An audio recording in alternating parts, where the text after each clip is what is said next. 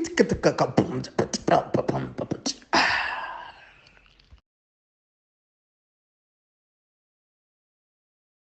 everybody, guess what? We are back. This is Africa is Next podcast. Yeah, yeah, yeah, yeah. Jiraiya entrance right there. Jiraiya entrance right there. Syria. All right. It's the awesome foursome, as Stephen Law would call us. It's me, Mr. Extraordin. We have Zanozu Kumlambo, we have Stephen Lokhala, and we have Buckmeister Cool. Now, if you don't know what this is, if it's your first time, don't forget to like, subscribe, hit the notification bell icon so that you can get notified of any videos that might be coming out in the future. Share, man. Comment. You know what I mean? Comment below, not WhatsApp. Comment below, not directly on our WhatsApp, please. You see those nice paragraphs that you guys do? Please just copy and paste them on YouTube. Okay, it will help with the algorithm. We really appreciate it. Thank you. And also follow the links in the description below. Okay, follow the links.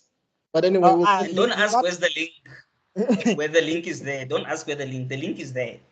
Yeah. Yeah. No, that's a very hilarious thing. I didn't know that people were like messaging you guys on WhatsApp. Yo, what you said in that video. It's like, dog, you watching already. Just go down, type on the keyboard. Someone legitimately asked me that thing. Can I ask you something about this video? It's like, I'll answer it as soon as you see it on the video. That's all I said. Like, yeah. Oh, Lord. Anyway, I just want you guys to, if you, like I said, if you're new, I just want you to know, my co-hosts over here will start with Buckmeister Cool, and then we'll do Devello, then we'll do Zanozuko in that order. All right, Buckmeister Cool, take it away. From the depths of YouTube comes I, also on TikTok as well. Kring, kring, kring, kring. From the mountains of Recast T'Challa, I've been summoned.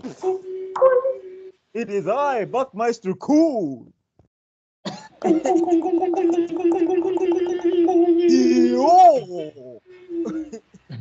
I love that guy. It's like I wish we need a guy like that. We need a guy who just comes out and yells, "Yo!" What is up, everybody? It's your boy Buckmeister Tyson. I sit your YouTube show Blamson. I have two channels. I have Buckmeister Cool and Buckmeister Cool Reacts and Meister Geek Media. Buckmeister Cool Reacts is where I react to a bunch of stuff on social media or pop culture stuff specifically, not just stuff on social media. Don't send me any random videos that'll get me flagged. Thank you. I have Meister Geek Media, and that's where I do a lot of, like, sometimes I cover geek news, sometimes I cover indie comics. I do a lot of interviews on there. I have a game show called Geek Heresy, which is a lot of fun, and you'll see a lot of my Recast T'Challa art. Yeah, speaking of which, I have a Recast T'Challa campaign going across all my social medias. It is Buckmeister Cool on all my social medias as well. Please drop me a follow on Ko-fi if you're interested in seeing a T'Challa fan animation and comic. We are at 7%. We made 7% of the goal so far. Shout out. Yeah.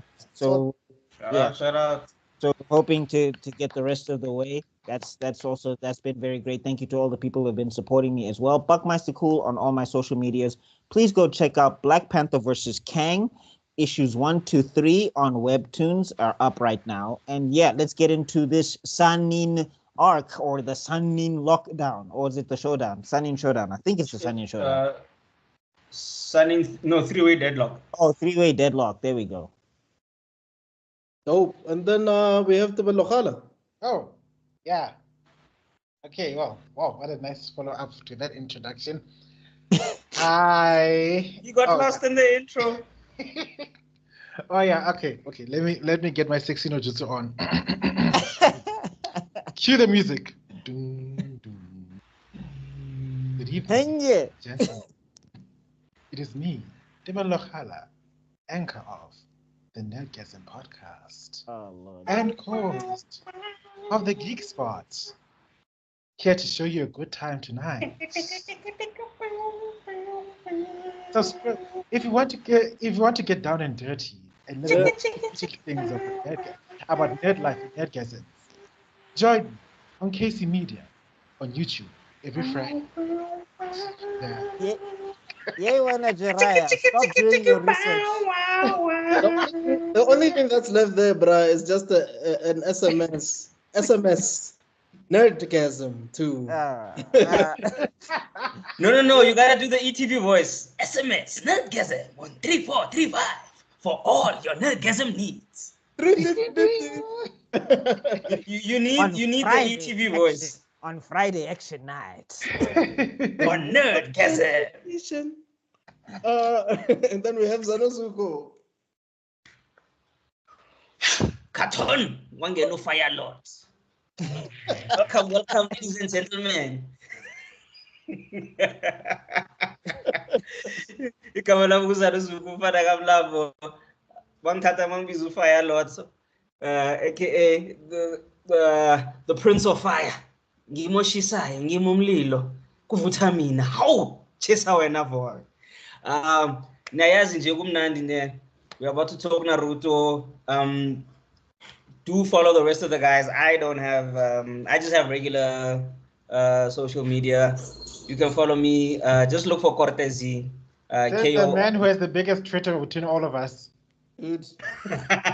That's because I speak with. That's because I speak football, so I have a lot of football followers. Still. So Cortezi, like Mshoza, but with 2 Z's and 2 E's. Let's get into it. I'm sorry. I'm excited. I want to talk about the song. Let's go. I don't have anything else. Okay, so please do check these guys out. I'll leave a link in the description below, as I've said. And as for me, this is Mr. Extraordin. So if you want an alternative version of this channel, which is basically like a Kebushin no G2 version of this channel, check out either Mr. Extraordin Things or Mr. Extraordin Universe. It's the same thing, but hey, whatever you decide, whatever you choose. Anyway, let's get into it. Last time we spoke about the tuning exams. We basically finished the tuning exams. We covered all the way up to last time we did Konoha Crush because we covered tuning exams before, and then now this was the end of the tuning exams in Konoha Crush, where we got up to the death of Lord Third Hiruzen, the one that everybody now does not like. The truth revealed itself. I still think you guys are tough on Hiruzen. No. Look, we can give him some leeway here and there. Kodwa, umdala. What Naruto went through. I think people forget that bro had to lead the Leaf through 2 ninja wars. That's why I think he was so scared of Kushina that he decided to seal himself with Minato. Like, if I had to choose between answering to the mom or answering to the dad, I think, you know what?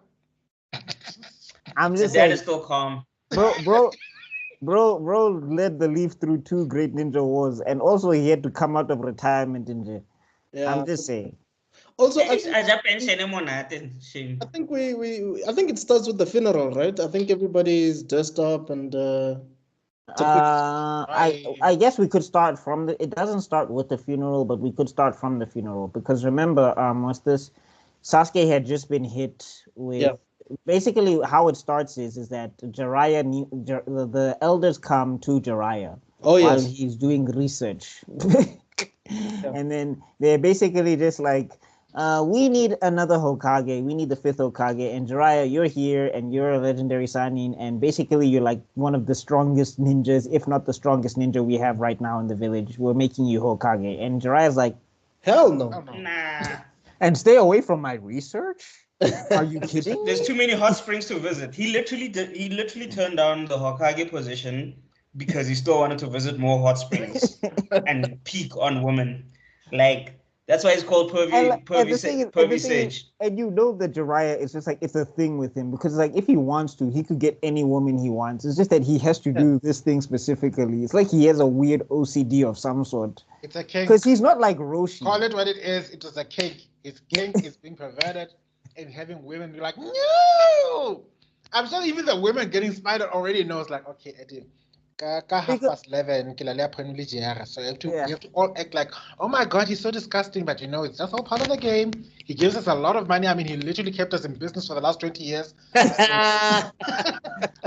So we just need to play this part, okay? Because I'm saying there's no way he didn't have a shot with Tsunade. It's not possible. Like Yeah. I feel like he was just like, nah, she's not gonna do that whole thing where she runs away and all of that stuff. So bye Tsunade. Hey, No, the worst part is it back in the youthful days, it implied that Tsunade had a crush on Orochimaru. Yeah. Oh, Orochimaru. No, back then, yeah, sure. What? But I'm saying, Yeah. at some Orochimaru was a regular dude for a lot of his life. He literally had the palest skin in history.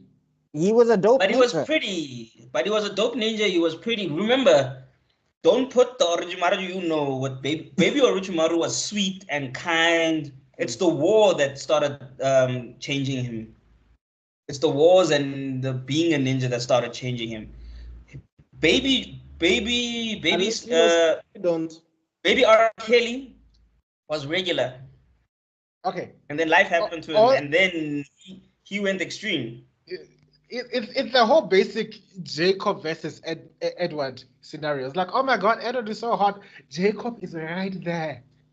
Jacob is a weirdo. Let's not do that. Jacob is the Orochimaru in that. Is an angry teenager. No. Jacob, Both of them. No.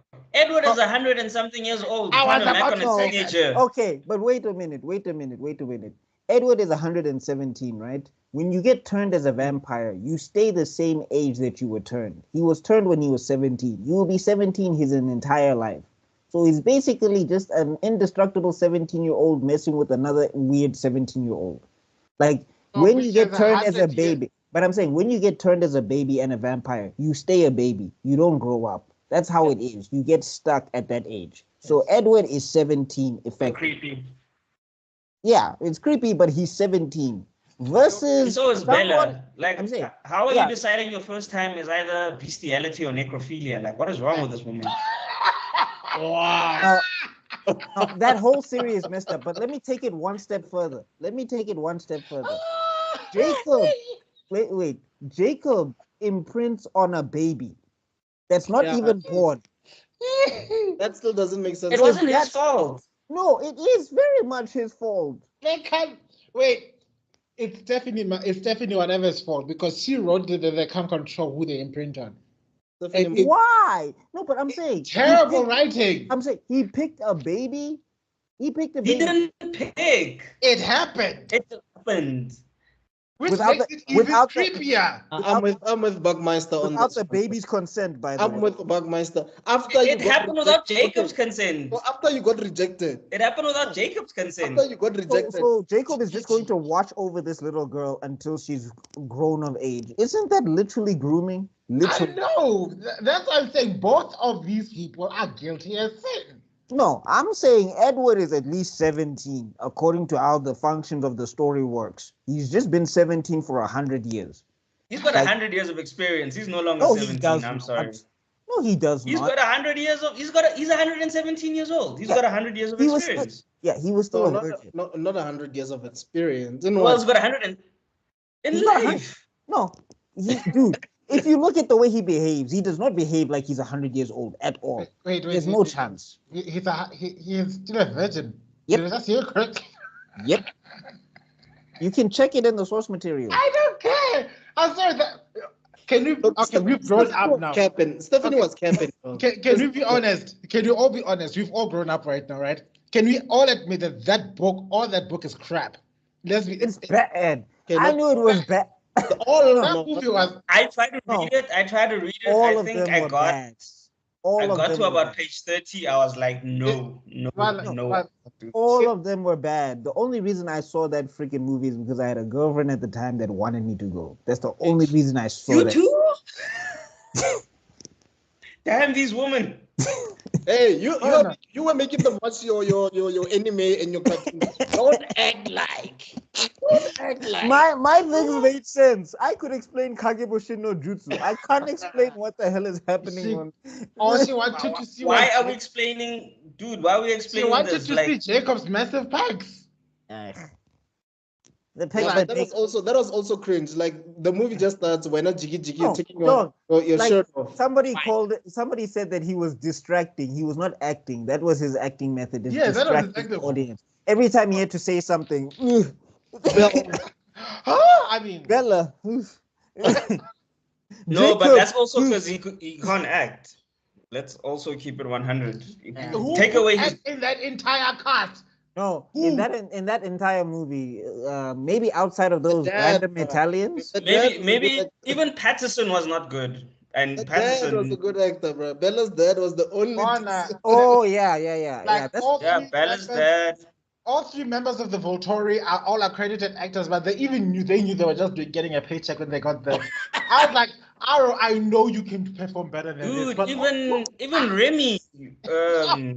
no. Bella's dad was good because I believe he was just looking at his contract like, what am I doing? Yeah. Like I think he just took that energy into the whole movie. It's like, why am I here? No, Oh my God. he was like, "What is this? This movie is stupid." And then the wife came and is like, "Baby, the hospital bill just came." Rent And he was is like, due. "Nah, fuck that.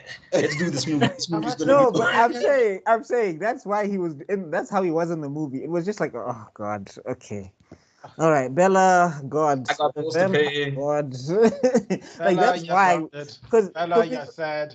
we looked at him and we're just like, this is me in this movie right now. I am him in this theater. Like, why am I? Oh God. Oh, dude, Wait, you had to watch it at the theater. Yo. Yep. Does it mean that if people don't talk about your franchise like 10 years from now, it's bad? Because nobody talks about Twilight. Oh no, people are. Oh, there's a No. whole... No, there's a dedicated fan base, but Really? Yeah. but I'm saying it didn't. But they're delusional. No. Even better, that people who are fans, but the fan base is strong because everybody's calling out the BS about the entire series. That's what I like about the fans. The way they keep. There's this one TikTok lady. I think I'll send you the link. The way she'll never call Bella's child. I forgot the child's name. I think it's her. Because Renee's me. yeah, it's like that old person's name. Like how old is this child? 50? Like, good lord, why would you name her this? It's like naming a child Gertrude. Like, what the hell, bro? The lady in TikTok, she's calling the child everything that starts with an R. Red Robot, Rumpelstiltskin, Rafflecopter, Raphael from Teenage Mutant Ninja Turtles, Rhododendrites. But also, like, Ratatouille. How do you get one of the most prolific childhood actresses of all time to just at you and just be like nonchalant? Like, this is Dakota Fanning we're talking about, and you give her the weirdest role ever, bro. no role was weird. No role was normal in that movie.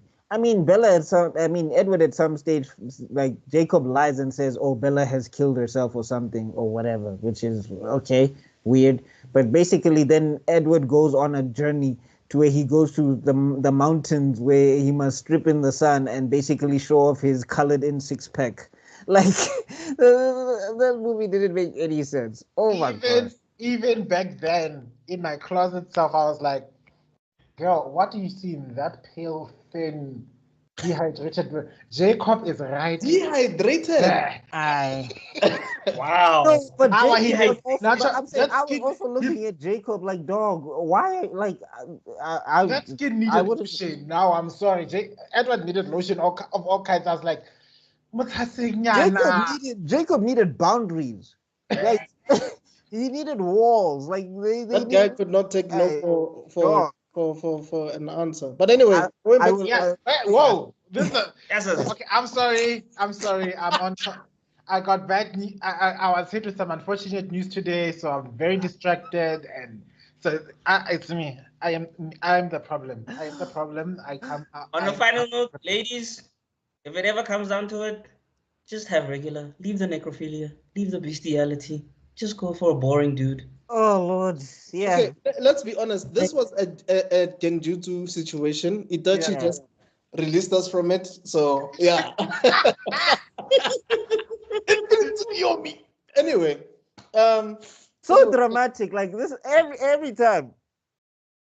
yeah, I think Masashi was fascinated by Fish Islands at a point. Dog, in the manga, everybody's just like Like you're gonna see this eye, Chief. You're gonna see this eye, Chief. Like I think he just discovered it and he wanted to use it, but he didn't know how to use it, so he just used it in everything. Yeah. Anyway, Because a fish islands is very specific. You can use it for very, like a nice pan. You Yes. can do that, or to show like some dizziness. A move. That will work. Yeah. And then once in a while, for tight of the eye, yes. Or if someone's like getting rocked, that can also work. But otherwise, that dude was using it for everything. That's true. So yeah, Jiraiya says no. Yes, but I think he does say he will find Tsunade, yeah, he says counter offer. I will get Tsunade because Tsunade is smarter than me.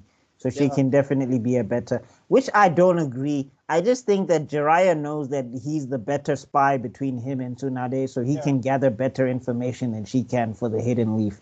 Yeah. He was like, if I'm stuck at a desk, I'm not going to be able to know the threats to the leaf village. So I need to. It's like if Sasuke was Hokage, Naruto wouldn't be the better spy between the two. I don't think so. Let's be honest. Naruto is in orange. That already tells you he's not spying on anything. No, Naruto is the leaf's biggest problem. No, I'm saying Naruto. You say Naruto stealth. Naruto. Oh, Damara Sengan. Yeah, also Naruto. We need to be a finesse and communicate with these people peacefully and tactfully. Also Naruto. Kagebon Shinojo too. Would you submit to the leaf? You know how I actually thought Naruto would end, and this is the weirdest thing. Like a long time ago, though, I thought they were gonna be Hokage to squash the beef permanent. Wow. Yeah. That sounds like a whole lot of fan fiction that I know. Technically, they are. Remember, Sasuke's got like a shadow Hokage powers. Shadow Hokage or it's whatever. just that. Damn. No, basically, it's just that only the ninjas actually know. They're supposed to take They're taking the Hiruzen. I mean, we'll get to him, but basically, we're skipping ahead. But just quick before we get back to the actual arc that we're in.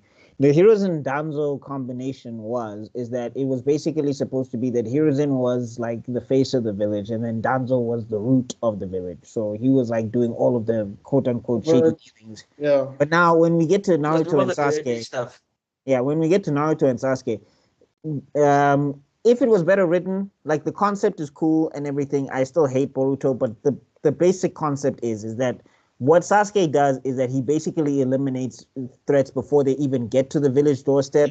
But if they get past him, then they have to deal with Naruto. That's basically their 1-2 punch combination type thing. But I hate Boruto. Anyway, getting back Sounds to like a married couple to me. Oh my soul, dude! I accidentally watched I saw a clip saying Konomaru.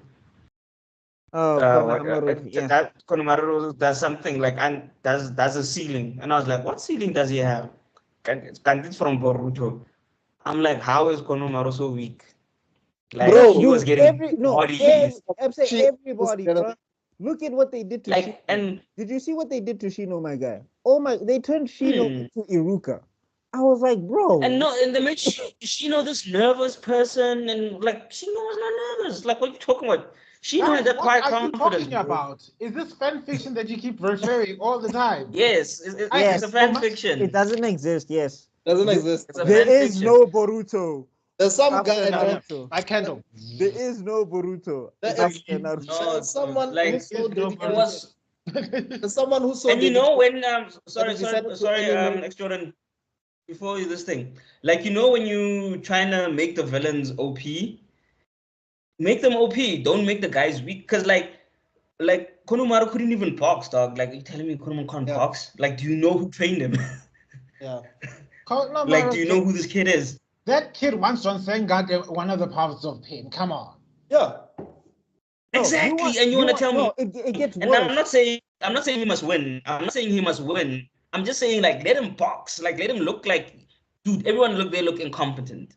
No, They look you incompetent. That's the wanna see thing. It wasn't a case incompetence. of the other guy was more powerful. It was just like they couldn't, they would be like, and miss. Like, first punch already, already getting bodied. Like, how? No, you want to see incompetence. Look at Rock Lee versus Metal Lee. Oh my God. Even if Rock Lee was holding back, Metal Lee opened the first gate due to his anxiety. What? He opened the 8 gates due to his anxiety. No, thank you. No, thank you. And then Okay, no, you know what? Yeah. and then guess what? No, hold on. It gets worse. Rock Lee starts losing, and my guy has to step in with one leg. Okay, Genji to release now. Fight. Right.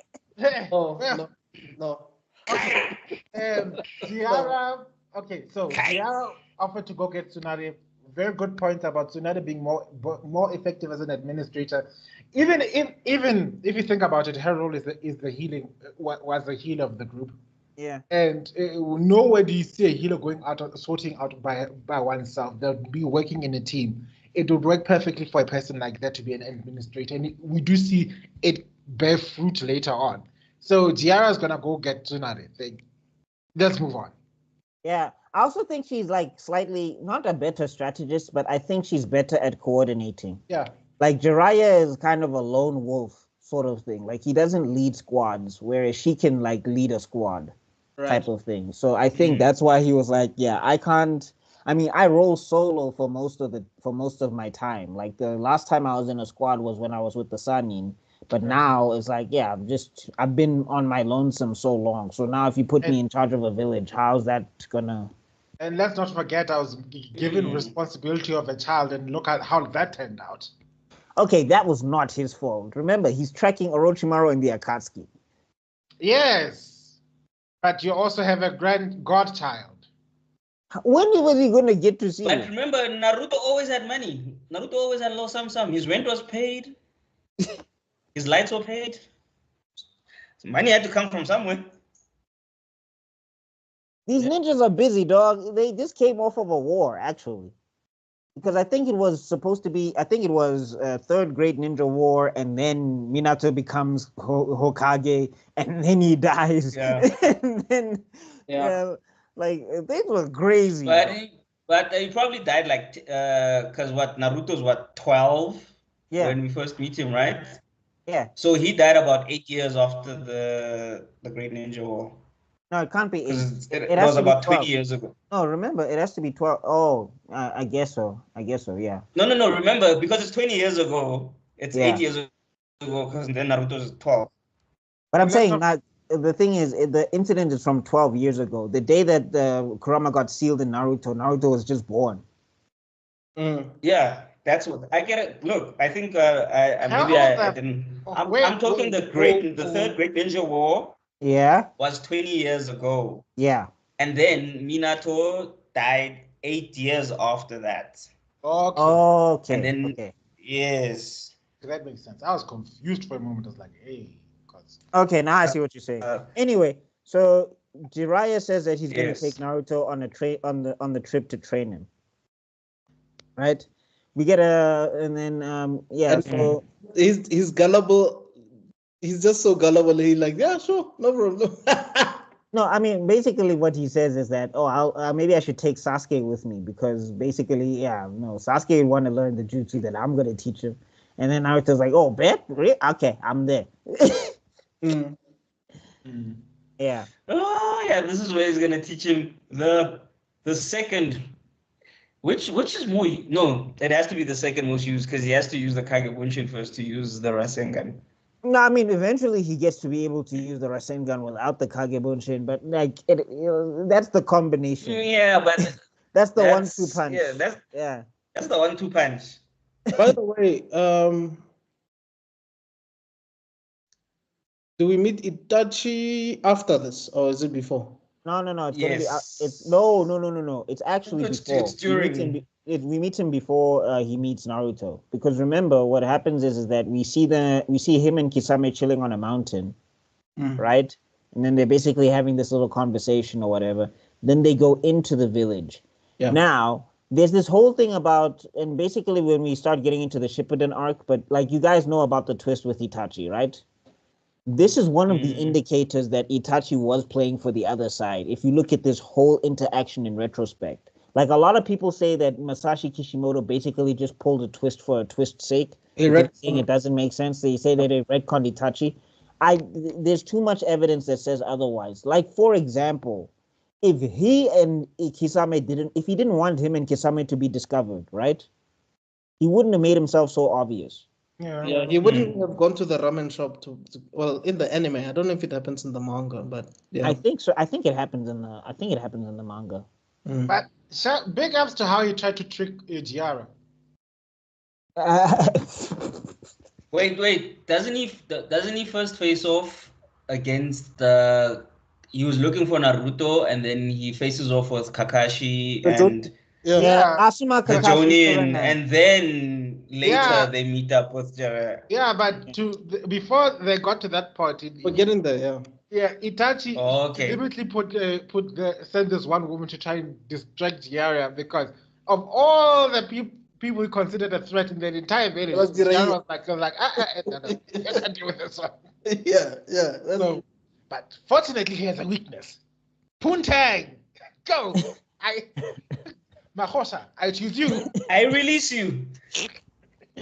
Oh God. Anyway, Mahosha, I release you. Oh wow. I choose you. Gotta catch them all. Capital E. Kadon. Mahosha's not Jitsu. Doton. Oh Lord. Okay. Anyway, back to it. So, like, one, Kakashi makes him obvious. I mean, Itachi makes himself obvious. Like, every Jonin would have found him. There's no way nobody that's not a Jonin that wouldn't have seen him, right? One.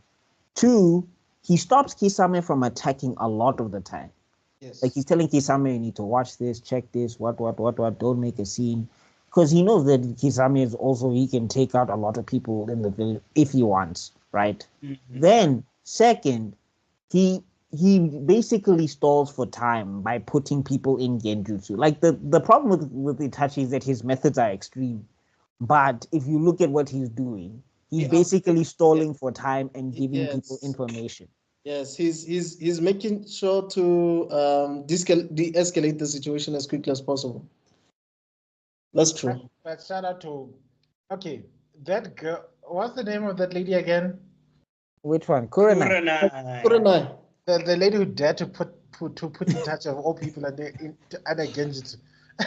But honestly, that's still used as an example of stupidity. People literally say like, no matter how stupid you are, remember you're not Kurenai who tried to put Itachi under genjutsu. You know what I honestly think happened? I think Masaji had plans for Kurenai initially. Like we said before, we think she might have been on Uchiha and whatever. I think he really wanted to use her before. But you remember at this time, they were sort of introducing these Jonin and what they can do.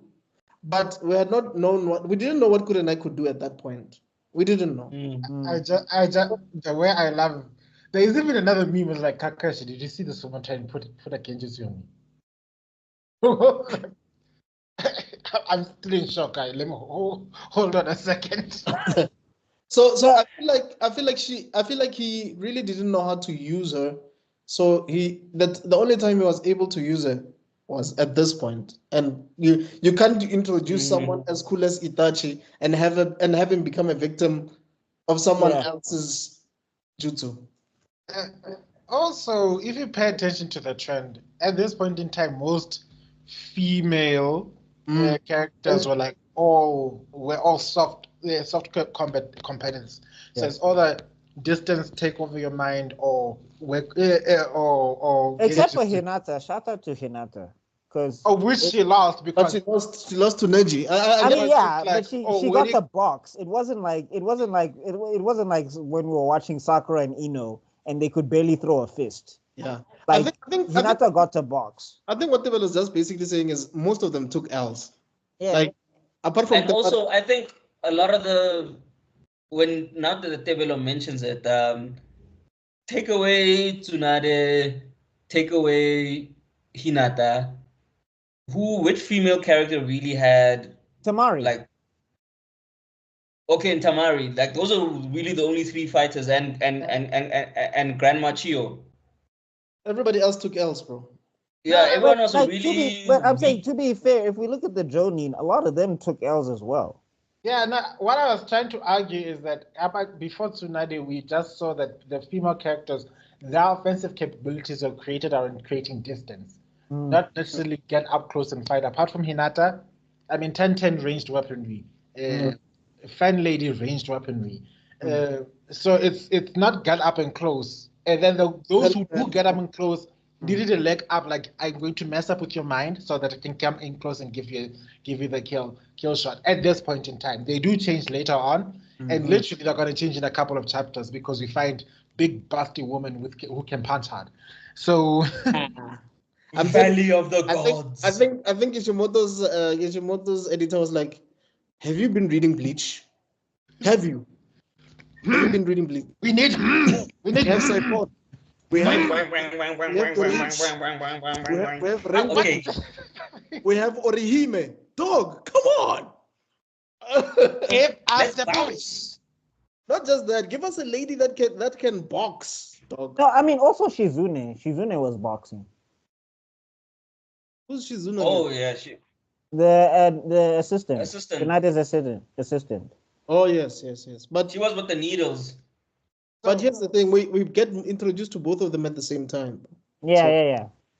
So at this point, this woman tried to put Itachi in a genjutsu, which is the dumbest thing I've ever heard, but still, we didn't know better.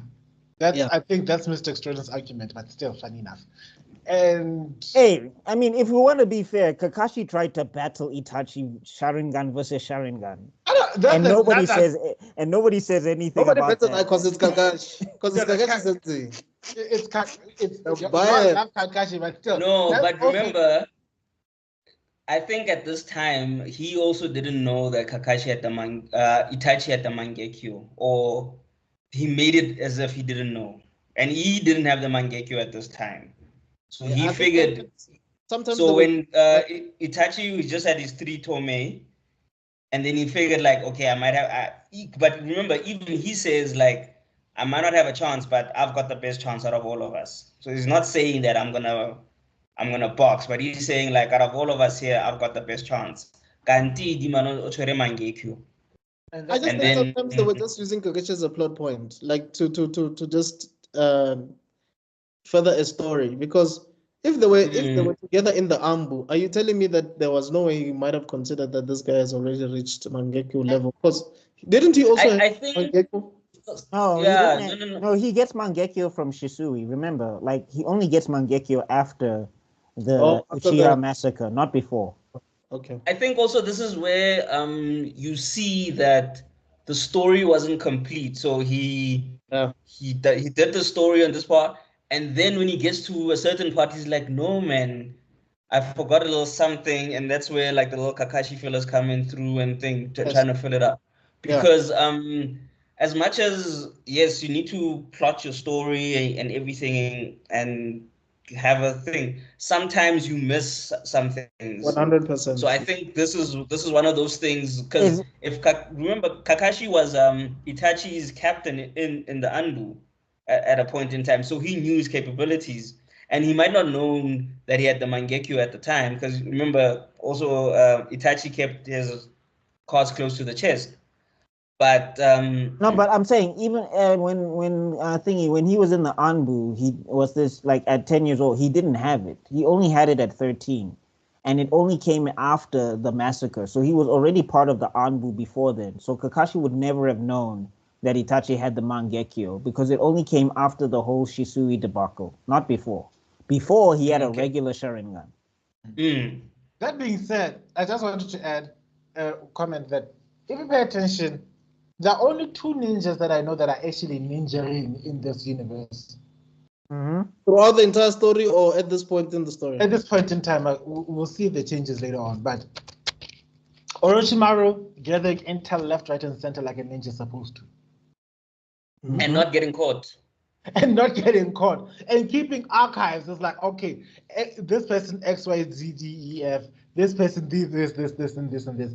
The other person I could closely say is getting close to that is Tiara. But he's more flamboyant about it. But he's the only. Those are the only two. Everybody else are like space wizards that can fight. There are other Jonin that are not as prevalent in the story that were gathering information. If we're being completely honest, it's just that there were not huge characters. Masashi wasn't interested in like shinobi. Yes, I understand that, and to counter what Mr. Extraordinary is saying is that we don't have evidence of that. We are going through speculation. Where's the evidence? Wait. What's his face? The whole Gara thing. When people gathering information. Yeah. What's his face? The coughing proctor.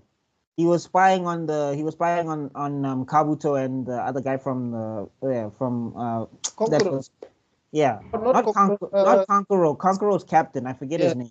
Yes. He had a turban and a half a mask. Like he was spying on him and everything. And then also, the Anbu did do like reconnaissance, and I mean, there's also Shikamaru. Shikamaru also ninjas for real.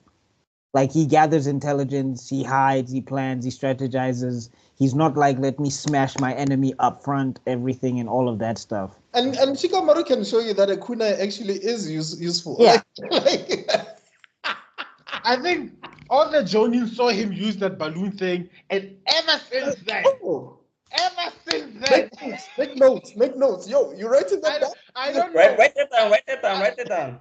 Obito saw it somewhere. He's like, he was in the Kamui dimension, and he's like, he had his eye watching the Jonin because he has the biggest crush on Kakashi's. Like, what? Oh, he was watching the match through Kakashi's eyes. Like, he was like,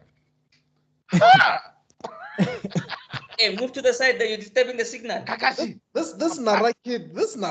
Eh? Nah. Kakashi, move. I want to see properly. Now, I believe that if they saw his fight in the forest during the Sasuke retrieval arc, they would have made him a Jonin. Like somebody would have been like, Chief, I honestly think that Kakashi had some headaches when he was coming up with battles for Shikamaru. I promise you, there's no way. That can be a walk in the park, bro. Those battles. Like with Naruto, it's okay. He's going to punch, he's going to kick, he's going to Rasengan, he's going to Kagebushin. And then he's going to do something on purpose or by mistake that's going to help him to win. With Sasuke, it's going to be ice, he's going to box, he's going to kick, he's going to fireball. With Shikamaru, okay, he's going to throw his kunai. Give me 3 days, guys. Yeah.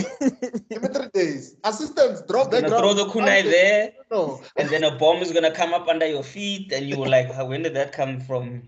Yeah. His shadows are gonna. I mean, I think sometimes also he broke his own rules because sometimes Shikamaru's shadows can just travel in J, and it's just like, you know what? I forgive you because Chief, you already had to think of I don't know how many things. Because now they're beating their own limit now. You're like, wasn't the sun this side now? Jiggy. But anyway. Okay. No, I mean, I think Masashi does that a lot because even with Kakashi at some stage, it's like, this Sharingan takes a lot of energy and then it just doesn't anymore. And you're just like, he trained, it's fine. And then he's boxing for days and you're just like, hold up, isn't Kakashi like chakra weak because of the Sharingan? You know, like what I like about as people are saying, like, you guys, I just had somebody commenting about this. Like, I've been watching your channel. It's just a shame that you guys are so deep into the lore that I can't keep up. The way we're going to this thing. I know that's true, dog. Like the way Rob was going deep last week, you remember? So I get it. Rob and a breakdown. No, I'm just laughing now because look at us. I just mentioned a comment about who does this, and then you all just basically hard counted me. And then full counter. Anyway, getting back to it. Itachi. So Itachi basically puts Kakashi under the Mangekyo, and then Kakashi's like, if he wanted to kill me, he could have killed me like 10 times over. Yes. Like it was like, why am I alive? And then basically even Itachi starts giving him a breakdown. Yes, we're after Naruto, we're after Jinchuriki. That's the plan of the Akatsuki. And I'm just like, The only reason Itachi would be telling him this is to simply try and get more information to the Yes. leaf. Yes. Like he has no reason. Like Kisame is quiet the entire time. Kisame says nothing to nobody. Even when Kisame has his mission, he does everything to keep it a secret. Meanwhile, Itachi is here, blah blah blah blah. This is the plan. This is my Prepare mission. Here is this PowerPoint presentation on what my mission is. First, we're gonna start over here, and then Okay. Right now, it's basically saying Kakashi. Right now, I don't know why, but we need a Jinchuriki. So I'm gonna go after Naruto. So what I'm doing is playing a delaying tactic. So what I'm gonna do, I'm gonna stab you for like 72 hours. Okay? You better man up. All right. So while I'm stabbing you, listen. So Orochimaru is a part of us as well. And no, he this left. other guy who's Orochimaru left. Someone new joined him. Someone new joined him. Clearly, he's still after my brother, but don't worry. I'm watching more. I'm watching from that side. So you better keep him safe in this side. How is my brother doing anyway? And remember that Genjutsu, he was, because remember the thing is supposed to be what is it, a full minute, and then it becomes the 72 hours. It's a hyperbolic time chamber of Genjutsu. Yeah, but remember Kakashi was only under it for like 10 seconds or something, and he was out for like 3 days. No, yeah, he said he was under it for a minute, but it felt like days. That's what he says. Yeah. Okay, so it was a minute. Yeah. So So it was like you can imagine. Now you imagine he actually puts you under that thing until you break down. An hour, bro. Imagine if Ibiki had a power like that. he'd be abusing it, the dog. interrogator. He'd be The abusing interrogator guy. Oh my God. People would be leaving the interrogation like drooling in jail. Like, yeah, they'd be destroyed, bro. Because Ibiki has no mercy, dog. There's so many powers that I don't want, because that's like this is like a worse version of Yoshi's Code Geass. Because with this Genjutsu, anyone can do whatever you want. And I'm thinking, it's a good thing it has such a profound weakness that we learn about it later on. But at this point in time, we were thinking this character is OP. No, just in general, if you have Sharingan, you automatically you are hacked. Hacks no jutsu. That's what the Chia were. No wonder the Senju were jealous. It's like, the fuck are these? No, like I'm just Look saying, at them that, go. like that's why I'm saying Hashirama. That's why Masashi had to hack Hashirama, because basically all of the Uchiha, like hacks Central. They can copy your jutsu. They can put you in genjutsu. They can break out of any genjutsu that you put them in as well, just via their eyes. They can see chakra networks just like the Byakugan and everything. They can copy your jutsu if it's an elemental nature, as long as it's not a Keke Enkai. And they can predict your motions in combat. They can see the trajectory of your fight. That's the one part that also made me like, okay, so this man is gonna punch left, right, twerk, down.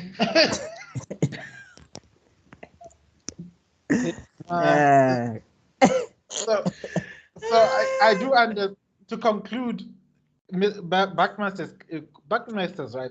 Everything was being telegraphed from beginning to end. So I think you're also blinded by how much we hated Itachi at this point. At the time, yeah. Yeah, because let's be honest. Look, some of the execution is a little bit shaky, but there is story justification for why it is that way. I think just a lot of people like to overlook that stuff, because when something is popular, a lot of people like to get onto the internet and hyper criticize at every single turn and every single point and everything. No, it's I call it the English literature book fallacy. You know what happens, right? Wait, what happens? Back in English class, they're busy saying, okay, in chapter 2, when the character says he stripped himself daringly upon the red sofa, what is the image that the author is trying to convey? Red must implement anger. That's what they use the word daring. The author probably a red culture. The author's like, I just thought of a red sofa. I just saw a red Oh, I was like, basically, it's wow. the genius lyric thing where somebody was just like, "Yeah, I shot him 9 times in the chest," and then the guy was like, "Yo, 9 times is equal to 9 times 9." Basically, the 9 circles of hell. He was referencing this other thing, and then the rapper's like, "I wasn't thinking about any of that." I just wanted to shoot him 9 times. You know, so it's the same thing with when people hyperanalyze something like Itachi took 2 steps left, clearly indicating to Sasuke that he might. And I think No, but I'm talking the about only it in the reason we reverse. really- I'm talking about it in the reverse, where they tear like they want to say Naruto was not as good as you remember because they want to tear it apart with the logic. And I'm like, if you want to argue execution, maybe, but there's enough story justification. There's simply enough story justification. Like, yeah, okay, the third Hokage shouldn't let Orochimaru go. Yes, but throughout the story, they keep telling you that this guy is a softie. Like it's a feat and a half that he managed to keep the village together. But that's how much he loves everybody in the village, that he can't see what other people, like he can't see Danzo as somebody who tried to kill him. He can't see Orochimaru as somebody who's betraying the village. Wasn't there a story where Danzo tried to kill him and he knew? Yeah, but one, it's his friend, and two, Danzo is an asset to the village. So Hiruzen is like, I'm not going to take this personally. For the greater good of the village, he needs Danzo there. Oh, please. Danzo can still be an asset while he has no balls. I would have castrated him right there and then. You don't need it. Who was going to lead the Ambu then? He can still lead it. He'll just be a eunuch. Wow. No, but remember, the Hokage leads the Anbu. Danzo created the root. Danzo created the root, yes, but the Anbu, they report to the Hokage directly, but the Hokage never leaves them in battle. What happened is that Danzo used to take over a lot of the operations. Yes. Whenever the Anbu had to do mission things, usually behind the scenes it was Danzo manipulating how the operations. Yeah. Okay. Yeah. Anyway. I'm such a Naruto nerd. Anyway, this is proving whoever commented's point. No? Like, by the way, yes. We're just proving whoever commented. We're just proving that point. Anyway, getting back to this. So yeah, then they run. What? I just learned one of these things is an external charger. Oh, what? Okay. The more you know. Anyway, this thing here. Oh, that hotspot charger. We're gonna tangent. Anyway, back to it. So Itachi, they run off and all of that stuff. Basically, my guy comes in with one of the flyest, most dramatic, dynamic entries. Oh no! It was a leaf hurricane. Yeah, leaf hurricane. I don't think you could also say that I think Masashi was trying to create a rivalry between Hisagi and Guy and Kisame, because you could say it started here. Oh no, Kisame holds a grudge. It started there. Kisame holds a grudge. You kick me one time, I will hunt you forever. And every time Guy forgets he kicked him like yo. No, I think Guy never. I'm saying they never really fought. Like that was the thing. Guy didn't know Kisame's techniques. Guy just know he kicked the guy in the face. But Kisame is like, you dare lay your dirty leaf feet on my face, going to find you. On my shocky self. I know. I just want to tell all you naysaying heroes. Yes, sure, friendships do exist, but the fanfics about Guy Sensei and Kakashi are valid and are worth reading, and some of them are beautifully written. And I don't care what you're gonna say, because yes, sure, friends watching out for other friends that do exist, but nowhere have you seen someone go at a point over and above for someone like Kakashi more than Guy. Tell me I'm wrong. At a point, the internet was just showing Kakashi and Guy. It's like, show me the best tag team ever. Like, can anybody beat these two? And people will be posting Goku and Vegeta like, nah, nigga, not Guy and Kakashi. I'm like, whoa. We know that Guy took Kakashi from the whole Sand Village and took him back to Konoha. He carried him all the way, brother, from Nagana ntanga, nagana o tshwere monna o taboga ka ene. Yo, I wonder if Masashi was looking at the internet just being like, this is not what I intended for these characters.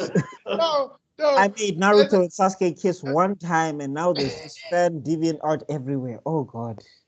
No, there's this part hey, where that deviant art is when hilarious. Guy carried Kakashi back, yeah, there's a scene where him and Lee were racing to the leaf, and then Lee was like, "Oh look, I made it second," and they're like, "No, my friend, you made it third." Oh yeah, I remember that. What kills is Kakashi And caught up, and then what? Lee's That's pretending like he just got some knowledge. He's like, oh, guy sensei, dropping No. knowledge. No. What makes it worse is, it looks like Kakashi's unconscious, but Kakashi is clearly awake. How did he manage to point at Lee when he's unconscious like that? I think my guy elbowed Kakashi's joints or whatever or something. He was basically make a like, point. yeah. He was basically, No. I'm going to manipulate with the shoulders. He turned into Michael Jackson, bro. Anyway, Get back. back to You're number 2. We are so tangenting today. I have no idea whose fault it is. Anyway, it's because Rob is not Let's here. focus. Yeah. Okay, Rob, anyway. Luigi, come back. So Kakashi Kakashi gets taken to the hospital, Itachi and then get away and all of that stuff.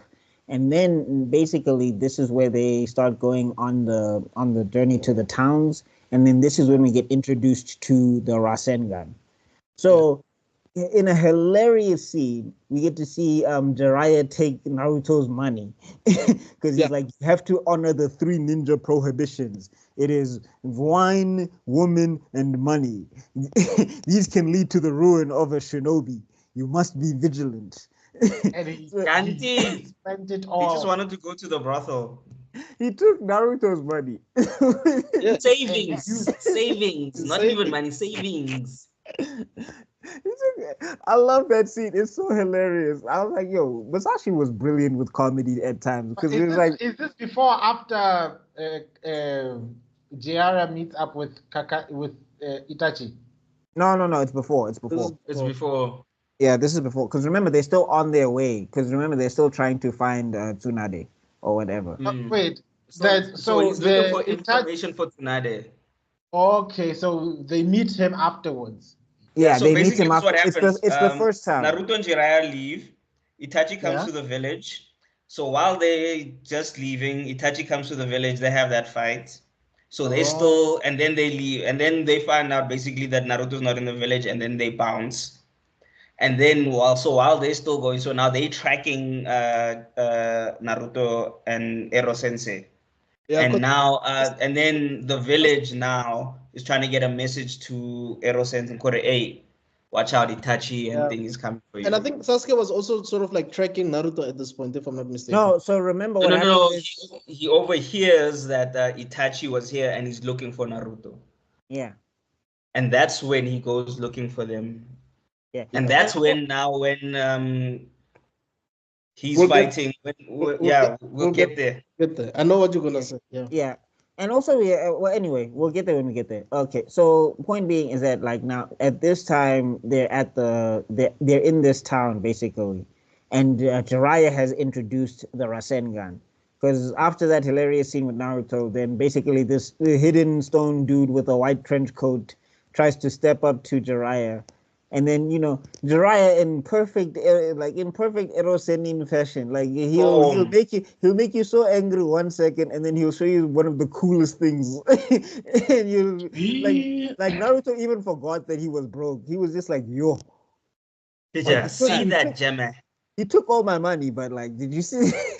And that's a repeating thing in this arc. Like, there's another time it happens, and I'm like, yo, I like it's such a plot hole. But because the moment is so cool, we let it go. But it's such a plot hole. Anyway. Like, it also goes to show how good Masashi is when it comes to writing, because this is after that whole third versus Orochimaru high note of story writing.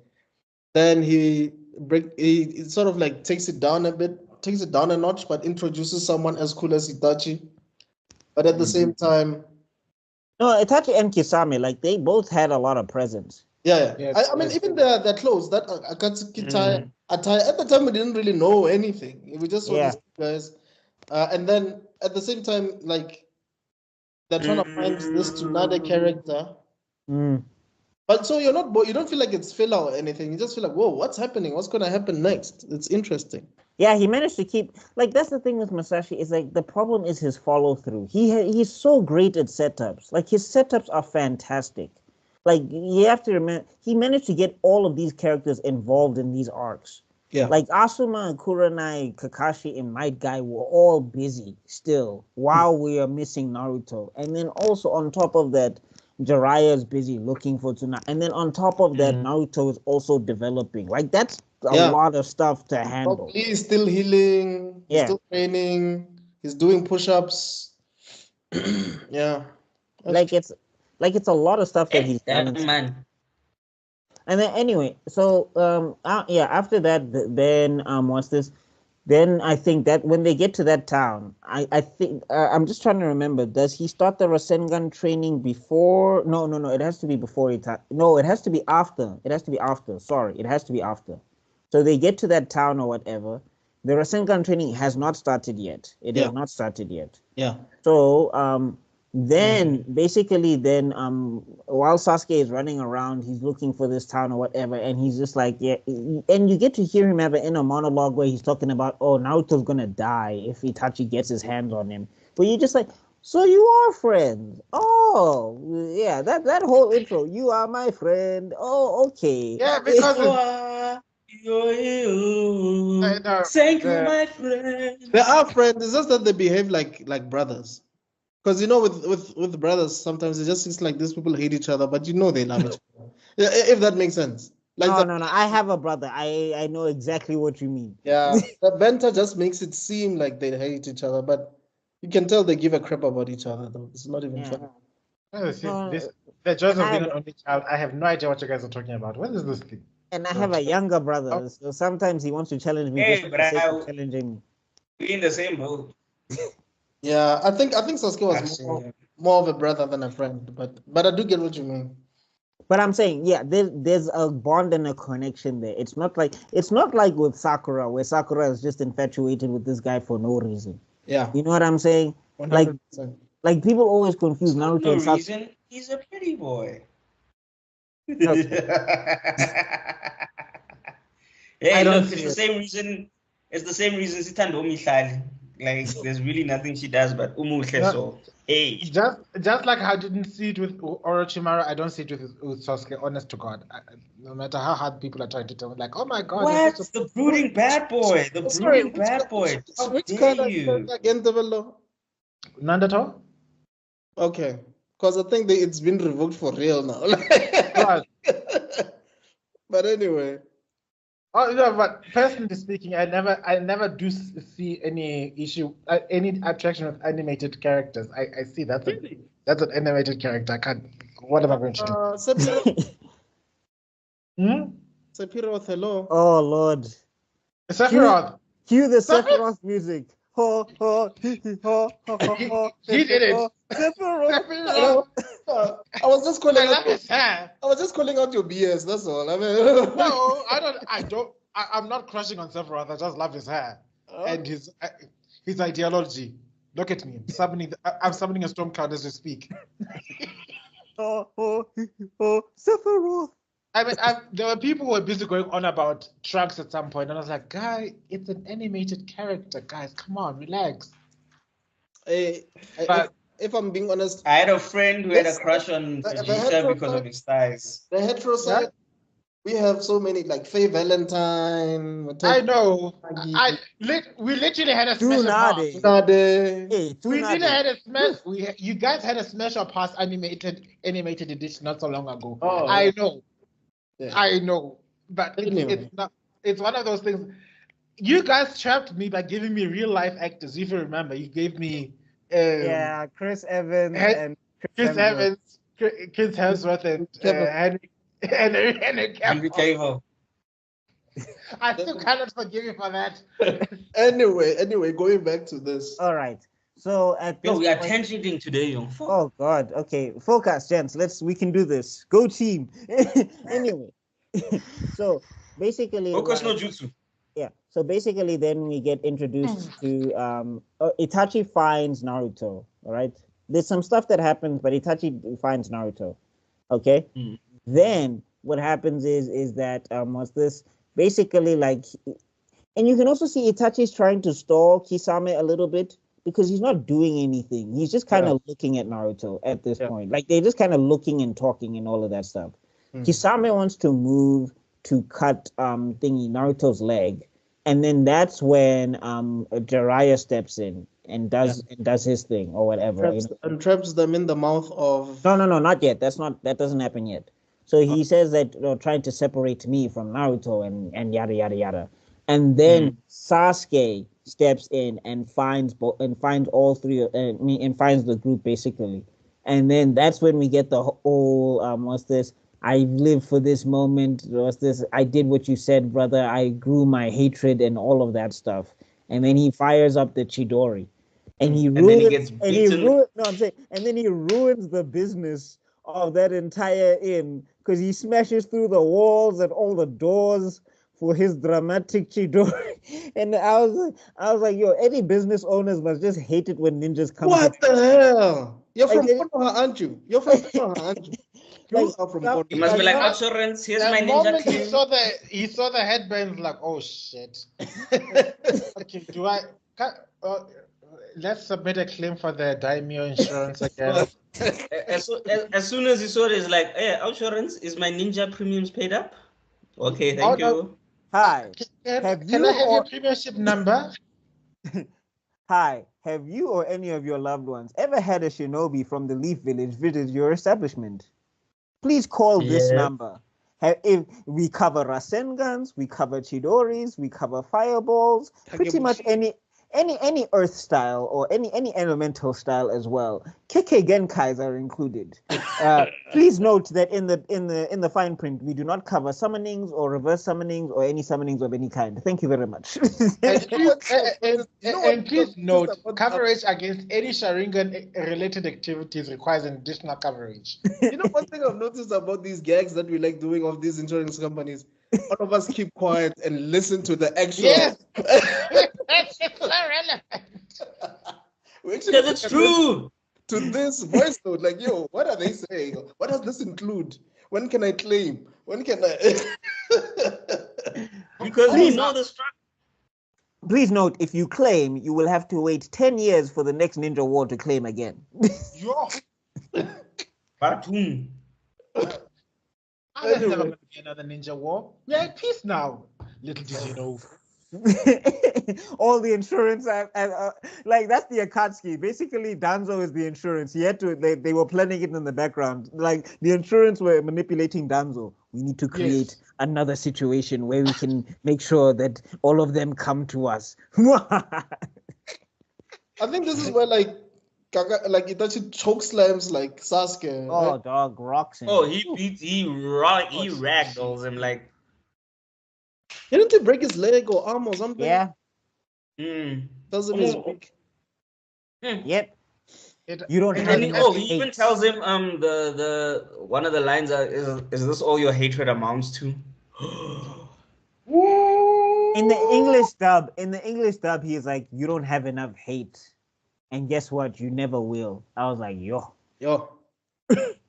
Damn. So Nah, this is like, one of those. It's one of those moments where, on the one side, we get to learn that the Sharingan develops from extreme emotions. Yeah. So one can argue that Itachi's been low-key trying to encourage. Yeah, he was right the whole time. He was right. He was trying to level up Sasuke this entire time. Yeah. But let's take it from the perspective of us watching it for the first time. We hated him. No one. But that also means that we're on Sasuke's side, though. If you really think about it, we like, were because we all hated him. Like all of us hated him, dog. All. When you heard about the massacre, you were like, "Yo, he killed everybody." Everybody? You know, Yeah. And then when you get to see it through the genjutsu, you're just like, Itachi is a wild, like, bro. Like, Oh, that was beasting, dude. Like, how do you? I already got PTSD from this thing, and then you put fresh images that I did not see into that thing. You show me you killing our parents. Like, what the hell, bro? What is wrong with you? I know you said my hatred is weak, but damn, bro, take it easy. Yeah. No, there he was just taking it out loud. It's like, you know what? Imagine. Oh, I think he was also kind of disappointed because all the things he had to do to keep this boy safe, and then this is all the progress he's made. Like, nah.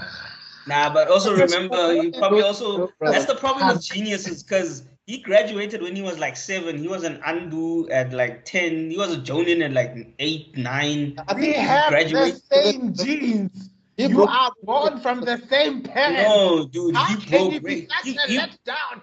He broke Kakashi's. He shattered Kakashi's records. Kakashi was a Jonin at like 12. He was a Jonin at like 9, 10. Yeah. He was no, an he was in the an Anbu. He was in the Anbu at 10. He was a Jonin at 7. Was he Jonin already? Well, didn't he graduate at 7 and then Jonin No, at he- 8? Oh I'm yeah. convinced- No, I think it was 8. It was 8 because I know at 10 he was basically under Kakashi as in the Anbu. He was under Kakashi in the Anbu at 10. Yeah, and then at 12 he was an Anbu captain at 12. Like, what the hell? Let me tell you something. The reason I'm convinced part of the reason why the Uchiha massacre happened was Tobirama saw that Tobirama saw in the spirit world that Itachi was going to become a Hokage, and ain't no in hot hell is an Uchiha going to become a Hokage. Like, you know what? Whoa! But I whisper to Danzo's ear. Danzo, you're my Danzo. You are always my favorite pupil. You are supposed to become Hokage. Tell that Uchiha to kill the massacre his clan. The clan of evil. Anyway. So yeah, then then after he gets waxed, that's when Jiraiya steps in, and like all of us at the time were like, "Hey, Jiraiya, maybe you want to step in now, Chief." Oh no, Like- Jiraiya was on the to the recon mode. He was busy analyzing, getting all the information. It's like, okay, this one is a big hunk of muscle that doesn't want to get things done. That one, I think he's trying to give me some more information. Let's see what he's going to be doing. Come on, keep talking. Interesting. Some general aero type of moves. And then that's when we get the toad mouth. Which I think is a really dope jutsu. Wasn't it the toad stomach? Was it the toad Oh. mouth or toad stomach? Yeah, it was toad stomach. No, toad stomach. Sorry, yeah, you're right. Oh, Toad okay. That was the mouth. Oh, all right. Yeah, no, it's toad stomach because remember he was like there hasn't been a ninja that can break out of this digestive system, basically. Oh, yes. Because the whole thing is like it's basically just going to attack you and swallow you up wholesale. It's a So crazy. basically, it was the stomach acids. It was the stomach acids of the toad.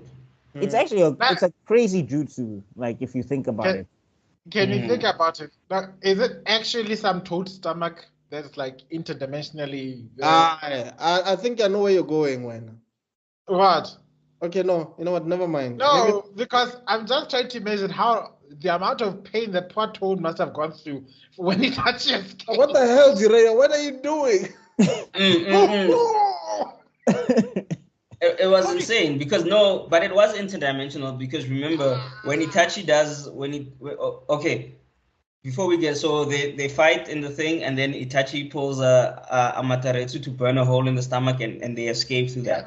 So when they escape, they go straight into the town. So yes, he only summoned the stomach and he basically so they were in the hallway of that inn they were in. So he basically made that hallway a stomach. So that's kind of insane. So imagine you just chilling at Mount Myoboku and your stomach disappears, and then when it comes back, it's got a hole in it. Like, what the hell, bro? Imagine the pain. And then remember, and it was Amaterasu, so it was burning. It wasn't just a hole; it was like a burning hole. Well, I mean that's why. Like, does anybody Oh, Gaviscon, or that's what chance. Hey, Have you or any of your loved ones ever been hit by Amaterasu? Please join now for the special coverage. I promise you, if we were in the anime universe, we'd be billionaires, though. Because we're looking for every solution, though. We'd be the worst kind. You know, people don't realize insurance companies basically came from the mafia. We'd be like, pay for us to keep your street safe. Yeah. That's how pay us so that we don't rob you. Pay us so that we don't rob you. We would have started from the first episode of Naruto, like, yo, pay us so that we stop this guy from vandalizing the Hokage's faces, though. Like, that's what we would If have you done. vandalize it, we'll bring free paint, free cleaner of the paint. That's us from the get-go. We'd be so rich. Yeah, true. Anyway, so my issue was like, shout out to the post toad that has a big ass hole in its stomach. I'm sure it got healed by well, I always call them mom and dad. It's so sick because that's man pa. That's man pa. Yeah, mom must have That's healed. what they call themselves. Yeah. Ma and pa must have healed them. It was like, oh, you poor thing. What? Oh shit! What did that to you, Jara boy? What have you done to my child? I told you to stop eating meat. I told you to stop eating meat. Now look at you. Look at all these ulcers you got. Look at this ulcers you got. Okay, so then they get away, and I also like just to how Jiara was like still teaching Naruto. It's like, don't touch the damn thing that you don't know, because he saw the black flames, and then he touched it, and Naruto's like, what's that? I was like, child. Well, he's a kid, so you kind of let it go. And also, like Touching the hot stove. Sasuke was so humiliated. Yeah, like he was properly. No, this is where, like, when people when we get to the roof, right, of the Sasuke retrieval arc, and we're going to talk about that next week. But basically, when we get to, like, this is like the genesis of it. Like, this is where it starts. Yeah. Like, basically, he got his ass handed to him, and then and then his brother said, "You don't interest me. Right now, the prize is Naruto." So he took that with him the whole time. He took it personally, though. He was like, Naruto. He MJ'd it. He MJ'd, and that's when I took it personally. That's when I took it personally. And then the whole time Naruto is confused. It's like, it wasn't my fault. Like, what did I do? You exist. What did I do, bro? You summoned a giant toad. You beat the Jinchuriki. I must defeat you. It's one of those. Yeah. So, who fetches Sasuke? No, Guy takes it, because remember, Guy comes dynamic entry, and then he kicks Jiraiya in the face. Guy's the truth, man. Shout out to Guy. Guy's been doing the most in this season. In this part. Hey, but man, look. He even developed a technique for fighting the Sharingan, bro. You study the feats. He literally so generally, like, in boxing, they say if you want to see where your opponent's going, you don't look at the eyes, you look at the shoulders. So, because the shoulders will telegraph where they're going. So you focus on the shoulders. So Guy was like, nah, that's too easy. I'm gonna focus on the feet. So you don't even see what jutsu this guy is pushing, dog. Like, you're just looking at the feet. Like, Guy's insane, man. Guy's solution was like, he won't have time to pull a jutsu if he's got a foot on his face. Right. For what? Indeed. He needs both hands to do any sealing jutsu. So if his hands are occupied, but that's brilliant, because it shows that only a taijutsu expert would think about stuff like that. You know what I mean? Like, it only makes sense. Because other people are relying more on, like, everybody's got a plan until you got a fist in your face. You know? Yeah. Okay. So then, Guy takes Sasuke back to the hospital, and then that's when they actually start going on their journey to find Tsunade. Now they're on the proper journey to find Tsunade after all of that. All right, because now they need Tsunade to heal both Sasuke and to heal Rock Lee, because like Sasuke's mind is completely torn to shreds at the moment, or whatever. Because I think that's what Guy said. He said, PTSD. make sure that you bring her back there, because I need Rock Lee to be. Yeah. Okay, and then that's when, and now we get introduced to the Rasengan training. So I think, that means that we mixed up events. Sorry, I think we mixed up events, because basically then Jiraiya shows the Rasengan after this debacle. It's not before. No. Yeah, I messed up the events. I messed up the. Okay. Anyway, So that's when we get the Rasengan with that dude in the white trench coat or whatever the case is, right? Then after that, this is when he starts the training with the water balloons. And basically, he's like, you have to make the balloon pop using your chakra and all of that stuff. And then Naruto figures it out because he watches a cat. And then, he figures out his own way to pop the balloon or whatever. Then he moves on to a rubber ball.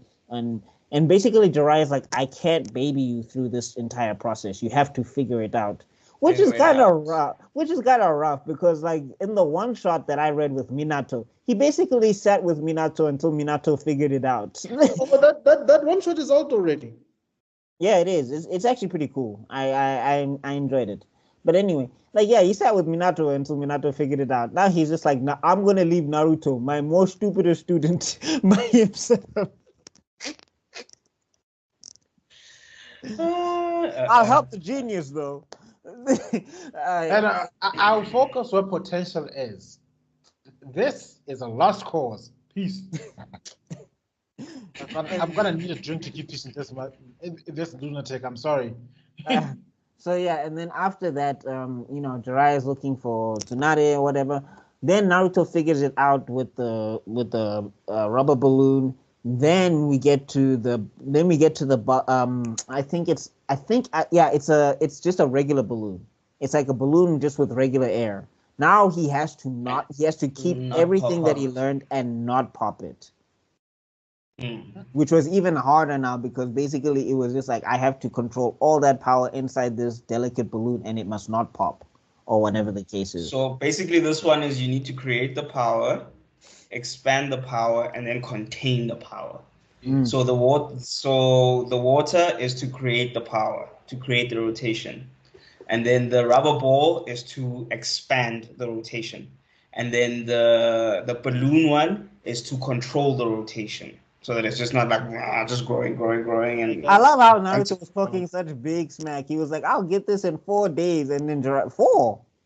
I mean, like honestly, I think please, we really need to give Masashi his props, dog. Like I don't even know how he thinks of so many of these things, dog. Like it's crazy. No, well, I mean, you go through it. He bit like an artist, basically. He did what a lot of great artists do. I was looking at it. There's a lot of Dragon Ball Z in here. There's a lot of. There's also a lot of like Hunter x Hunter.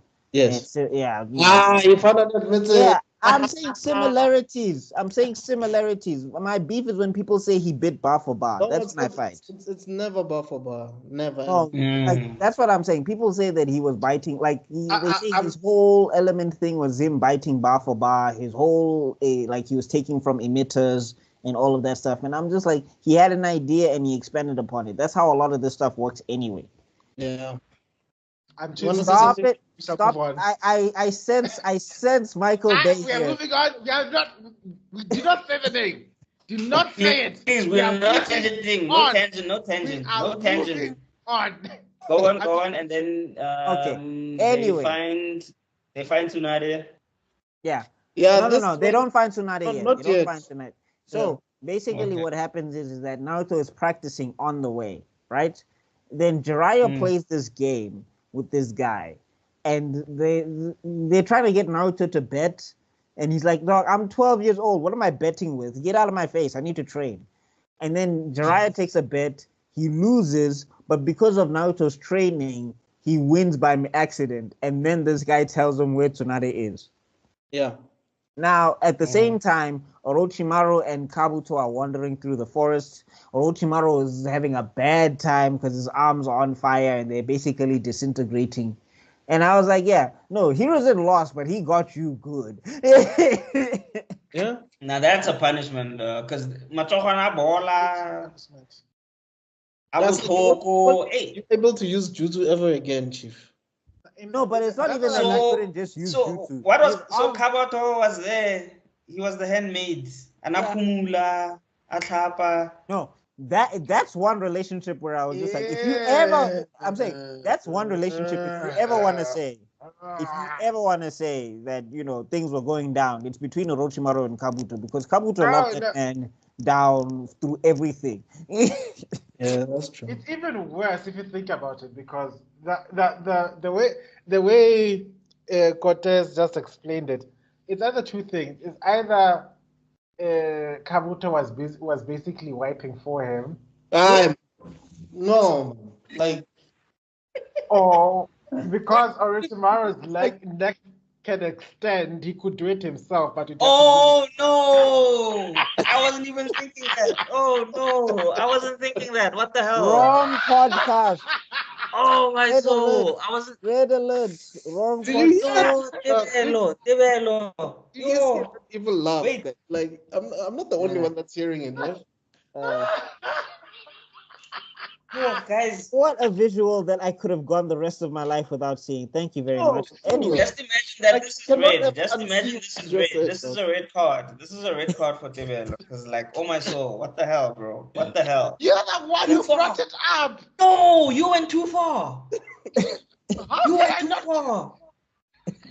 There are nurses. There are none of nurses us- who do the first thing. There are nurses who do the first thing, so it's Like, comprehensible. Like what you went too far. Like, dog, all of us have watched this This scene is probably like 10 years ago. this is the border. This is you. We were today years old when we all thought about what you just said now. Like, none of us thought about what you just said. None. Dude, this is the border. We're no more. You're not even on Nightmares. screen. Hey, You're not even on screen. that is Oh, nightmare fuel. Oh my gosh, that would propel Naruto into berserk territory. That specific image straight right up. there. Oh Lord. Anyway, Anyway, back to it. Back to it. Let's throw this image into the black hole and You suppress. did not hear what Tebelo said. You did not hear what Tebelo said. I am wiping all of your minds now. if the I'm good using Cerebro. if YouTube analytics show me at this point that this is where this video peaks, then I know it's still a little fault. Yeah, Okay, No anyway, way. back to it. Demon. monetize us. Yeah, so then what's this? Now we run into Tsunade and she's known as the legendary sucker. Yeah, she doesn't win anything. Like, she just loses. No, like this is how warped it is. She knows something bad is happening when she wins. Yeah, because that's how she's introduced, right? Yeah. She's not happy. Hmm. No, not even that. She's introduced losing, and then after that, when she starts winning slots, and then after she's winning, it's like, yay, finally, my lady, you're winning. And she's like, Something is wrong.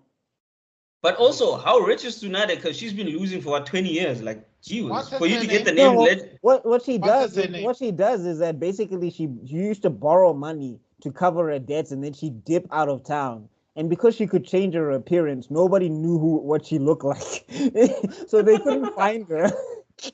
I call BS. They just looked at like that family she's from must be so rich. There's no way you can tell me otherwise. No, but what they say is that basically she borrowed money and then she would dip. Like they couldn't Yeah, find. but they did say they do say that.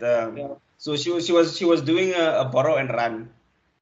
Yes. Oh my! Because You she could understand that Tsunade could make a whole season of I Blew It just on one thing. On her own. Ah no, ka ke adima tšhelete ko go Buckmaster ka ke ko casino. Tšhelete ya ke nne betšha batho ke ba shapa ka disake, ke ba shapa ka di rice ball go le monate tšhelete ka e fela. Ka ke re 1 2 3. Chicas fatlego jutsu ka ke tswa mo bone. Chicas fatlego. I'm dead. But yeah, basically, yeah, it's like because she could change her appearance to be old, she can change her appearance to be young. Nobody knew what she actually like. The picture Jiraiya had of her was her from when she was 20 years old. Yeah. Like nobody had Like nobody had even taken a photo of her like past her 20s. But here's how you know that the Naruto universe doesn't really make sense, dog. Like, the technology there sometimes seems like it's old, but at the same time seems like it's advanced. Like, you have no idea what the hell is going on the technology-wise. I think he mixed new tech, but I like how he would take like No, he kept old it technology, yeah. but he would make it into like a ninja technology. So I think that's how they developed the technology. It wasn't just like technology for technology's sake. It was like based from from ninjas, Right. and then they'd be like, okay, we've got the walkie-talkie, but wait a minute, people can also use this. And then, oh, here's a cell phone for the people type of thing. It wasn't just it wasn't industrialized for industrial sake. It was industrialized because of the ninja tools and what the ninjas used and what the ninjas needed. And then from there, they took that. So they saw that no man, but this can be applicable to people, and like regular people can use some of the stuff, and so that's why it has that old and new, because the technology is not for the people; it's for the ninjas. But when it does get to the people, it's there and it's still Yeah, I get you. Yeah, and also like the thing is like the technology is also not that crazy. It's not like when we get to Boruto and we're looking at instant jutsu, basically, or all of that stuff. Or that jutsu gauntlet that he used.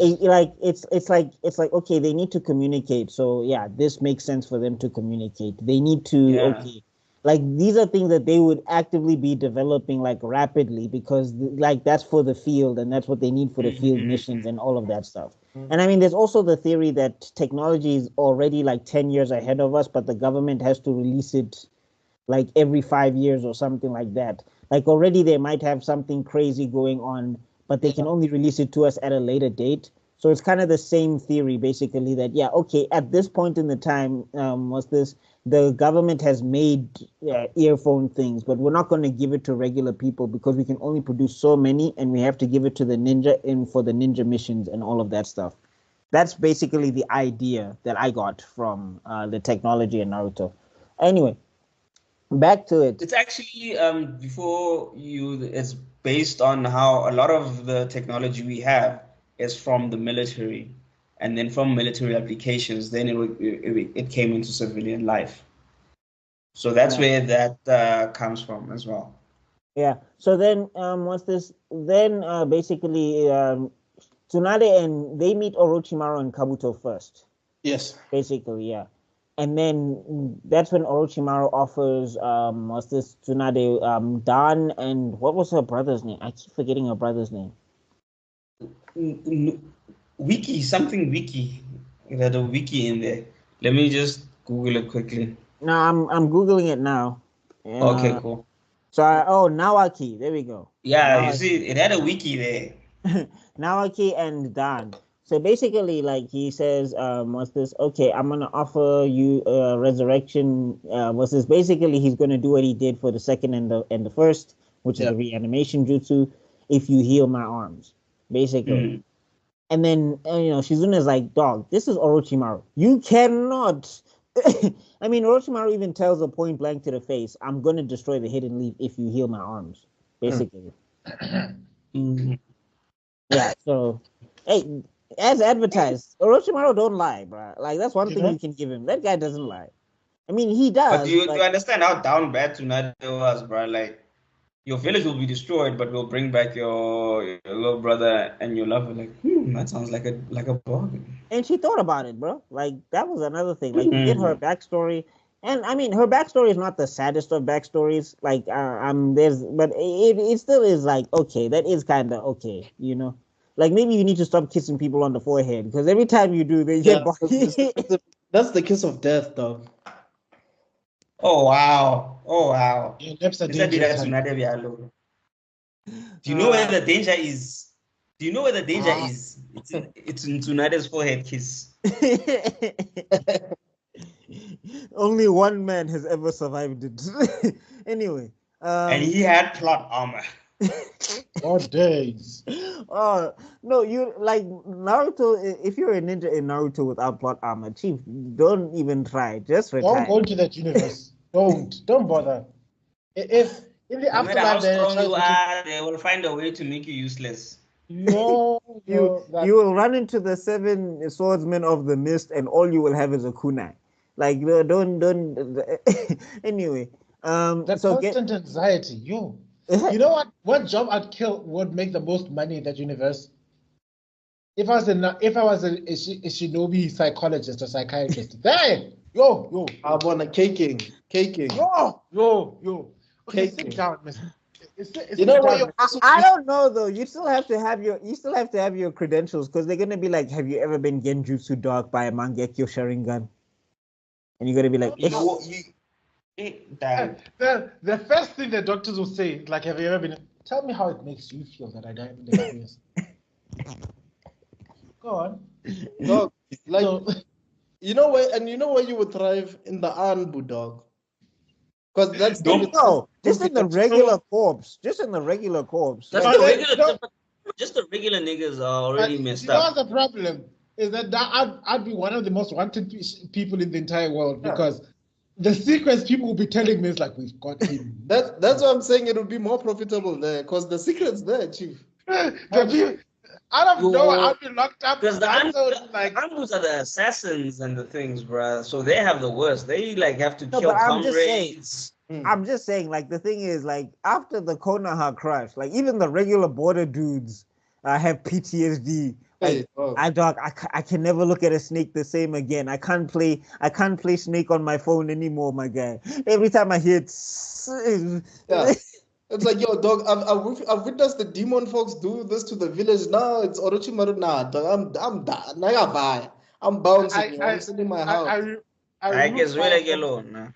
I removed Firefox from my laptop because it reminded too much of that incident. And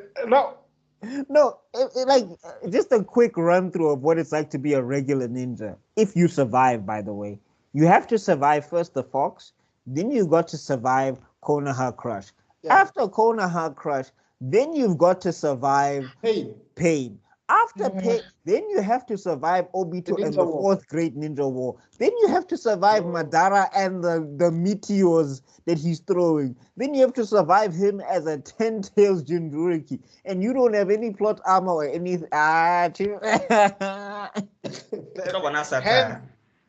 I said, me, psychiatrist in the Naruto universe, banking. Even though I'm sure Danzo will kidnap me because he thinks I know too many secrets, and then I'll end up giving him therapy as well. So have you ever told Hiruzen about your true feelings about him? Does he know that you truly love him? Because all this thing, I think all this thing is a projection of how much you actually love this person, and masking it in the way that he won't give you the same feelings that you have for him. What about that? And you can imagine, like, all the victims sub pain after that whole pain arc. They'll be lying at your offices. Guys, whoa. We all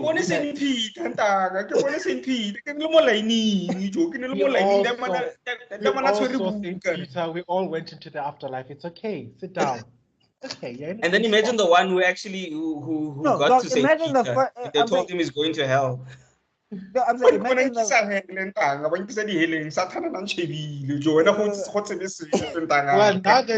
now that you're alive, you can do something about it, don't you think?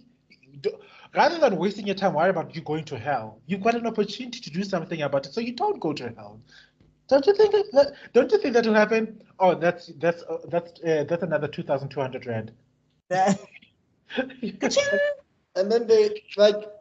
Kagashi's just getting us like, yo, I was having a conversation with my dad. I don't know what to tell you. Like, I was chatting with dad. I was catching up. Kakashi's gonna need years and years. Like, the fact that guy is anything, like, it's like, yo. Anyway, but getting getting back to it, ne? What's this? I think she declines, no? She declines the offer. No. So she says, I'll give you a week to think about it. I'll give you a week to think about it, basically. So she's thinking about it, and then that's when she meets Jiraiya and Naruto at the bar, basically. And then she starts making fun of being Hokage. She says it's not her thing, yada, yada, yada, wada, blah, blah, blah. Naruto gets mad. Then they have the fight outside, and this is where she hits him with the one finger. Yeah.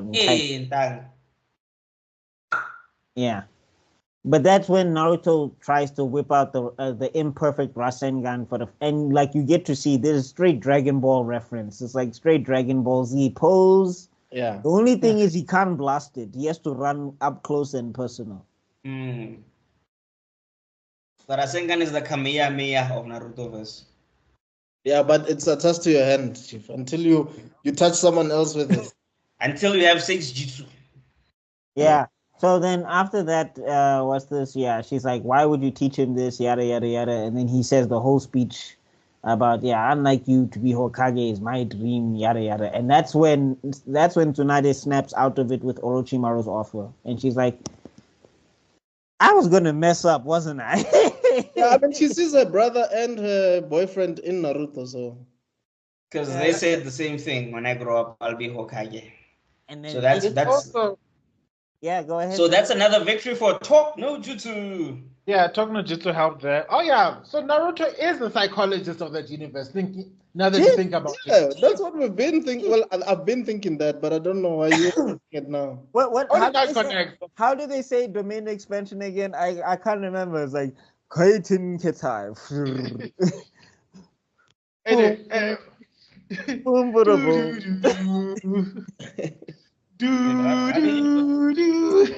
Why am I crying? I was like you. Doom, doom, doom. You're better than this. You're right, Naruto. I was petrified. Kagami Kill everyone. And then I met Naruto. You know, and I then think he talked to me. I think I understand why the person who commented is. I mean, they have no idea what we're talking about right now. Like, they don't understand this inside joke, though.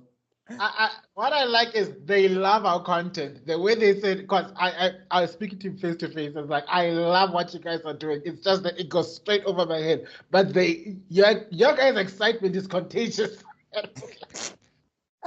No, but we explain, guys. But I think then we do explain. We don't just say like, "Oh my soul, Naruto did a what jutsu," and like we do try to explain it. I think we talked about it in the episode with what is his name? Was it Rob or the other guy? Which guy? Notorious Poe. No, the one who was dressed. King Sean. King Sean, It was the episode where we talked about Naruto's domain expansion. So, timestamp, go back. Watch those videos. You'll get context. If you understand why this joke is confusing, just go back to that episode. We've got lots of content, trust me. You'll never be bored with us. All right, so then after that, that's when what's this? So Jiraiya starts to talk to her, and then that's when Jiraiya tells her point blank to, because they go out for some drinks or something or whatever. Like he's meeting with because Jiraiya is trying to talk to her as much as he can before she meets with Orochimaru, basically. And then what's this? And then Jiraiya even says that if I ever thought you were capable of betraying the leaf, I'd put you on a T-shirt right now. Yeah. Yeah. That's my G. He was looking here. You all terrified and shit, but you mess with the leaf, you're gonna be leaf.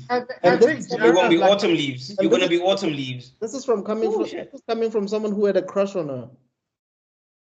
Yeah. And that's this. Jiraiya is a living embodiment that people can get over that crushes hot and fast. Oh yeah. No, he's like, when they call him the gutsy ninja, when he's not doing his research, he's like top level. He's like what a shinobi is supposed to be, because he was like, yeah, I like you and everything. You know, we were teammates and all of that, but you even think. Yeah. You even think why? Like I will turn you from a leaf to an autumn leaf. Yeah, you'll turn into a dragonfly. You'll see what happens when you miss. No, do not even think about touching the leaf. Which is ironic because we'll get to the big showdown right later on. Yeah, we will. And then they have another talk, and then that's when Tsunade there's some stuff. We get the backstory of Tsunade through the necklace and everything and all of that stuff. And then we also get to see that, yeah, you probably should have went, like, I don't know why you was crushing on Orochimaru, because clearly the only one that was there for you was Jiraiya. Yep. Something with these leaf women. Like, you have to yell at them first before they realize that maybe. Oh my god! The way this is a leaf woman. This is a leaf woman. Oh my God, look at that green flag. I don't want it. Oh, red flag, come to me. You know? Yeah. The only one who stuck to the green flag was Hinata. Hinata was like this. Like from day one, she was like, yo, green flag. From day one. Like, it was like, you know what? Will of Fire, give me a chance to show this man what I can do for him. And when the chance came, she went there and no, yo. We'll get So, there. We'll get there. So basically then after that she poisons Jiraiya, which is, you know, I feel like it's a little bit of a plot thing, but I think at the same time it was the whole thing of this is my problem. Like, because Tsunade also is very stubborn. Like, she's not very headstrong, don't listen to nobody. Sounds like someone we know. So basically, she wanted Jiraiya out of commission because she was like, no, Orochimaru came to me. Also, maybe she's looking at Orochimaru with her feelings and everything, and she's just like, no, okay, this is my problem. I'm taking him out, type thing, or whatever. Yes. Yeah. But she forgot that she literally has I think it's hematophobia. And it's basically just it's PTSD from her brother and her boyfriend and all of the people dying on the battlefield and all of that stuff or whatever. Because that's why she suggested the medical corps in the first place.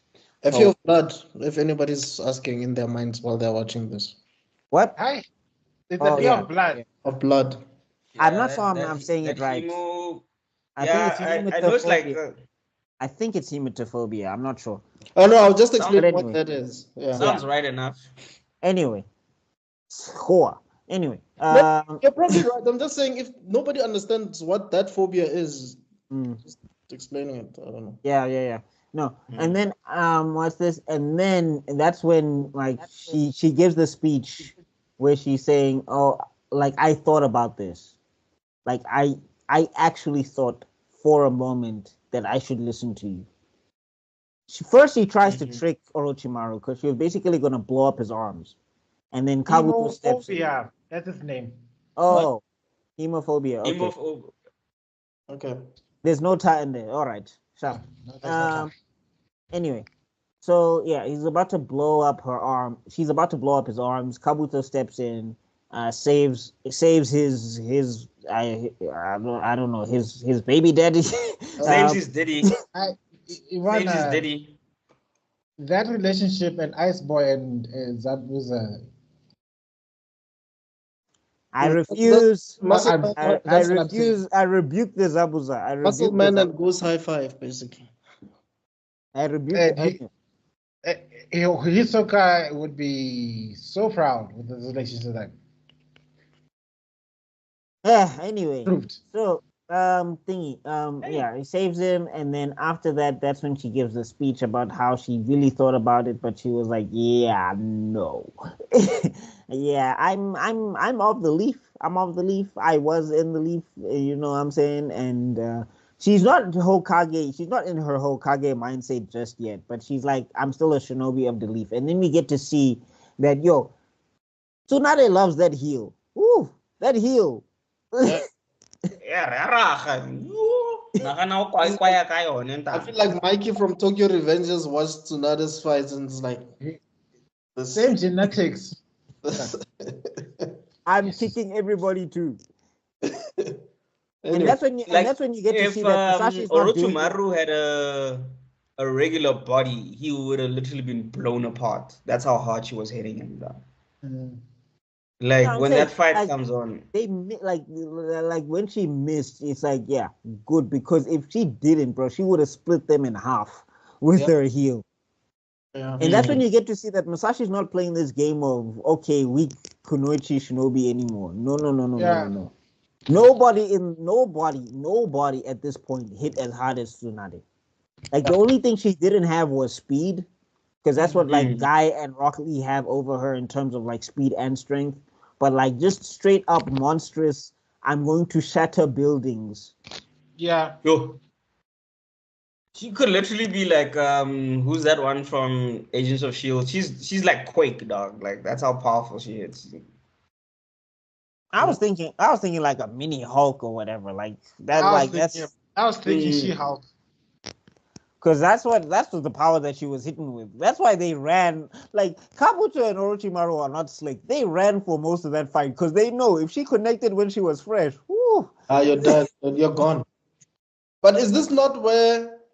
This is when I remember when I was watching this. I'm like, you know what? Orochimaru is basically a diehard at this point. Like, you can't kill this dude, man. Remember, there was a couple of shots that connected, and then even she said, like, yeah, I'm hitting this dude, but like, it don't feel like I'm hitting him. She had just also fought She had just also fought Kabuto. So we need to also go through that because they do some crazy jutsu to each other. Where I'm like, yo. Because that's where I was like, Kabuto has some. Yes. But also, I think this is also where Shizune also intervenes. Sorry, Shizune also intervenes, right? Like, tries to fight. Yeah. No. Remember, Shizune tried to fight them initially, and then that's where like Orochima's like, stop, Kabuto, let me have a talk with Tsunade, right? Then what happens is that after Tsunade Shizune was trying to beg Tsunade not to go because she was like, you cannot give in to anything Orochimaru's offering you. And then Tsunade is like, who do you think you're talking to? And basically walks past Shizune and knocks her out. I don't know how, but basically she's like, probably a little chakra chop type something. I know she infused the chakra into her somehow and knocked her out. She hacked. One Piece fans, like, that's where you get your Conqueror's Haki. Yeah. Shaparaka Conqueror's Haki, and she fell down. Like, that's where you get your Ryatsu. And you get to see that, Tsunade she's about it. So then Shizune wakes up, and then she tries to go see Jiraiya. Jiraiya finds out he's poisoned, and then she tries to whip up an antidote. And then, like, she only gets, like, part of it away, basically, so that he can form some chakra. That's basically what she does. Yes. So, before that happens, though, Tsunade and Kabuto are fighting. They're trading medical ninjutsu or whatever. And, like, Kabuto was boss. And then, Tsunade does such a cool move that I wish more people use this. She basically reverses she discombobulates his entire nervous system with, like, a karate chop. Hey, dog. But then it was insane. But then Kabuto, and I'm like, this is where I'm like, there's some plot armor here. He just got discovered that he got hit with this thing, and he's like, if I twitch my eye, my left toe moves. If I move my elbow, my right eye twitches. And then he's backflipping, and I was like, "Hey, man!" Dog, was reading a lot of Death Note that week. He's like, no, you know what he was reading? He this thing. He'd foreshadowed Bleach. Yeah, he saw Aizen. He saw Shinji's Bankai, and he was like, "Oh, this will be dope." Yeah. No, but I'm saying literally, Aizen literally broke into that universe. It was all part of my plan for me to teach you how to survive this nervous breakdown. So you must do this and this. Pay attention, Kabuto. Bye, Aizen. I will take over the heavens. I'm leaving. And then he goes back up into the heavens. I will soon become your god. Weak. Because the speed at which Kabuto figured that out, I was like, that's, even at the time when I was watching it as a kid, I was like, that's not fair. That's not fair. That's too quick. And especially against the caliber of ninja he was against. If he was against an ordinary ninja, you could maybe give him the. Even then, because he's not running away, you wouldn't. But against the Sanin, and you recover that quick. Yeah. And you were still holding your own when she could literally just... I think the other thing is, remember, Tsunade's head wasn't in the game proper as well. Yeah. Like, when by the time she was in the game proper, she had been tired. But had it been the Tsunade that we had now, at that point in time, Kabuto was finished. I think also they needed to give us a reason why this guy's hanging out with Orochimaru in the first place. Yeah. It's that as well as that they're also setting up for the epic Naruto, what Naruto will do in a few moments' time. Yeah, but I'm saying in particular, Tsunade's head wasn't in the game because remember she still had her hemophobia thing going on. Yeah. And Zuko, are you trying to break her own neck? No. I was just getting my Orochimaru on, you know. Yeah. I was like, what the hell? Oh, I wanted to say something. I know we're already at the point where Kabuto and Naruto gonna fight, but didn't like Orochimaru like do some jutsu that allowed like that created like whole buildings, dog? Like I was like, whoa, with bells and stuff. Like, you know what? Nah? No, Rashomon. I don't think he created Rashomon. No. He created Rashomon when he fights Naruto in Shippuden. No, dog. That wasn't part one, dog. No, Rashomon, you see it with Yakon, like you see it with the Sound Ninja 4, I think. Because that's where but I think it did all four of them to make it. Are you sure it was not? He didn't study it here. No. Rashomon is the wall. It's not the barrier. You're thinking of the barrier, Zuko. So Rashomon is that 3 walls that comes up, and that's when that's Shippuden when when Orochimaru uses Rashomon. He doesn't use Rashomon here because remember he can't use his arms. Yeah. So he can't weave any jutsu. That's what made me like at that time when I saw him, when I saw it, I think he still couldn't use his arms. That's why I was like, what the hell, dog? And remember, the jutsu that he does use is with Kabuto's help as well. Yeah, like I think the only thing he does is a summoning. Like the only thing. Yeah, and I think they wrote it on his, and then they wrote something on his arm so that he could do it. Right. Anyway, because I mean that's I think Tsunade like breaks some of those walls or whatever. I could be wrong. My memory is a bit foggy, but yeah. No, I don't think. No, what happens is she breaks the wall. Like she basically destroys the castle. Like between them, she destroys the castle and the castle walls. I think they were. I think maybe you're confusing the location with a jutsu he made. Yeah, maybe it's the maybe I think it was the location they were at. It was some abandoned castle or something. No, it wasn't abandoned. It wasn't abandoned. It was like a tourist attraction. But basically, they caused so much ruckus that everybody started running. Because remember, that's how Jiraiya finds them. It's like, what are you running from? And it's like, there's a big snake and all of that stuff. And then that's how Jiraiya puts 2 and 2 together eventually. Okay, yeah. But then, after that, basically what happens is that, what's this? Kabuto. So I think, Kabuto does figure it out. And then he basically manages to touch her. And then after that, he like cuts her or whatever. And then this is when we start seeing that Tsunade hasn't gotten over her PTSD or anything and all of that stuff. Jiraiya and them step in. You kind of this thing. So the cuts that Kabuto makes are internal. So he takes his chakra and he makes it into a scalpel, and then he hits you. So instead of you getting bleeding, let's say here, if he cuts you here, you'll bleed inside your cheek, or so it'll be like he basically causes internal bleeding. So remember the other thing is that Orochimaru says that he can't stand the sight of blood. So Kabuto makes a point to cut her externally with the kunai because he wanted her to shake or whatever. Yeah.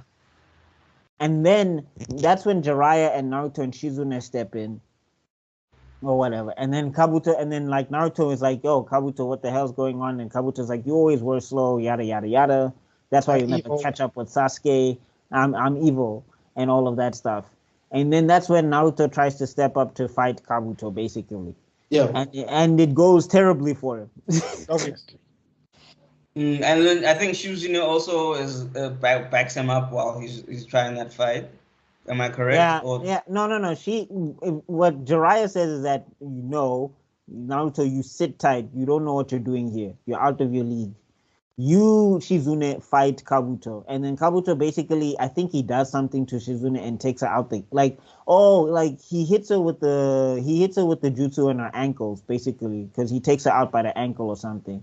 Shizune tried to take him out with the poison fog, basically, and then that's when he goes underground Kakashi style, and then hits her by the ankles and then takes her out of the fight. And then he starts beating on Tsunade a little bit, I think. I might be mixing up some events, but basically that's the general gist of what happened. I think she was losing chakra at this point because he was turning old, wasn't she? A bit. No, that didn't happen yet.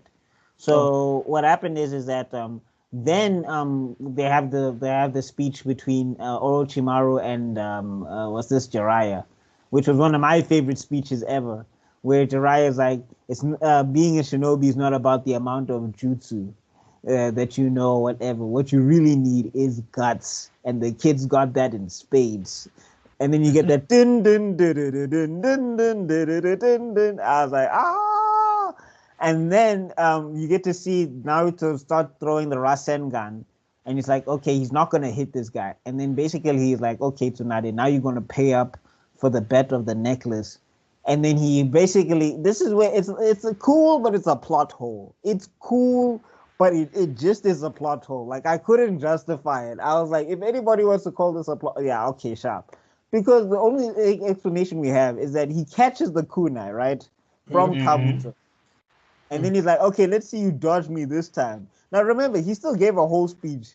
Now, like, before I become Hokage, I don't care what happens. I'm not going to die. Now, Kabuto is just standing there listening to him give this speech. And he's got a free hand. It's a free hand, by the way, guys. I get a one hand. Naruto's got it, but he's got a free hand. No, he's got a free hand and 2 free legs. So he can, and then basically it's just like, okay, let's see you dodge me this time. And then like the only thing I can have in my mind is like Kabuto, he had that Zabuza syndrome where Zabuza was like, yo, did you check? Yeah, you seeing this? Like Kabuto had to be like, is this for real? Is this for real? Is this happening? Like, what jutsu is this? Like what's Kabuto, going on right now? Like Kabuto was like, yo, this is some cool shit. Like, bro, like I'm sure he wanted to turn to Orochimaru and be like, yo, Orochimaru Sensei, are you seeing this? Let me tell you. Let me tell you the truth of what happened. Aizen once again came down and was like, you know what would be cool? After that speech, you block it with your finger. Trust me. Just let it happen. And then you just block it with your finger, okay? It's gonna be so cool. So just don't do anything else. Just block it with your finger. You see, will break his spirit. Floats back up. You know, because like Aizen, remember I told you this move like eons ago, but it's fine. You can make it your own. Remember Trunks? Yeah.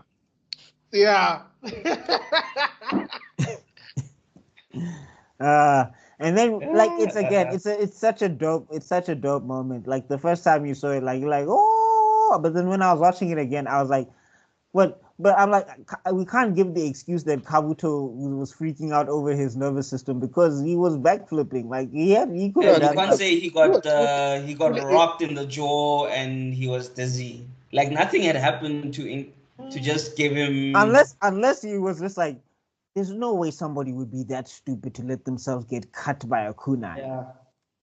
That's what I thought initially when I saw like, that. No, like Naruto is joking. I know he's an idiot, but really? Deep down, Uncle Kurama was like, again? Oh, this child. Do you know the number one surprising ninja in corner? Kabuto doesn't know. Yeah, and then basically we get the Rasengan. It was an awesome shot. I love that shot. It's so iconic. And then Kabuto petty, couldn't just take the L, has to try and sever the connections while he's getting blasted. Hey. Also, like a little bit of fun trivia. I know a lot of people like to be like, "Oh, Kurama loves Naruto. He's loved Naruto since part 1." No. But what happened? Oh no, he didn't. He just said no. No, no, that's not what happened. Basically, to skip ahead, Minato sealed half of Kurama in himself and sealed the other half in Naruto. Basically, so Kurama is not looking to die. Like he doesn't know what's going to happen to him if he dies on this plane with half of himself somewhere else. So he actively has to step in because he's just like, this dude is my host. If he dies, I'm done. Like the only plan I have is to escape out of this guy and get out. Like I can't die because I don't know. And he saved the yang version of Kurama, meaning the good side of him. You know, yin and the yang. So the yang, No. Remember. Don't get it twisted. No. Let me finish. Okay. Let me finish. I'm not saying Kurama has a good side, but I'm saying his less evil side will be the yang, and the yang would be the one that said like, fuck it, let's destroy everything, I don't care. The yang would be more the calmer, like, okay, maybe let me just help him because I don't want to die. That was the point I was trying to make. But the yin and yang in this particular universe implies yang is form and the other one is thought. Kind of, because remember also to skip ahead, when we get to the fourth Great Ninja War, he's the only tail beast that doesn't take his tail beast form. He's a chakra cloak. Yeah. Anyway, getting back to it. Getting back to it. Thingy. So at this point now, Naruto's hit him with the thingy. Kabuto tries to be slick.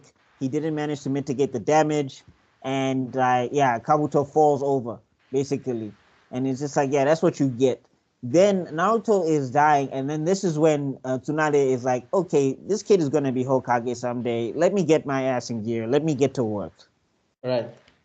And then she's like, stop shaking, yada yada yada. And then Orochimaru out of nowhere decides, maybe I need to kill Naruto because if he can do the Rasengan at that age, it could be a problem. It could be a problem. Yeah.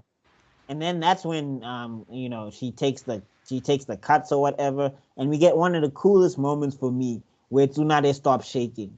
Like, that was kind of epic to me. Like, that was I remember that in my mind as well. Like, it's not Rasengan epic, but it was like, oh, okay. Yeah, it's that epic because it's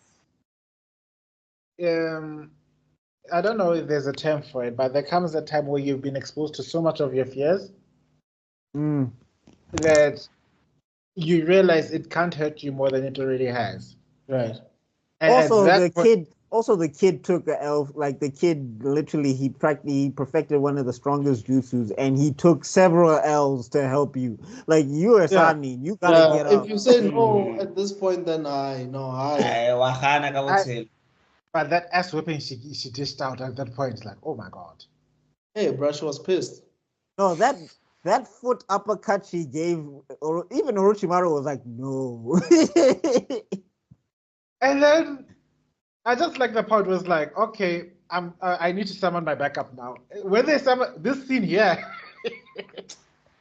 and this is where the three-way deadlock comes from. I'm saying we got to talk about how she activated the what am I getting it? Why am I forgetting it now? It's the forehead the seal release. 1,000 healings. 1,000. Just let's call it the 1,000 healings. Let's not try to get the. It's the 1,000 healings.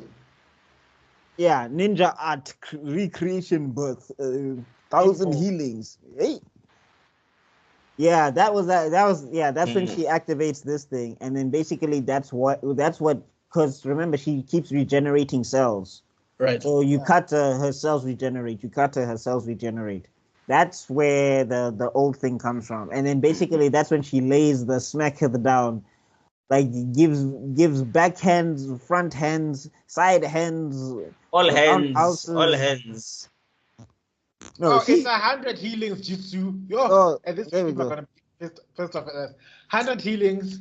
I just need to verify. Yeah. All right, Anbu Black Ops. Jesus. Yeah. Ninja art creation rebirth, also known as 100 healings.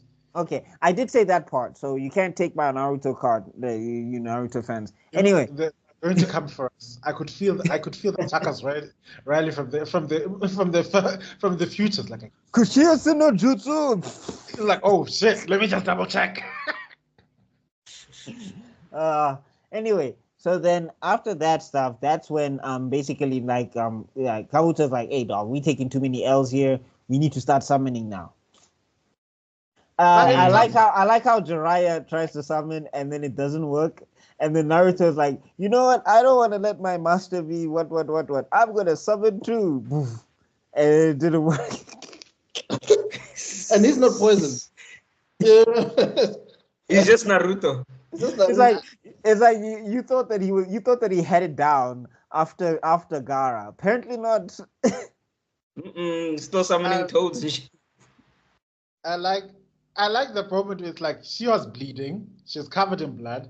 Instead of cutting her thumb or anything, she just takes the blood from her chest. It's like, okay, I'm gonna need this. Yeah. And then Kabuto's like, oh shit, Orochimaru, wee. Okay, where's your blood?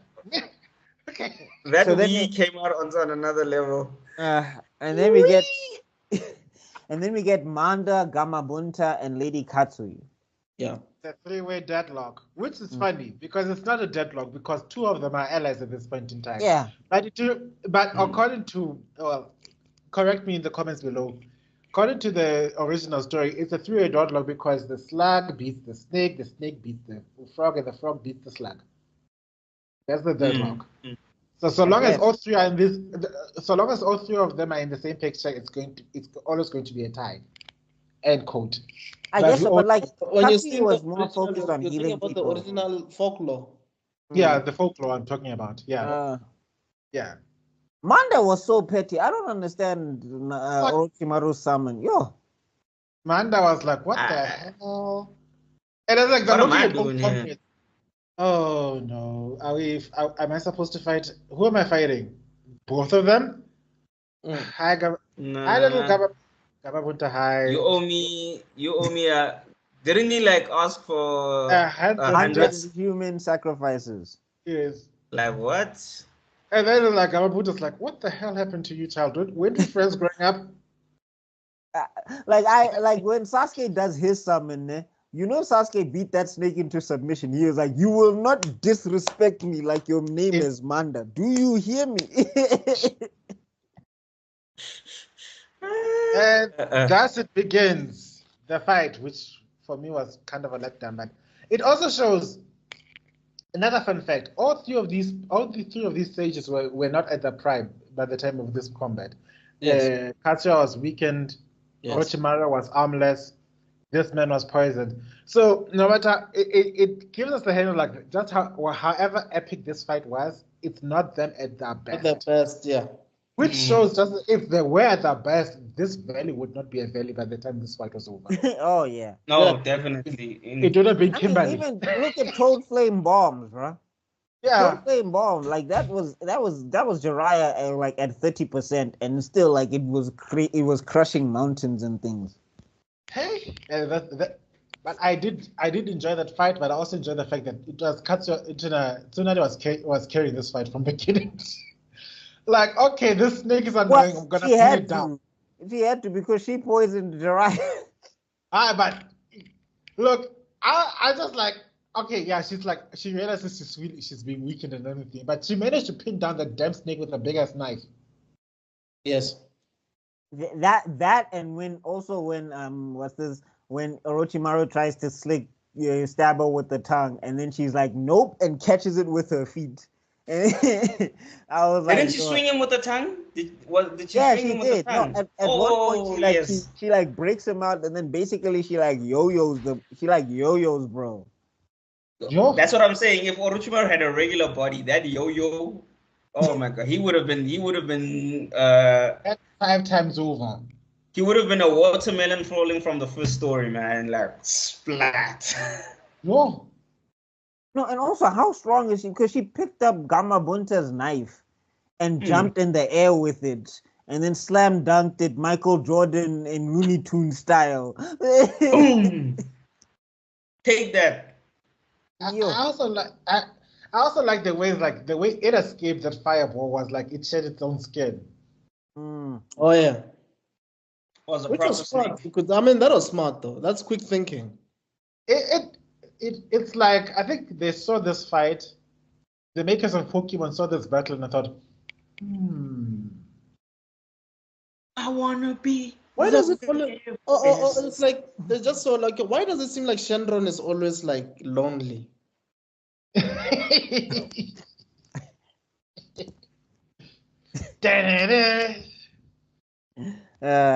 Anyway, yeah.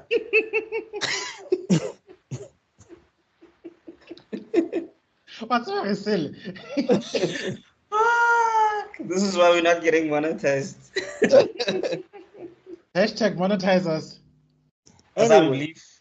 Anyway, all right. So then at this point, what's this?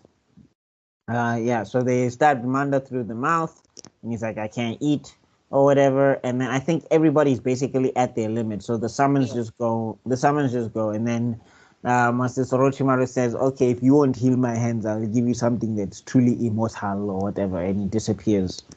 or whatever.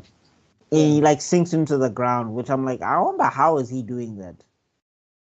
He I is wonder a also. Have you noticed though when they escape and they do whether they turn into like leaves or whatever, it's like you can't find them. But Yeah. then when they're escaping and then they run, like when they're escaping from the enemy, they run. Like if you can escape that way, why don't you just do it that way? Well, I don't know. It's also hella slow when he was escaping. So it's just like, yeah, if Tsunade is coming at you with a full boulder fist, you don't want to be taking your time to sink into the ground. you know. But I just wanted to say that. Man, sorry guys, I lost my train of thought now. Jeez. ADHD. Side effects. ADHD? We should stop this. Yeah. People are already beginning to think that we are the same person in different. Oh Lord. There's wanted gonna to say be a that- I super wanted cut to of say us. that it seems like I wonder if Masashi wasn't sure how to end this first part of the story, because you have Orochimaru, then you have Itachi, right, and then you have Sasuke's issue. Because Orochimaru at this point was like a huge villain, like he was like a huge villain. You are Satan. You know, I mean, you could have easily ended this here, right? But And I wanted him to die. You have no idea. At this point, I wanted Orochimaru to die. yeah, me too. I was like, how? You killed What him. are you doing letting him escape? Like, take that damn sword of his from his damn mouth and stab him. But like, to be fair, first off, they had been stabbed multiple times. She was using her 100 healings. What was it again? Why am I forgetting the name now? Creation Jutsu, 100 healings. Okay, Ninja Art Creation Rebirth, 100 healings. Simple. Yes. Jutsu. Yeah, there we go. Anyway, she was using that, so she was also tired. And like as Jiraiya said, he had broken ribs and a broken foot. Like they were all finished basically. Yeah. Like had Tsunade not poisoned Jiraiya, I'm pretty sure Orochimaru would have been dead. Yes. 100 times over. God. But that's like props to Kishimoto, because he had to show that everybody here was not at 100% from the get-go, which, you know, in hindsight, thumbs up. But trust me, back then I didn't care. Like, I was like, Naruto, whatever you do, just open all the 9 gates. Just let him out. Let the 9 gates. Okay. But you've destroyed the world. So be it. Collateral damage. As long as you get that guy. Hey, So long is he part of that world? Then it's fair enough. What about the innocent women and children? What about the innocent women and children? What happens to curse marks if Orochimaru dies? No, curse marks, they still work. They don't depend on Orochimaru. Oh, okay. It's like it's basically like poison, so it's in your system. It's not a jutsu that's been cast on you. Yes. And the caster needs to keep it. It's basically more like a poison that's in your system. Okay, that makes sense. Yeah. And remember the curse mark, what it does actually, it makes you, for lack of a better word, available to be taken over by Orochimaru. Yes. That's also one of the things it does. Besides giving you power and everything, it makes you compatible. Yes, that's the word I was looking for. Compatible, so that Orochimaru can take over your body.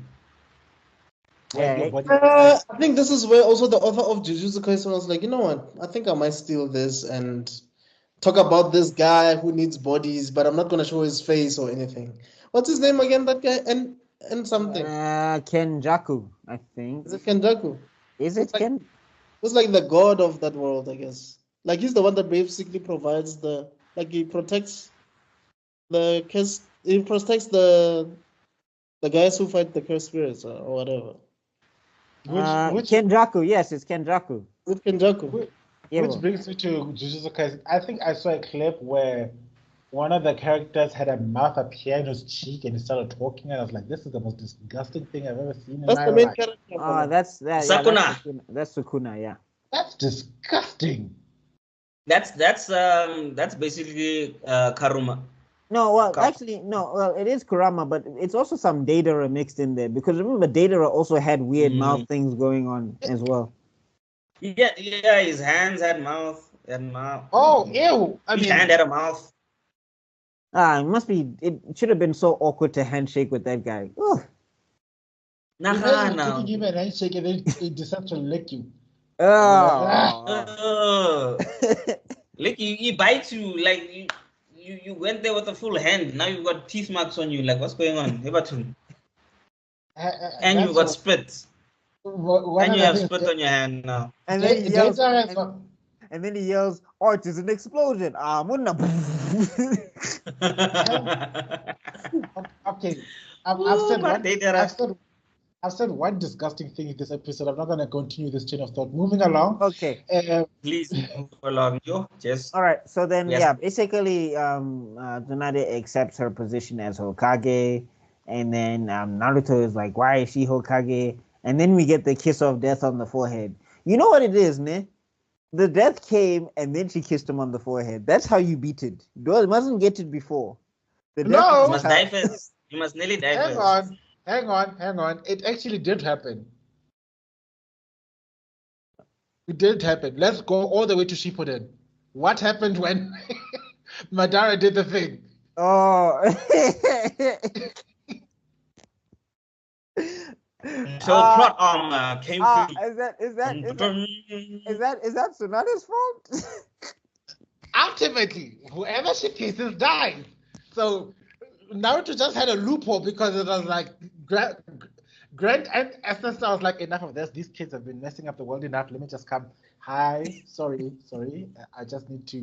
Let's talk here. You come, sit down. That's the only reason. Okay. Hey, Sam, I tried Tsunade. I tried. So yes, kiss of death. Okay. Yeah, and then they head back to the village, basically, and that's where she becomes the fifth Hokage. And I believe that's the three-way deadlock arc, basically, in a nutshell. Then there's a filler about Kona. The character I was thinking about is Tengen from JJK. It's Tengen. But anyway. Oh. Yeah, I don't think we missed anything. I think we covered pretty much everything. She heal, and then obviously they do the healing. Healing who? Rock Lee. No. She told Rock Lee he can't. You won't be able to win. No, so yeah. No. Remember, the other thing is like she says that the operation is 50-50. Yeah. And then she wants to urge Lee to retire to be a ninja, and then Lee's like, "I gotta throw these hands, baby." I know about that retiring. I know about the retirement.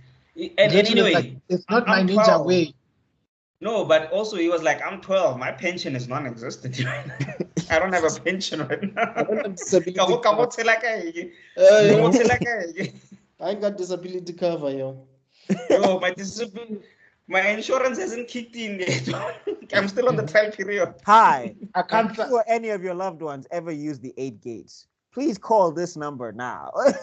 No? Yeah, but that was a major coverage includes gate of life, gate of view, gate of joy. We do not cover gate of death. You could say gate of death covers after that encounter with Naruto and after that fight, you're right. The who's this lady? What's her name again? Izune. No. Tsunade. No. Tsunade, yeah. The Tsunade we met who sensed that there was something wrong, and the Tsunade that becomes Hokage are two different people. Well, not really different per se, but there's some growth. No. It's big growth. It's big growth. Yeah. It's big growth, but it's also you can see that at that point it was just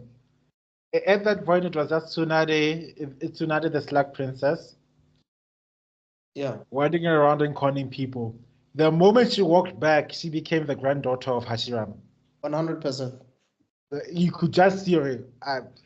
She just saw Grandpa's statue and she said, you know what? Ain't no one else is going to do this job. So guess what? And I mean, which also, I was talking about that Kohona Maru filler arc where he was like he was throwing the massive tantrum locking everybody out of the office to show that her level of dedication is like, I ain't got time for this kid anymore. Excuse me, step aside, Naruto. Hi, excuse me. Dude, the whole episode, nobody could actually break in until she just. And you can see, move.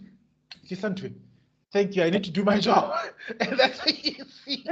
It's one of my favorite episodes, funny enough, even though it feels like filler, which I think it is, but I love that. It is filler. I think. It is. From the moment Orochimaru bounces, it basically becomes filler with a few integral stuff like the Rock Lee surgery and the Sasuke surgery, etc. That's what I'm saying. This arc could have ended here. It could have. But wait, did we talk about that? Is this where Kakashi also senses that Kabuto is around? Is this here? No, that's Konoha. That's Konoha Crush. Oh, okay. Yeah, because remember, Kabuto impersonated one of the Anbu. Yes.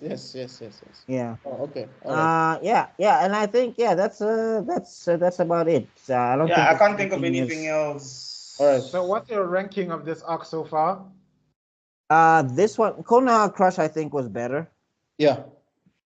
I just think there was more moments, but like Rasengan is iconic.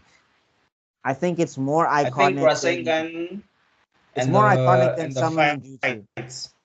And also, I think, honestly speaking, Tsunade is a fascinating character. Like, we had already met a lot of women in the story so far, but there was just something about Tsunade. Well, one, she was useful. Two, she had a depth and backstory. Like, and she had the same depth and backstory as a lot of the male characters. Like the fact that we got to go into her past. Yes. And see her brother and see her boyfriend and see her saying we need medical ninja and fighting for the medical ninja corps and all of that stuff. Yeah. It was a lot in a very short space of time. It was quite weird, but it worked for what it was, I guess. No, I think it worked really well. Yeah, 100%. Yeah. She broke the norm. The female character, she was not the female character that stays in the background and uses she's not a kunoichi. She was a proper shinobi. This one, she will beat you, and that's what I liked about her character. She was a Lagatha.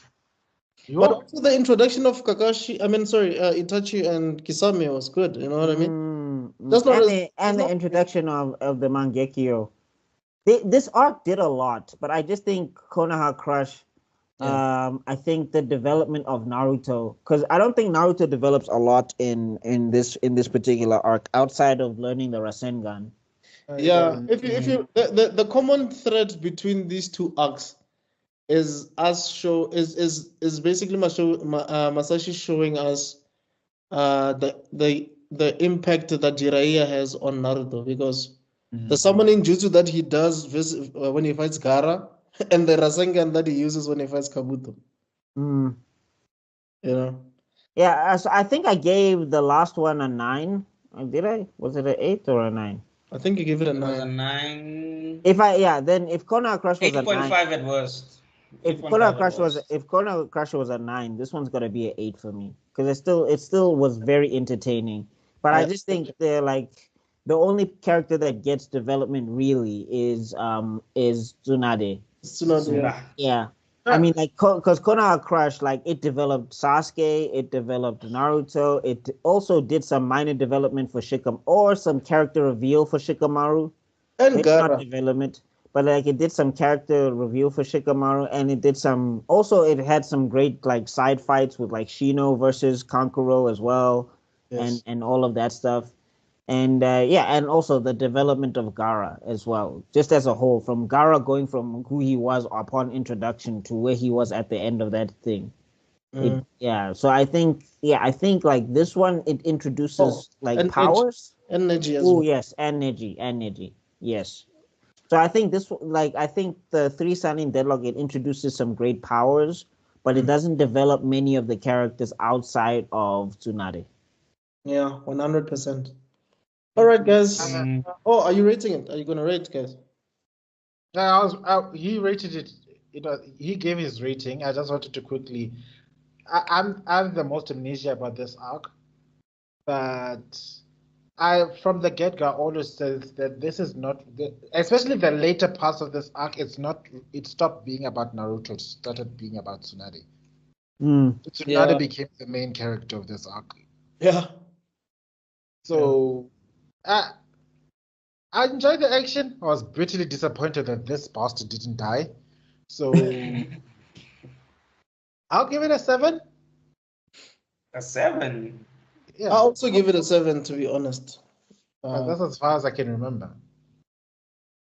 And you, Zuko, what did you give I'll give it an 8. I'll give it an 8 because what it did is it expanded the universe. I think the reason it doesn't get a 9 is it didn't expand on Orochimaru and on Eros Senin. So if they had done that, I think it would have been a much better thing because remember these are pivotal characters in the story. So we got introduced to one because we didn't know anything about her. So we knew a little bit about Orochimaru. We knew a little bit about Jiraiya, the pervy sage himself. But I think they could have developed their story more, and they actually could have shown this would have been the perfect time to show us where Orochimaru deviated from the rest of his crew. Right. And they could have also shown us because how Erosin now became a spy for the village. I think they could have shown us their paths, how they went their separate ways, because they were this legendary team. True. And then we didn't know. We only knew 2 of them, and now we get introduced to the one. We got her motivation. We got why. We knew why she left the village. We knew why she was just gambling and things because she was heartbroken and she was just like, I'm not dealing with this ish. I hate war. I hate ninja. I lost the love of my life. I lost my little brother.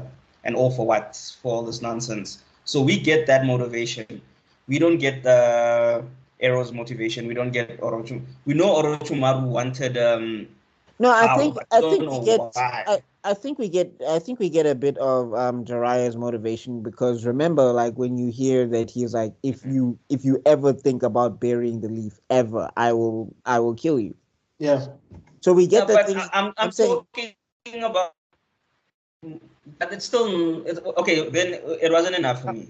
I needed. No, more. I'm not saying. I'm saying of course you needed more. But if Masashi had said like the reason Jiraiya became a spy master is because he tried to track Orochimaru, and basically he went from trying to bring Orochimaru back to okay, I gotta watch this guy because he's a threat to the leaf. Maybe something like that. Sure, but like that is implied, and also like you do get to see that it's because Jiraiya has such a love for the leaf. That's why he's like, I have to be the one out there gathering the intel. The one we didn't get, and the one that we never get a backstory on. I mean, we kind of do, but we kind of don't. Is Orochimaru like he's got a very ambiguous motive. So yeah, I do see that. Like if they did do something with that, I could see this being a 9. For me personally. Yeah, like with Orochimaru, all we know is he wants to learn all the jutsus in the world, and then we see the crimes he's done in order to obtain all these jutsus. But there's not that we know he lost his parents young, but there's nothing like there's like it's like we have this and then blank, and then we have this, and then there's nothing that like connects it to like okay, he lost his parents young. Right. And then he discovered this kind of jutsu, but then he realized he couldn't learn it because it needs this type of thing.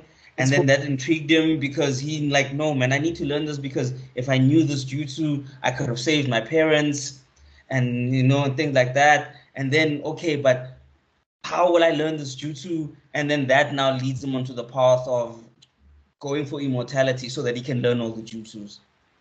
You see, if they had something like that, that would have been a little bit better. But we just have blocks that don't connect. We have he lost his parents. We have he was caught doing experiments. We have he's trying to destroy a corner. Like we just have blocks. We don't have interconnection. Yeah. But I think that's all, gents. I think we can wrap it up. So, Mr. Extraordinary, I guess you can take us out of here. Yeah, I think they wanted to say something just before I take us out, right? No, I just wanted to say I agree with them because there are some types of violence that you need to keep intentionally vague to move the plot along. Right. Like the Palpatines or the Saurons of the world. You know what I mean? Yeah. The overarching evil. But then there are some characters we need, because they're so integral to the development of each character, that we need to understand what their motivations are. Like, 100. you can't tell me that Orochimaru woke up one day and said, like, I want to kill my former master. Yeah. I want to kill my former village. I'm going to turn against the teachings of a man I respect because I want to learn all the jutsus. And betray the people I grew up who became my surrogate family, who I grew up to love. But you know what? Screw love. What has love ever got from me? Yeah. What's love? And worse, his master was called the professor. So if he wanted to learn all the jutsus, he could have just learned it from his master. So Anyway. those are the type of things that I just wanted to add up. But anyway, let's wrap things up. Guys, thank you so much for checking us out. This is Africa is Next podcast. It's midnight, ne? Yeah. Yeah.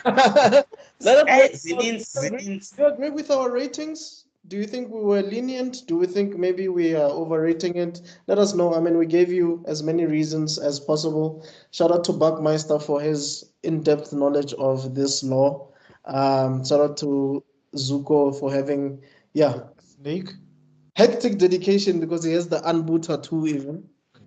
And then shout out to Develop. With the will of fire around it.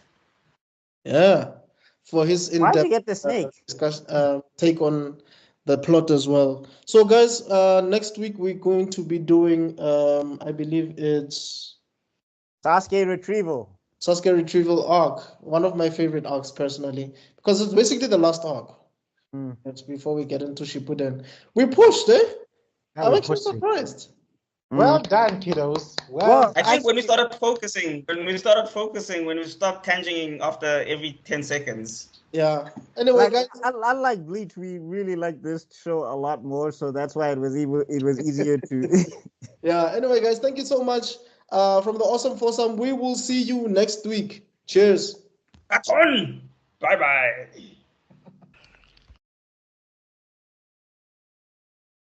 No, I saw an Instagram reel. They're still pushing like I think he started making jokes about it in that movie, The Expendables 2. Yeah. Like when he walked in and killed everybody with a gun, and then like everyone calm down. I'm sorry, that was like the funniest thing. Chuck Norris making a Chuck Norris joke. Oh my god, I don't understand how hard I shoot.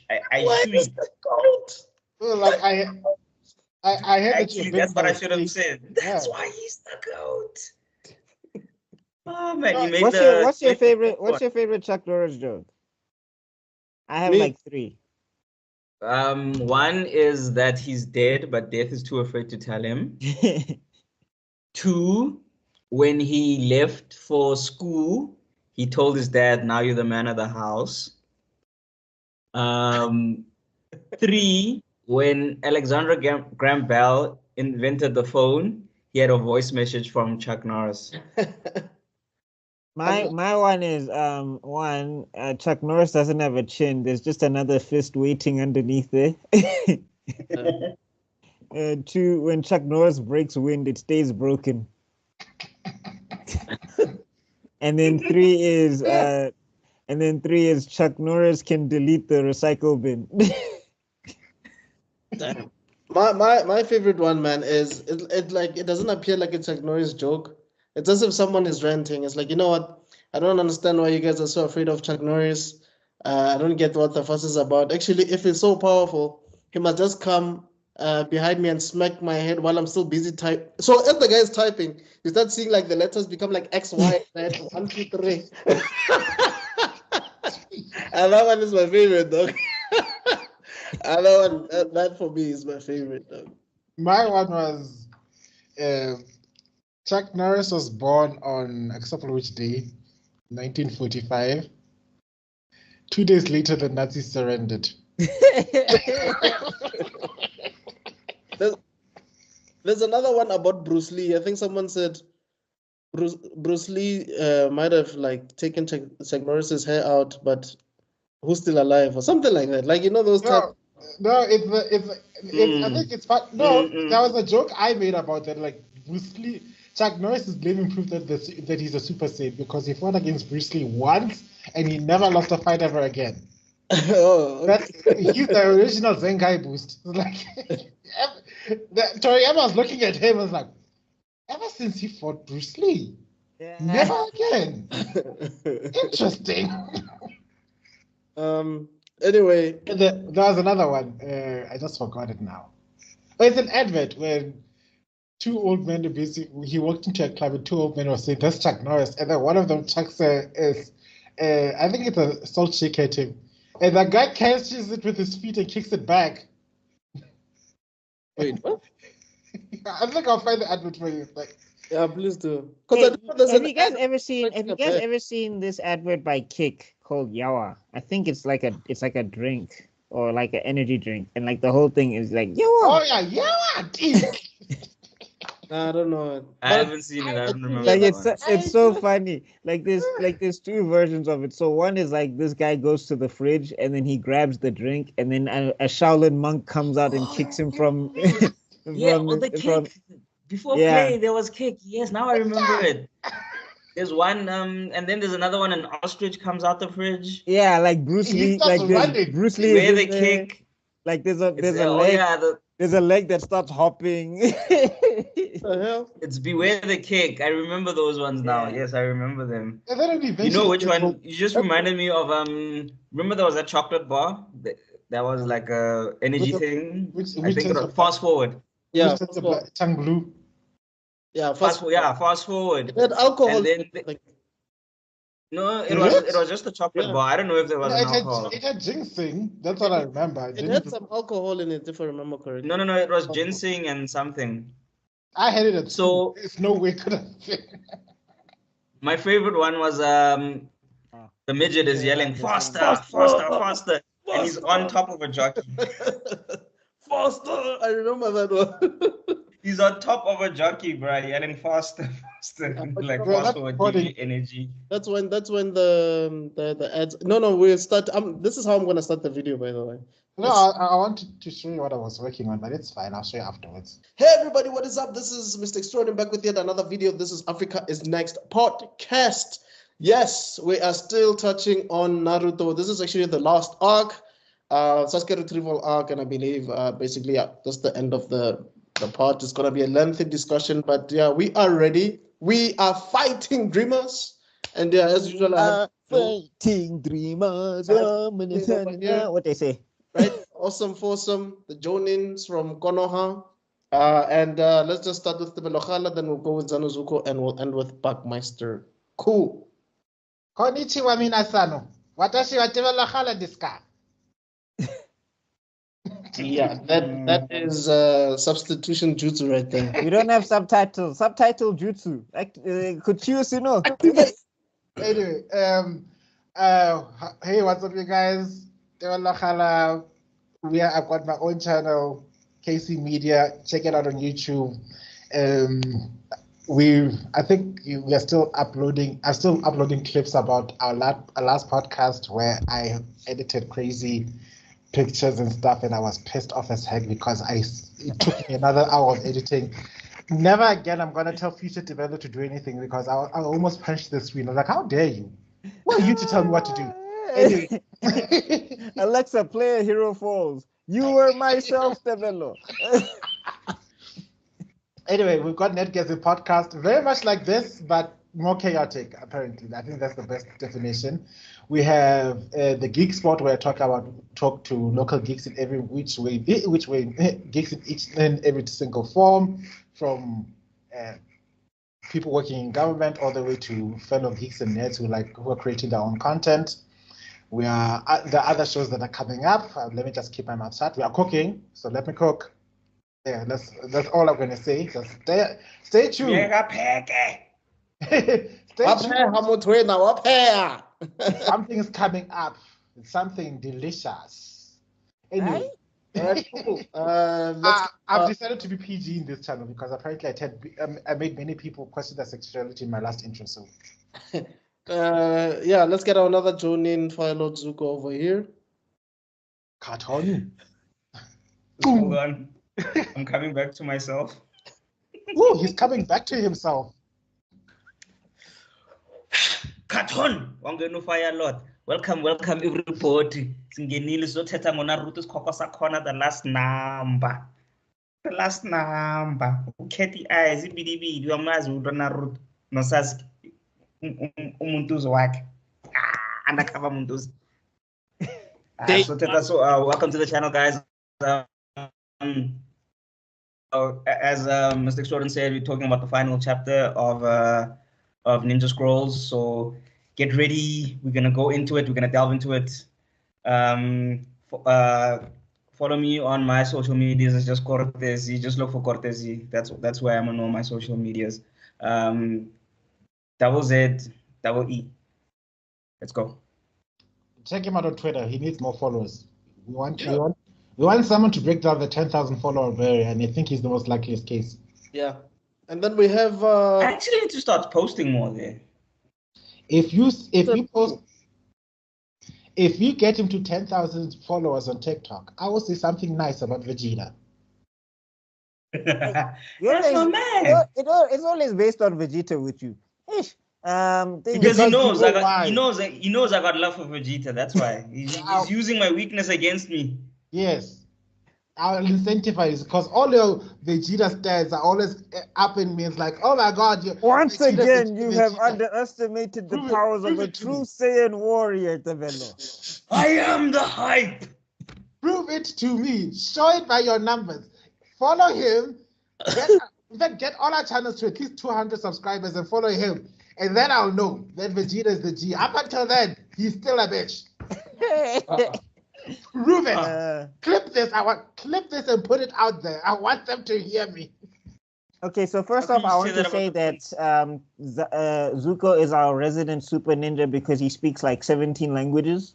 Yeah. So he can operate in all. He can operate in all the villages. He's also the geek. He's also the geek translator. He knows sports. Yes. So he's a master. He's got at least 6 elements plus a Keke Genkai. He's a Hokage already. So whenever we are out in the normal world, he's our translator. Like, oh no, that's speaking rugby. Zuko, translate for us. Oh no, Scrum. No. Okay, What is so the try? if you check here, you know, like how in Naruto they have squads and there's Jonin and there's Chunin and there's Genin. If you look at the rugby team, you have the captain. That would be the Jonin squad leader. You know how Shikamaru was. Oh, and then it's like, oh no, that's speaking cricket. Let me call a friend real quick. Zuko. Hokage don't know. Zuko don't know. What is a power hour? Or power what? What are they saying? Power what? In this cricket? Power over. It's I know what you're talking about. It's like It's something to do with power. Why are they talking about power? Are they charging a spirit? Yeah, I've literally forgotten the name now. Is it like Sage mode? Hokage don't know. Let me break this tangenting seal quickly. Hey, We have Buckmeister Cool. that was a strong genjutsu. What is up, everybody? It's your boy Buckmeister. Oh, wait, no, sorry. I gotta do my proper intro. From the lands of YouTube, I have come. From the way of TikTok and on Instagram as well. It is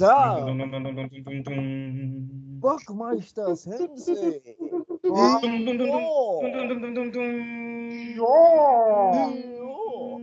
What is up, everybody? So, Buckmeister twice and nice that you're used to show Blamson. If you want to follow me, I have 2 YouTube channels, Buckmeister Cool Reacts and Meister Geek Media. Buckmeister Cool Reacts is where I react to pop culture stuff. Meister Geek Media is where you'll see games like Geek Heresy, You'll see me do interviews. You'll see me sometimes cover indie comics and all that stuff. I kind of slowed down on that stuff because the next thing that is really taking up all my time is the Recast T'Challa campaign across all my social medias. So please go check all of that stuff out. Please go check out Black Panther vs. Kang issue 1, 2, and 3.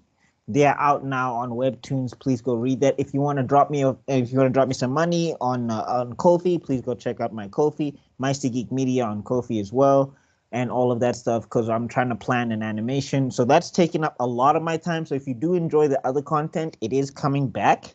It's just that Recast T'Challa right now is kind of taking priority. And if you know, you know. But yeah, let's get into some Naruto. All right. So yeah, basically what happened last time is I think we ended at Itachi beating Sasuke, and then Guy having to take Sasuke back to the village, while Naruto goes with Jiraiya to.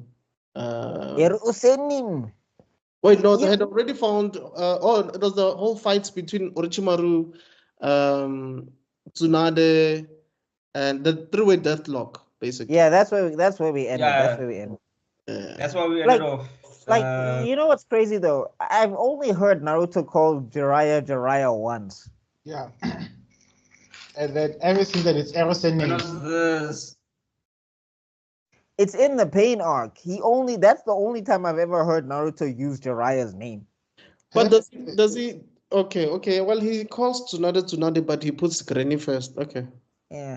I'm just like, I wonder, like, and also like it'll be like serious moments or whatever, and like stuff is serious, and he'll be like, Erosenin, I have to follow Sasuke. I'm like, dog, this is like, you can't Jiraiya-sama once. That time they're talking about and the ninja world is in danger. Orochimaru is doing things. Erosenin, what must I do? It's always like that. Jiraiya gave up at this some dude is his stage. mentor. He's his elder. Dog. He's his father's teacher. Like, there's so many titles that deserve the Sama. Never. But he's just Erosenin. But he also spent all his money. Adam lost all respect. Yes, he did. God. But he taught him the Rasengan, Chief. That thing has saved. That thing has saved the world, my guy. Rasengan. That's an S-rank. That's the Rasengan. Dog. After the Rasengan, Naruto was set. Like, he had like Rasengan opened a whole new world. Like, you owe him some Sama at least once. And or a sensei at least. Like, Kakashi didn't train him as much as Jiraiya, and he still calls him Kakashi Sensei. Because he met him in school. He didn't meet him on the block. Kakashi basically just taught him basic taijutsu and how to use his chakra. That's all. No, I mean, he also gets there's a big thing that Kakashi teaches him later in Shippuden. Oh, okay. But like, yeah, his main teacher was Jiraiya. And I'm just like, you don't own like one Sama, just one, bro. I guess you could say Kakashi is Master Roshi and Jiraiya is King Kai. If that makes sense. Yeah. Because King Kai taught Spirit Bomb. Yeah. Let's be honest. King Kai gave Goku the most of his most effective techniques, because KO can. Yeah. Spirit Bomb. Granted, Spirit Bomb but Kamehameha, Chief, Kamehameha has been putting in work. Yo, and Kamehameha has been working over. Kamehameha is the Kage Bonshin no Jutsu of this of Naruto. Kage Is the Rasengan of that? No. Rasengan came in later. I'm just saying. No, you're right. Oh, okay. Kamehameha, Chief. It even went to other generations, Chief. No, but even Gohan was. Think about it. Even Goten knows it. If it wasn't for King Kai, Majin Buu wouldn't have died. Yeah, it's the only time the Spirit Bomb worked. Only time. Can agree. Yes. Every other time. But also, Goku would have died a lot of times had he not, like with Vegeta, Goku would have died.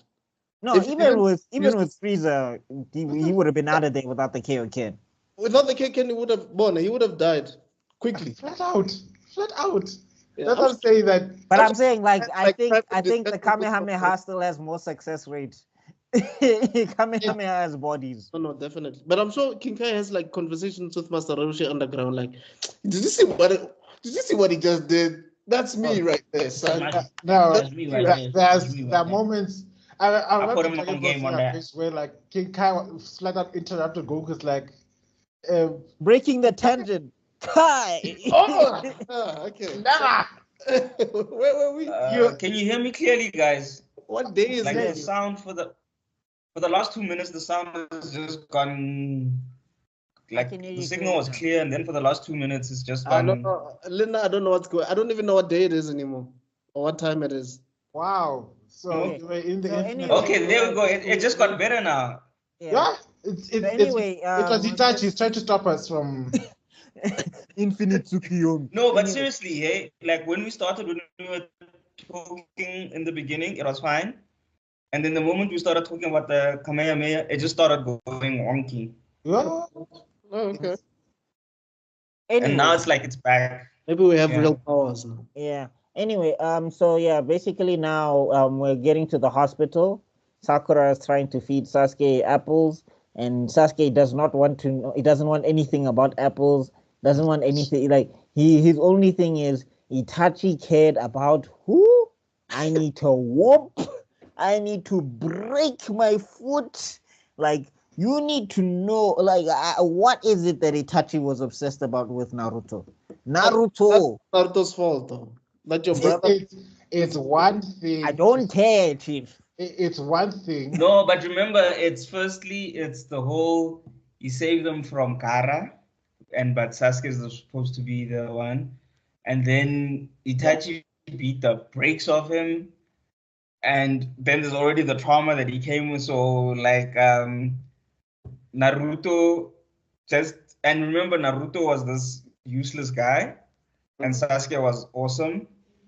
And then every time Sasuke was supposed to be awesome, who came in? Naruto. Yeah. Every time Sasuke was supposed to be awesome, who came in? Naruto. Yeah. From the first arc, from the Land of Water, Yeah. Land of Waves. Thank you. From the Land of Waves, Sasuke put in numbers, but Naruto pushed it over the line.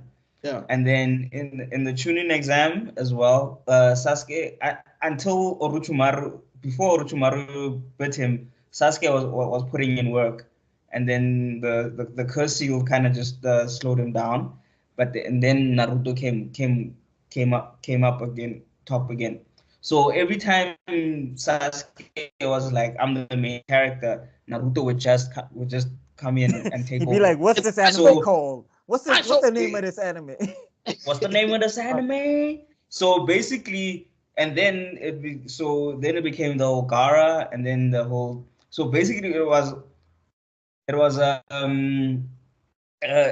self-conscious thing, a self-confidence thing, because you like, I'm supposed to be better than this guy, but every time it comes down to the crunch, he's the one who's pulling through. Yeah.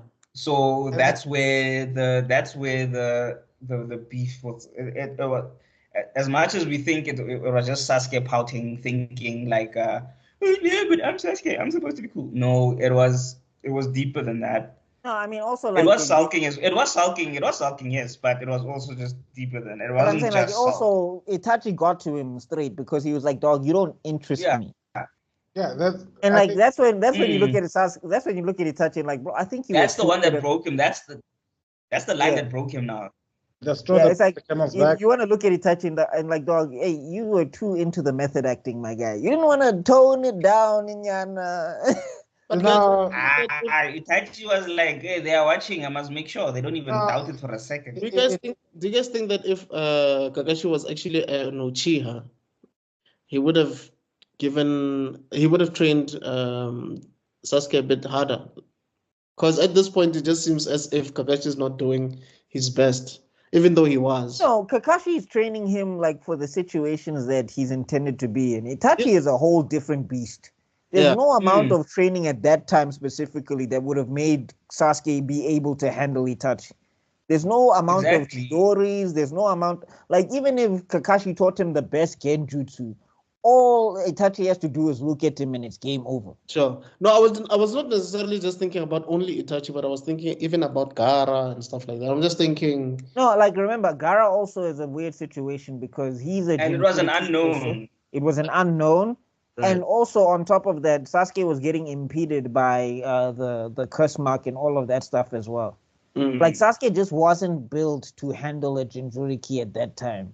You see, It was just a different thing. And this is how and you. whatever little chance he had of handling him, remember, because he couldn't access his whole chakra.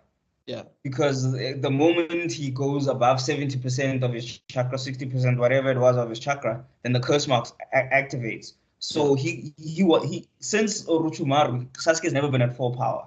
Yes. Because he couldn't be at full power. Because remember the seal that Kakashi puts on him, it's a will seal. It's not a I don't care who you are sealed.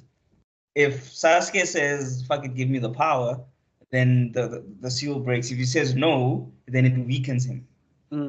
I just wanted to say he's that never at full power. As much as yes, Naruto is the main character, Naruto has all this chakra thing. He just never has the full power to just display anything.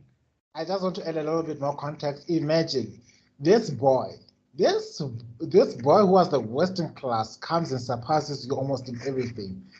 He summons gigantic frogs and right in front of you. You can summon jack shit at that point in time. Yeah. And then, not only did he steal your virginity, he stole your brother's affection. Now he gotta die. Virginity. No.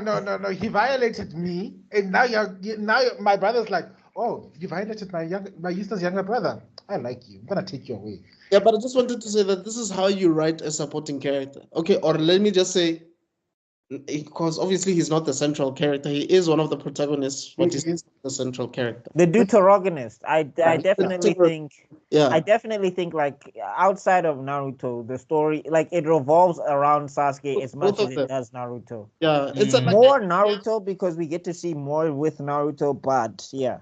It's definitely because I remember Kishimoto did say that if something happens in Naruto's life, at the same time he has to make sure that something happens in Sasuke's life. That's how he wrote the story. So that's why, because there's always like he's the yin to Naruto is young or something like that, or the other way around. But this is how you write it. That's what I just wanted to say. Not this thing of when am I gonna defeat Kakarot? When am I gonna be stronger? No, you just make situations that make sense. Even when you sit down and think about it. Oh, flip the curse seal.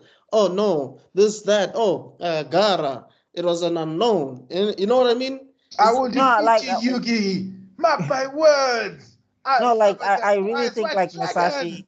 I really think like Naruto in a sense, it's not an evolution. What is it? Not a mutation. What's the word?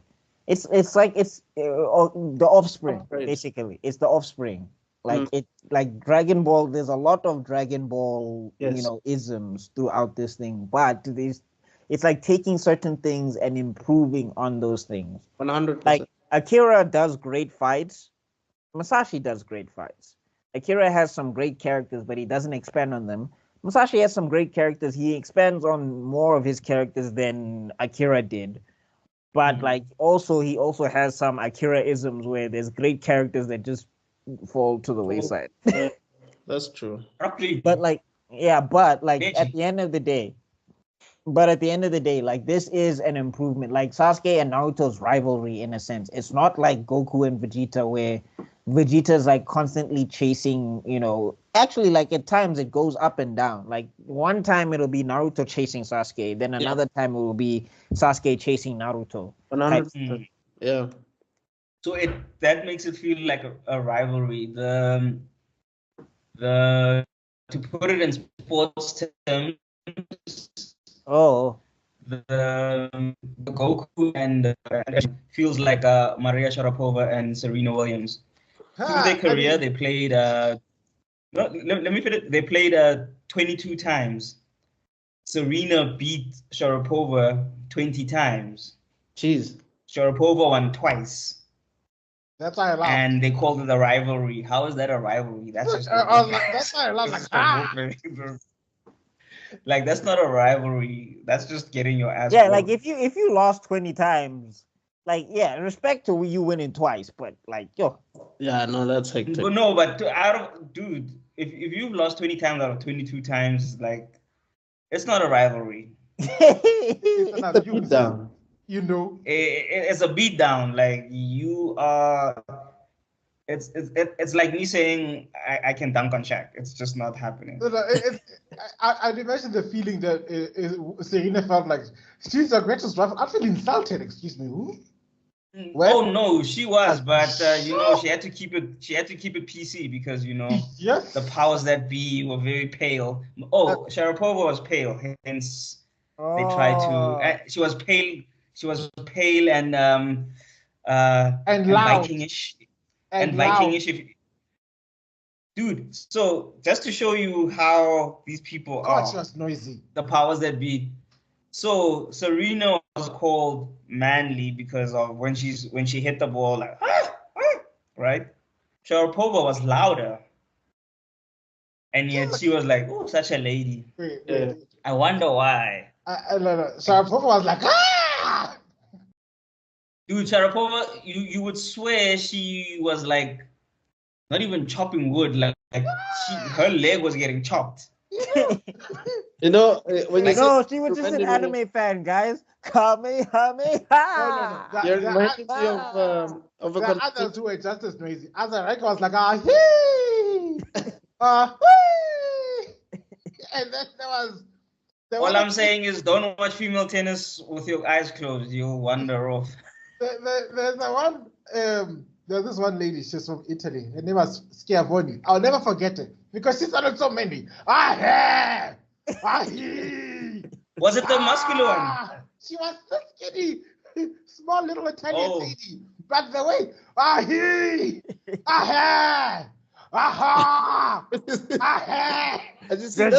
beam cannon. You guys know, like like these ladies that have deep voices. Like someone like Emma Stone, who I love wholeheartedly. I think you guys know. Yeah. But can you imagine her playing tennis? Like sounds like a dude, dog. Like exactly like a guy. I'll send you the footage. It's so funny. Tangent break. Genjutsu. Please do. Okay. Anyway, back to it. So, hospital. So yeah, Sasuke wakes up and he's like, he basically turns into Soifon when she was beefing with why am I forgetting her name? Yoruichi. There we go. Yeah. Because when Yoruichi landed, Soifon was like, I want to fight. I don't care what's happening. I don't care why you're here. I don't care. I don't care. Throw them hands. Sasuke is basically same thing. Like Naruto doesn't understand what's happening. Yeah, he's like, dog. Yeah, he's like, hey, man, I came to check it up on you. You good? The Itachi thing happened. He's so happy, bro. And then he like smacks he smacks the apples. Imagine. Oh no, I was saying after all that, you hear that not only has Naruto he's become like a mini hero because he brought the next Hokage home. Yes. Imagine all that. Sasuke doesn't care about that at that stage. No, but I'm just imagine. No, we must remember the psychology in this. Sasuke was always the favorite child. Oh, poor Sasuke, only survivor. In Naruto was always the bastard child. But now, as he's progressing, there's less. Oh, did you hear Naruto brought the Hokage home? Oh, did you hear Naruto was really helpful? Literally, Naruto helped broker an alliance between us and the sand. I hate it. What's this thing? Narrative, yes. The whole narrative is changing. That's the word I was looking for. Yeah. And also, I think what made it worse is that he can't do anything about it because of the curse seal. And he doesn't want to tell any curse seal. I think the only person that knew about the curse seal was Kakashi and Sakura. Sorry. Yeah. My apologies. All the Hinata just came after me. I just felt that chakra rising. I'm sorry. It was a general mistake. Don't come after me. No, I you were muted. I Don't worry, remember Chief. Kakashi was trying to break it. Kakashi was trying to break it, but that's when he met Orochimaru, right? No, he He wasn't wasn't trying trying to to, break like it. I said, He was trying he to was trying to seal seal it. Oh. So, but his seal is not like the Reaper seal where you are sealed. It's based on it works on the strongest Sasuke's will to resist it, the stronger the seal is. The weaker Sasuke's will is, the weaker the seal is. Right. However, also remember, because Sasuke, this is only the first part of the seal. It's not complete, of the curse mark. So after a certain period, it actually weakens him. As much as it gives him power, Right. it actually weakens him. Yeah. Anyway, so Anyway, Sasuke decides to lay hands on Naruto. Yeah. So they go up to that, and it was actually a pretty cool fight. Naruto did better than I remember. Because in my mind, I was just like the whole time, I just remember it's Sasuke peppering Naruto with shots. And then like Naruto was gonna one-shot him, and then they stopped the fight. But no, Naruto actually he did pretty well. He held his own. He gets a good couple licks in. And and that's when you get to see that Sasuke can hit more, but Naruto hits harder. Like every time Naruto hit him, He felt like it. yeah, like Sasuke would be like, man, why? Yeah, I think with Sasuke it was more emotional, but I think if you think about it, Sasuke for the most part was very level-headed in that fight. By that I mean that whole Kakubashin and him sweeping using the Kadon. I mean that is you using your head right there. You know what I mean? But there is like instances where I'm like, yo, there's too many Narutos just standing around not doing nothing. Guys, jump him. Yeah. Jump No. no jutsu. They need to invent that one. Jump no jutsu. They were held back by Naruto's innate love of Sasuke. Fight me all men into orphan fake haters. Yeah, I've noticed that these clones sort of have weird, sort of like a weird personality compared to the original Naruto at times. Because sometimes it's like they're talking, sometimes they're arguing with each other or whatever. So it's I don't know. Yeah, it also shows It gives Legion. It gives Legion. Like everyone's got their own personality. Yeah. It also gives a feeling of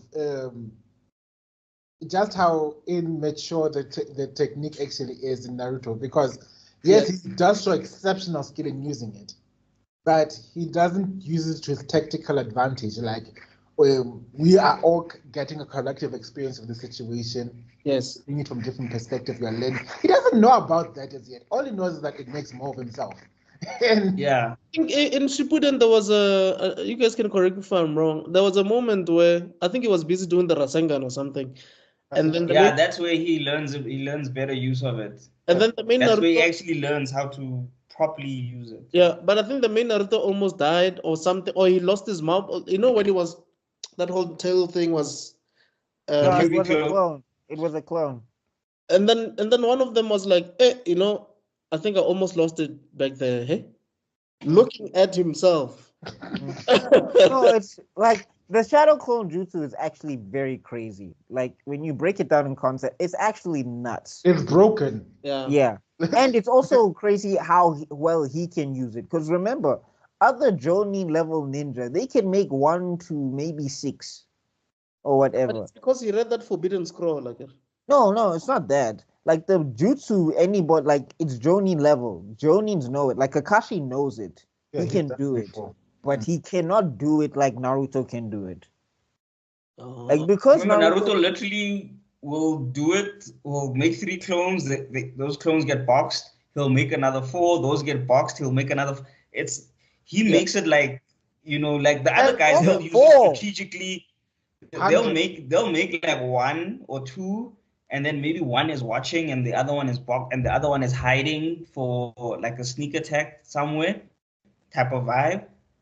But Naruto, he'll just use them straight up, like in you, and like he'll lose 3 and create 4. He'll lose 4 and create 6. Yeah. But other Jonin can't do that. Like if they lose that 2, they'll be like, damn, I just wasted my chakra. Yeah, that's true. Naruto, Uzumaki Naruto, Rendan Everybody else, I gotta strategize, I gotta hide. Naruto fists, chief. Hey, bruh, fists, legs, elbows. Let's box. Yeah, but anyway, actually, Naruto's a Saiyan, bruh. Like, fight first, strategy later. I don't want to lie to you. He When I thinks saw of a that strategy during the the fight. fight. Yeah. That's When I when saw- strategy starts. But like when the fight starts, he's just like left, right, uppercut, Itadori. when I saw that fight the first time, I was totally on Sasuke's side, dog. Because I was just impressed by how he was fighting, like how he's applying his strategy when he's fighting. I was team Naruto because I was Same. annoyed. I was like, bro, what did Naruto do to you, Chief? He Yeah. saved your life. Like, my guy, okay. But anyway. I was like, you whiny little baby. Come on. Like, you know what? Kill him, Naruto. Kill him and humble him. And I was like, oh yeah, let's see this Rasengan versus Chidori. Yeah, you're not him. Come on. And like, Sakura, he what honestly- are you doing? He honestly started something out of nothing. Like Naruto was honestly like, "Yo, dog, what's going on?" Like, And Naruto was there to check on him, by the way. Like, that's why he went to the hospital. He Yeah. was like, I want to go see if my friend is okay because he just got beat up and genjutsu by his big brother.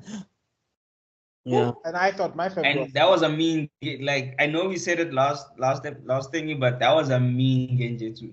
Imagine you got PTSD from seeing your brother killing your mom and dad, your hatred. and then your brother makes you relive that.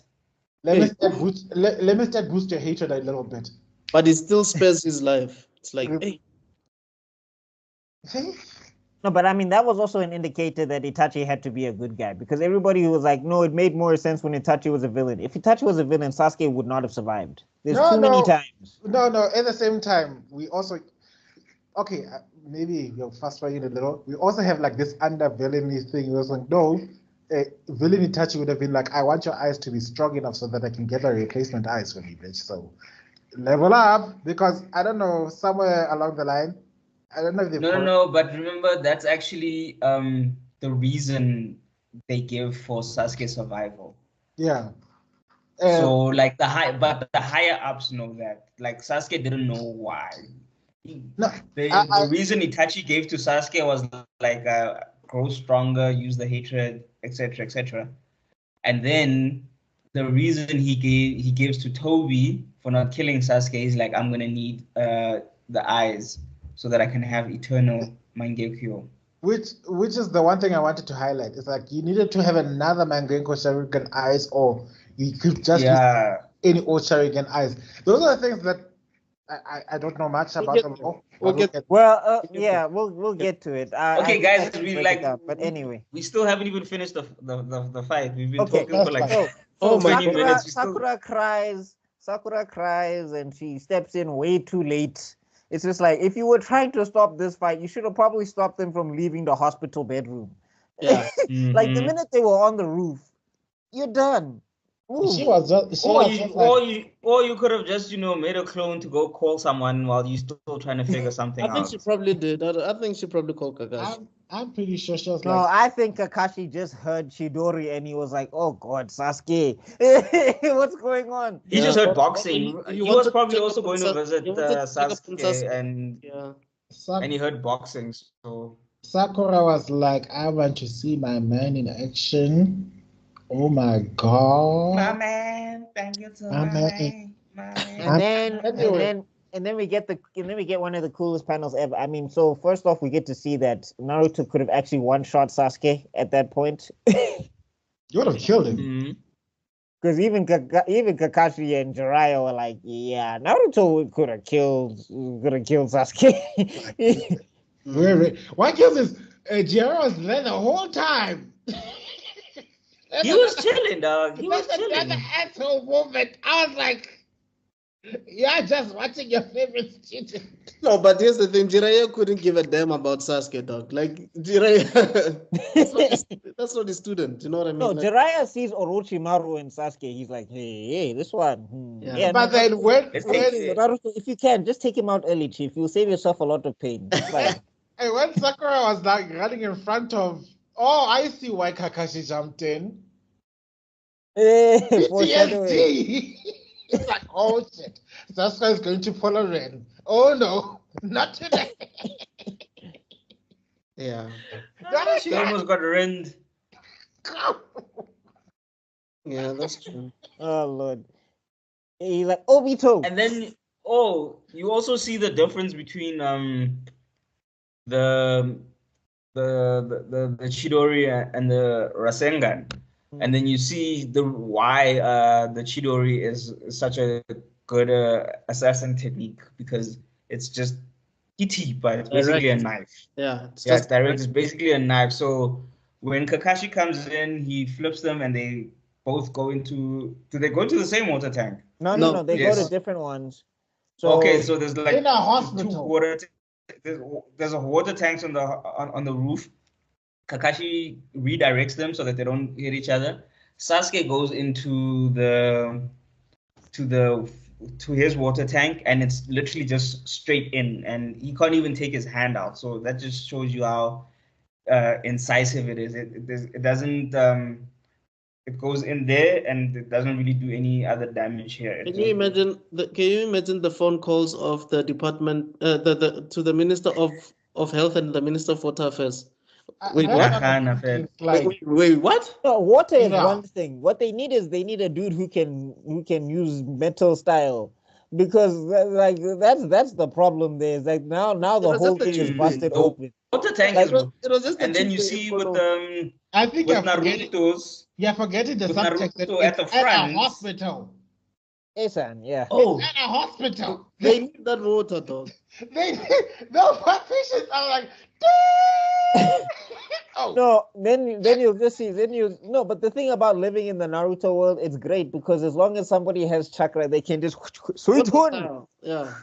Okay, so yeah, plug I the can hole. imagine waking up after a coma, like, guys, so we ran out of water, so we had to use our juice. This guy used to, so that guy's spit is in that IV right now. What was the only way we can keep him alive? So Yeah, no, his DNA is definitely in your system right now. His DNA is definitely in your system right now. no Diddy. I'd be like, I am suing. I'm suing everyone. I can't. There's no legal system in the Hidden Leaf Village. You have to talk to the Hokage, and the Hokage gonna be like, "You alive? Good." Good. I don't about understand what the Straight to problem. Akatsuki. Straight line. Actually, give me that ninja. We need to give him a medal of honor. Don't change it left or right. I'm like, you know what? Line, where great. Wow, the way we tangent. The way we tangent. Wow. Okay, tangent. Jutsu. Okay, so as I was saying, Sasuke is more penetrative. Naruto is more explosive, and I think the best way to explain it is It's like a knife versus a bomb, I think. Yeah. Have you also seen those in the kung fu movies and stuff where the guy hits the top brick and like the third brick explodes or something like that? Oh yeah. Yeah, so I think that's the best way. Like it hits you in the front and you feel it, but the power just it doesn't stay there. It spreads out. Yeah. So that's the best way. That's like Only Sasuke saw that. Yeah. Yeah. Obviously, Kakashi and Jiraiya knew, but Sasuke's like, eh.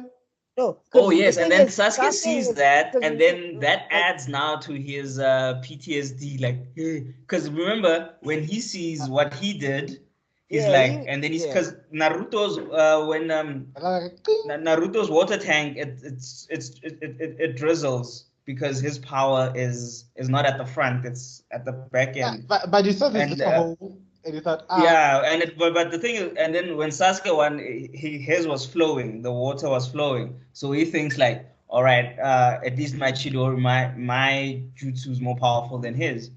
And then when he goes out and then he sees the back of the thing, it's blown out. And then he realizes like, damn, this bastard beat me again. He's better than me again. And that's now adding to his want for power. And remember what Orochimaru said, if you want power, come see me. And then what did Itachi come is like, you're still powerless. You still can't, and then he sees in comparison to the former village idiot that I thought I was bossing, but even the village idiot is like rocking more power than me.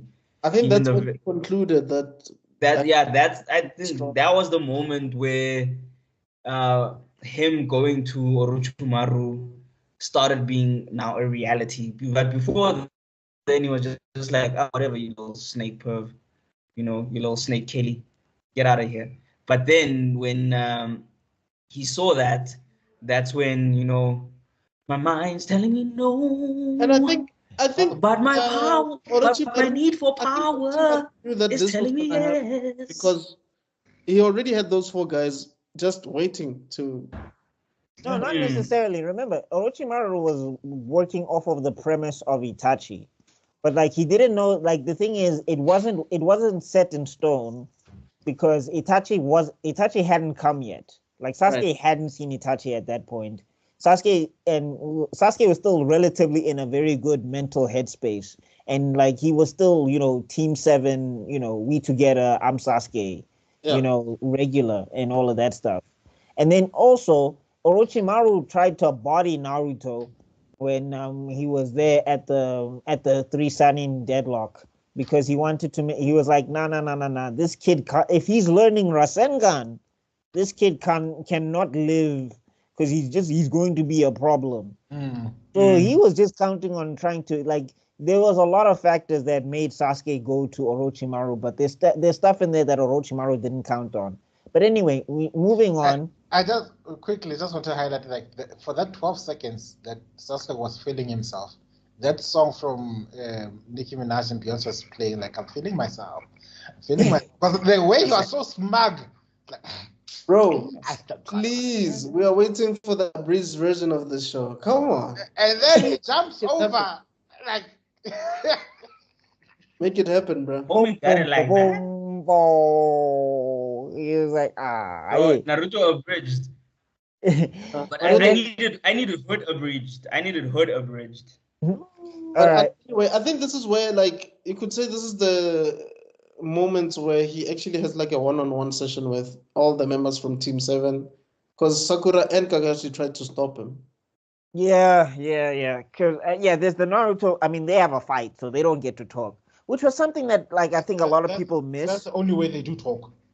But I'm saying I think that's something also that people miss is that the last time Naruto saw Sasuke, they were almost gonna kill each other. He didn't actually have a conversation with the dude. Wait, before Sasuke left, that's what you mean? Before Sasuke left the village. That's the last time Sasuke and Naruto interact, is on the roof. Mm-hmm. Yeah. And then after that, Kakashi comes in, and he almost got to Sasuke. Almost. Bitch, yeah.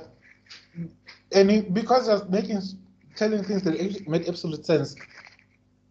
Yeah, and also because Kakashi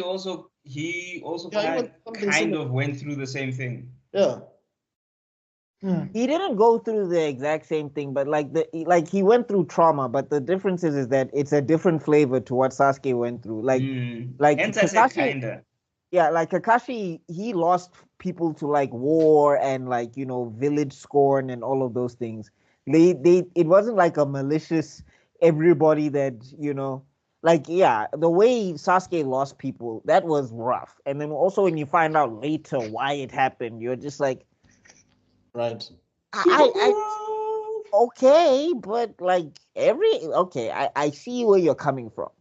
But but at that point, Sasuke was still somewhat sane, and somewhat he was still somewhat normal or whatever. So when Kakashi, as normal as it could be being a survivor of such a traumatic event. Yeah. But I'm saying when Kakashi told him, because Kakashi was like, dog, I was in the Anbu Black Ops. I was in the 3rd Great Ninja War.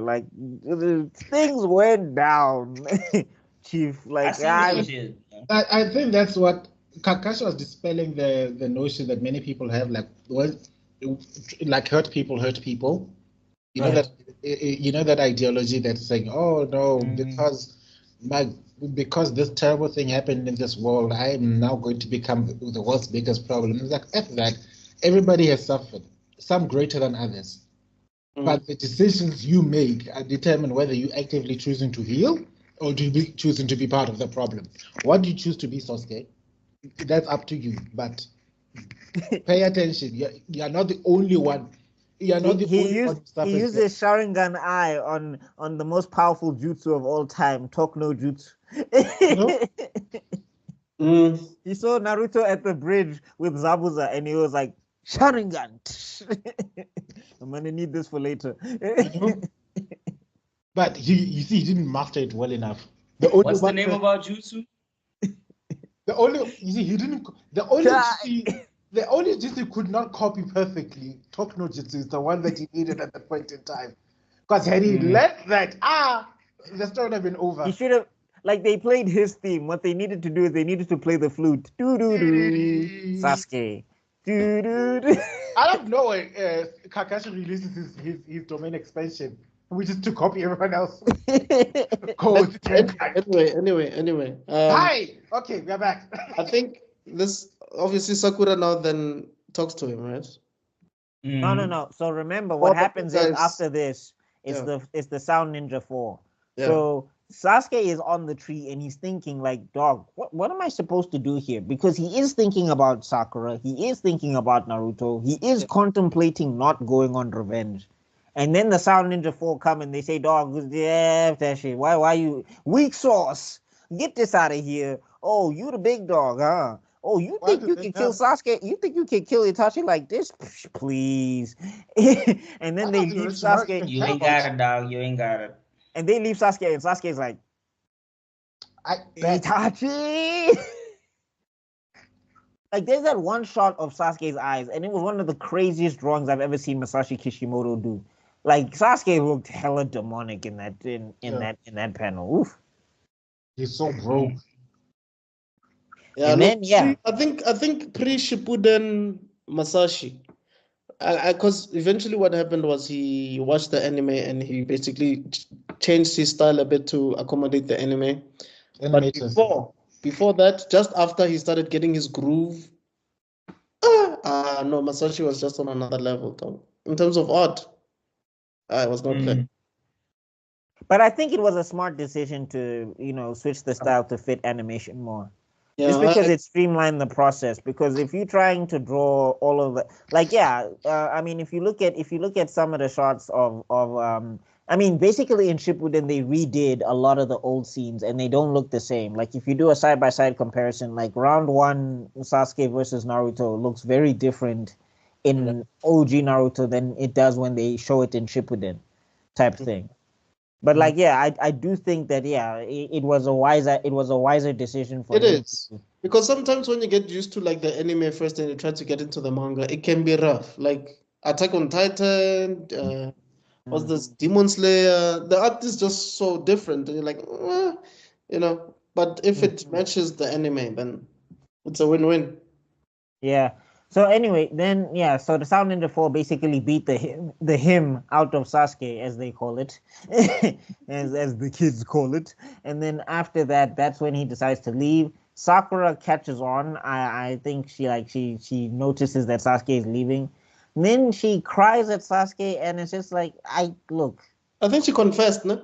Yep, big time. And it was just like, look, I don't like you. I'm not in an emotional capacity to process this right now. So I'm gonna go get some therapy, and then I'm just gonna. I have my doctor's appointment. You know this doctor is called Dr. Orochimaru. I'm just gonna bye. And then they also bring up. She also tries to relate through her behavior when she was making fun of Naruto for being an orphan. Which I was like, is that the move that you want to go with here? But you're 12 years old. Yes, I'm the girl who made fun of an orphan. You're talking to an orphan about making fun of another orphan? Yes. Yeah, but I'm saying anyway, it's just like she's 12 years old. But this was not gonna work. This was.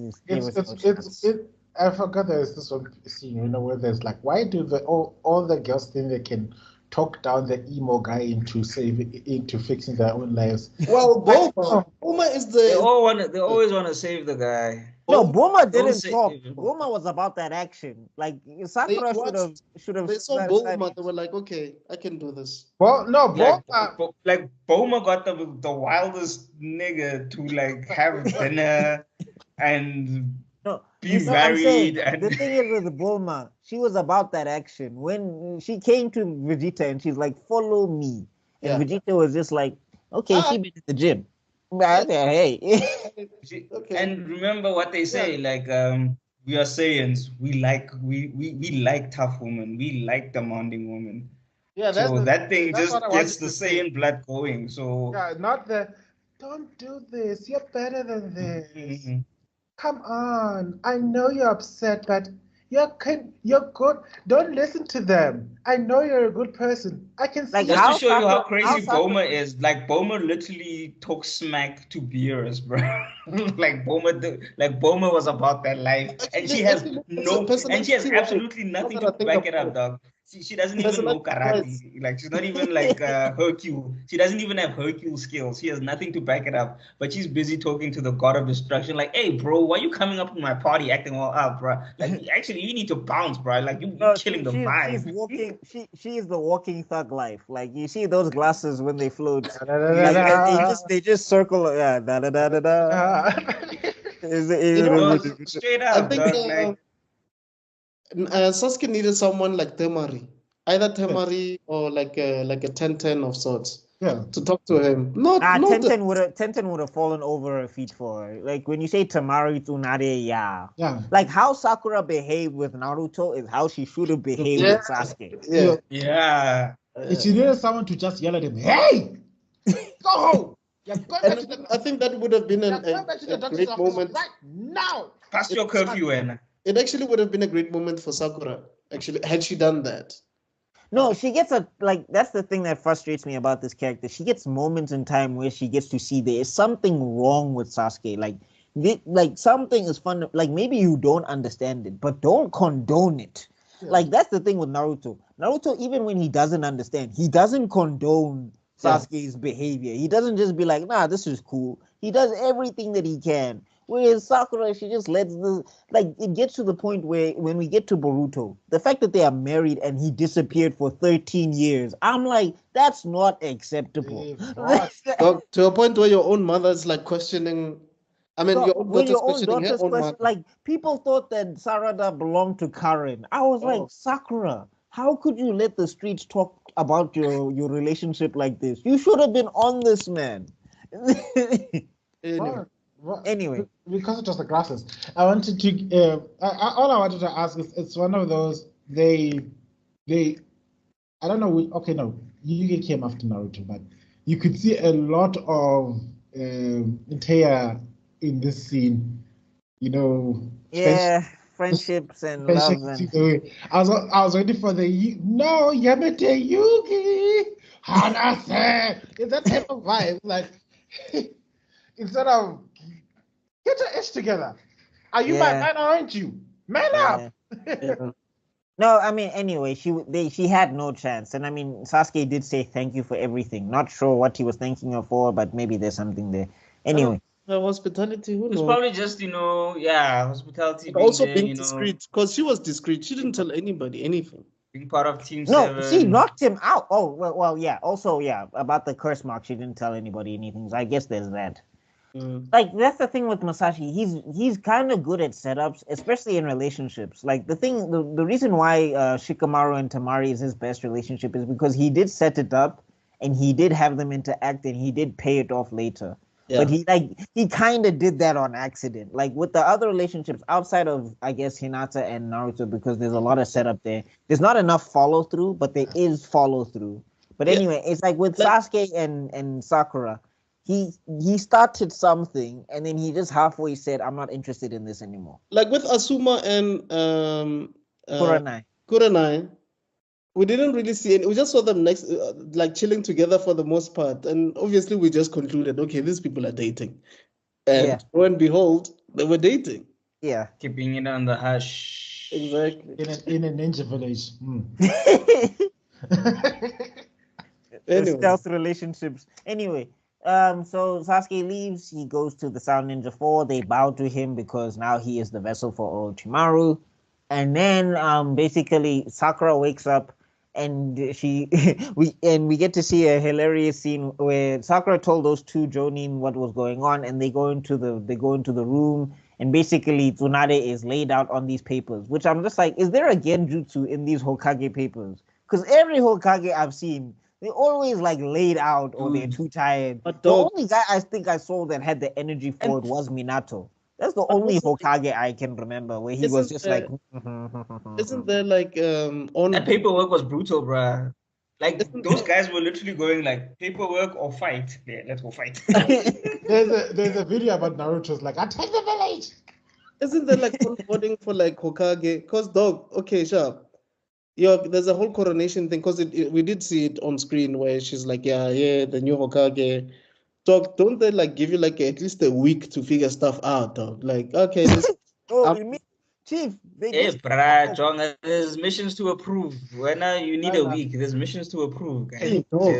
Hey, There's money to be made. Money don't sleep. Cut our military power in half, and he killed the third Hokage. You won't have time, Chief. Let's win now, dude. But that's hard. Like we must show that other people who are still here. They're taking our money. I mean, for her to even decide that Shikamaru is the only one that is qualified to be a Chunin, she heard stories. She was not even there. Like someone had to explain to her, yeah, so this kid boxes the other kid, and then this other kid is like sitting under the shade, coming up with like 10 strategies. Like, whoa, what? She was looking at the crystal ball. Okay. Exactly. Okay. Wait, rewind that. So he did what? I missed that part. Oh. No, I think she saw the moment where he flexed on that sound ninja in the first round of the tuning exams where she attacked him. No. Sorry, it's not. It's that fight with Tamari where Tamari attacks him after Naruto pushes him on the floor, and Sekamaru does one of the swaggiest moves where he's just standing on top of his kunai on the wall. Like, hey, I can't let a girl beat me now. And I was like, dog, how did you do that? Yeah. After all this is like, excuse me, okay, is this his file? Chunin, approved. I'm telling you, he acquired Chunin and he rizzed up Tamari just with that one move. Hey, because dog. she attacks him on the floor and dog is chilling on the wall on the kunai like a boss. At that moment, even that guy was like, what a man. I mean, hell, what is that feeling? Anyway, all right. So obviously, she talks to Shikamaru about this whole thing and tells him, look, we need to get Sasuke back. What a drag. I want you to organize a team of young, gifted, and talented ninja to accompany you on this. Dog. Hey. Like that's the thing with Naruto. You don't get a chance, bro. High school you must fight. The primary school you must fight. Obviously, like Shikamaru's like thinking, my boy Choji is gonna be there. It's my do or die. Like it's not. I'm saying he didn't want to bring Choji though. He was like, dog, I need Joni. Like you can't just like what? Yeah. What do you mean we don't have Joni? There are none. Shikamaru, you're not paying attention when I needed to be promoted. I thought you were there. You know how many? Hey, let's be honest. It's wild. These streets is wild, bro. The Jonin are busy. Let's be honest. What can the Jonin do that has entire time? Come on.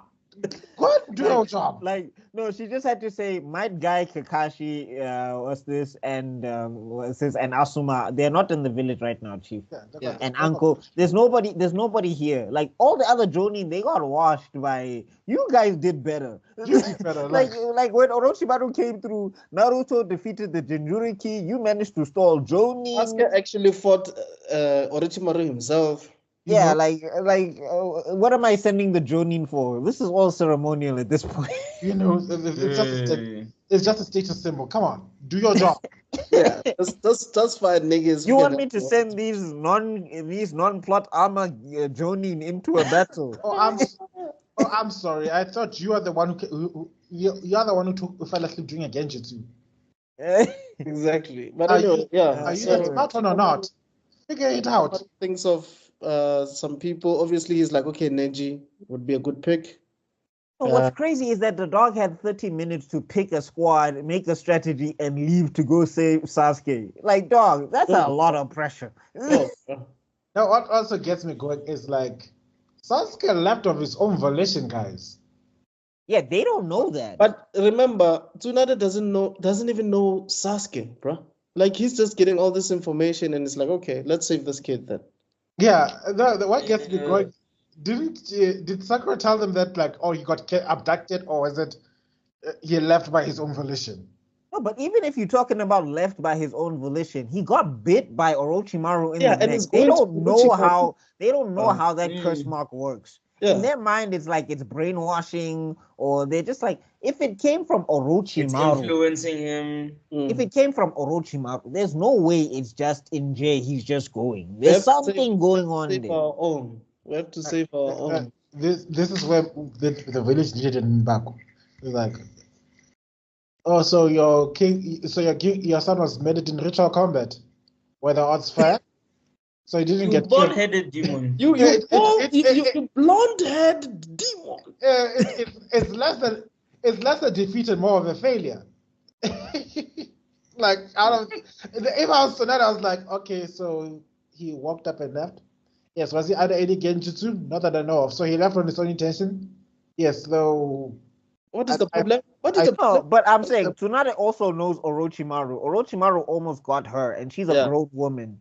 Yeah. Orochimaru almost had her manipulated, and she's a grown woman. She's like, there's no 12-year-old that can defeat the wiles of Orochimaru. You gotta go get this kid out of there. I would have just okay, we are updating our bingo books. Naruto Sasuke is the latest rogue ninja. Let's notify all the other villages. What is a friend? And your friend left your ass. He left your ass. I have a village to run. I ain't got time to waste chasing after an angsty teenager. Bro, like save this for a breast, please. I don't. I haven't got time to waste chasing after. And then counter argument. Do you really want to have Orochimaru with the Sharingan? Shit. Oh my soul. And the thing is, you would figure it out. That is a problem. Okay, Shikamaru, go after him. He would figure it out. Yeah. You've activated my logic card. Shikamaru, go after him. Wait, what? What about the Jonin that got better things to do than chase after a kid? But it's Orochimaru, and that's why I'm sending a kid. He's the only one. He's the only one he might actually take a time. You'll never expect it. He's the only. Those are the only people that must take time. He wouldn't take time to kill outright. He might waste time looking at your ass. Mm-hmm. But anyway, I think he was even skeptical to take Naruto along, wasn't he? No, remember he didn't even think about taking Naruto along. Tsunade was like, "You probably should," which, to her credit, makes sense. Yeah, because I'm just saying there was nobody else in the Genin 11 that were going to be able to do what Naruto did during the Sasuke retrieval arc. I can imagine Shikamaru arguing against that. No. Naruto. So you think Neji wouldn't have stood a chance? Not Neji wouldn't have stood a chance. I'm saying that remember they came into contact with people like Kidomaru. So Neji needed time to figure out Kidomaru's strategy, and stuff like shadow clones would have been hella useful in situations like that, because now Neji got time to learn how Kidomaru's chakra thing works. Otherwise they would have been bodied on site. Because with the shadow clone, there wouldn't be a need for concern for like a blind spot. You know what I mean? Like if Naruto had fought that guy, he was gonna figure it out eventually. No, but Neji, that whole blind spot thing. Okay, we'll get there. There's also Shikamaru like, no, Naruto needs to stay. It's like, so Naruto's like, I'm sorry, which of the two which of you between you and him can summon a gigantic frog? or which of you? Any one of you can summon anything. Which of you stopped it? Let's not even go so far. Like, okay, can anyone summon a tadpole, a puppy? Who stopped the tailed beast from attacking this village? Oh, not you? No, I don't even think. I don't even think Tsunade would have that discussion in that detail with Shikamaru, because I think she's like, you're smart enough to figure this out, bro. No, it's like I've got way too much paperwork to deal with. Yeah. So questioning my orders, okay? Like, Naruto, go. So, and I got some gambling to do later, so. I'm sorry, who's the Hokage here? Why do I have to keep repeating myself? But also, this also shows you how useless Sakura is, because why wasn't she part of the team? What was she going to do with that time, dog? No, that's what I'm saying. saying. We saw her in the forest of death when she had a chance to do something. You're proving my point. Like, that's how useless she is. She was not even an option, bro. Hey, No, this girls, is a once in a lifetime request. and Naruto. then they're like, okay, what should I do, Sakura? Sakura, go make me some tea. Bye. Also, guys, can you imagine this? How insane is this? The woman you love is begging you to bring back the man that she loves. Oh, dog. Yo, Bold and the Beautiful couldn't write a better script than that. Yo, No, like, and Princess that's when back that's so when I that was can looking have at that's kids when I with was looking at Naruto. I was like, Chief, let this forehead go, please. Please. It's one of those moments where you realize. I think it was at this moment when Naruto realized one of the truths and heaviest burdens about love is that sometimes you need to do things. If you love someone, you need to do things that are best for them, even if it comes at your own expense. Yes. I mean, Your choice to love someone hmm. doesn't guarantee that they would choose you as well. But I'm just saying, at the same time, like, can you stop treating Naruto like can you stop just hitting him for things? Can you stop just being mean to him? And can you maybe, if he wants to take you out for some ramen, just say yes once, just to see what it's like. I mean, he did save you from a Jinchuriki. Naruto's is like an irritating younger brother to Sakura, bro. Yeah. Yeah, the irritating young brother that literally risked his life to Gaara to get you out of there. You don't even wanna maybe. She doesn't. And then you thank your boyfriend who doesn't even acknowledge your existence. So. But anyway, yeah. So he picks his team. They head out, and then they start chasing these guys, which has one of the best opening in this first arc for me. Like in this part one, that because obviously the openings change per arc, right? So that whole thing of them seeing them running there, that was pretty cool, man. Yeah. We are Is it Fighting Dreamer still? No. It's the one that starts with, I think it's like Sakura. Oh, no. Sasuke It's and Naruto and Sasuke. Yeah. Katsura. Yes. But and that's when the guys were running. Yeah, that song. Baby. That's all I know. Yeah. I need to do a refresher course on my theme songs. I just realized I just like someone. Like I see it, but I don't remember the music. Like when it starts, it's like that fence in and then it's like yellow. It's like yellow. Yeah, that's what I'm saying. Like I can see it, but like the music is not coming. Oh. Yeah, but anyway, that's and then I know it just ended. Baby, it was a really good opening. The weirdest ending ever. But anyway, yeah. This is when you start realizing, okay, this world, there's no cards. Like trees, if you don't have trees, if you guys kill trees, you guys are gonna screw this whole universe up. No, dog, you gotta run, Chief. The mode of transportation is chakra. Those trees are the best. Kenyans are gonna look at you and go like, yo, these guys are run. I think he also helped the animators because I'm sure he was thinking, okay, these guys are gonna be drawing. I can't be drawing landscapes for this long. Let me just draw trees. These guys are hopping on trees. It's easier to in some point in the anime, niggas is flying. Like they're not even jumping anymore. Yeah, it's just like this. That's all you see. Yeah. So guys, what was thinking? Like, yeah, actually, very true. Yeah, that's all you see. Like damn these trees, bro. Like it's like in the kung fu movies. You know, like in those old kung fu movies, they're trying to say we can't explain how. On some hidden dragon, crouching tiger. Yeah. Just Kubo did the same thing, man. When you see like the Gote thing in the sky talking, you're like, wait, wait, what? No. No, but you remember those ones? They can stand on the air. Literally, they're walking and taking strolls in the air. They walk on the air. Like, yeah, but still, they have no air. Everything to them is a. But dog, it's the deadline that hectic that you had to like come up with the whole reason. I'm convinced it was a mistake. He made an accident because the first time you see somebody floating or sliding in air was when Ichigo was fighting against Inoue's brother. And he knocks him out of the building and then he slides in the air. And I'm thinking it was like a mistake. I'm like, oh crap.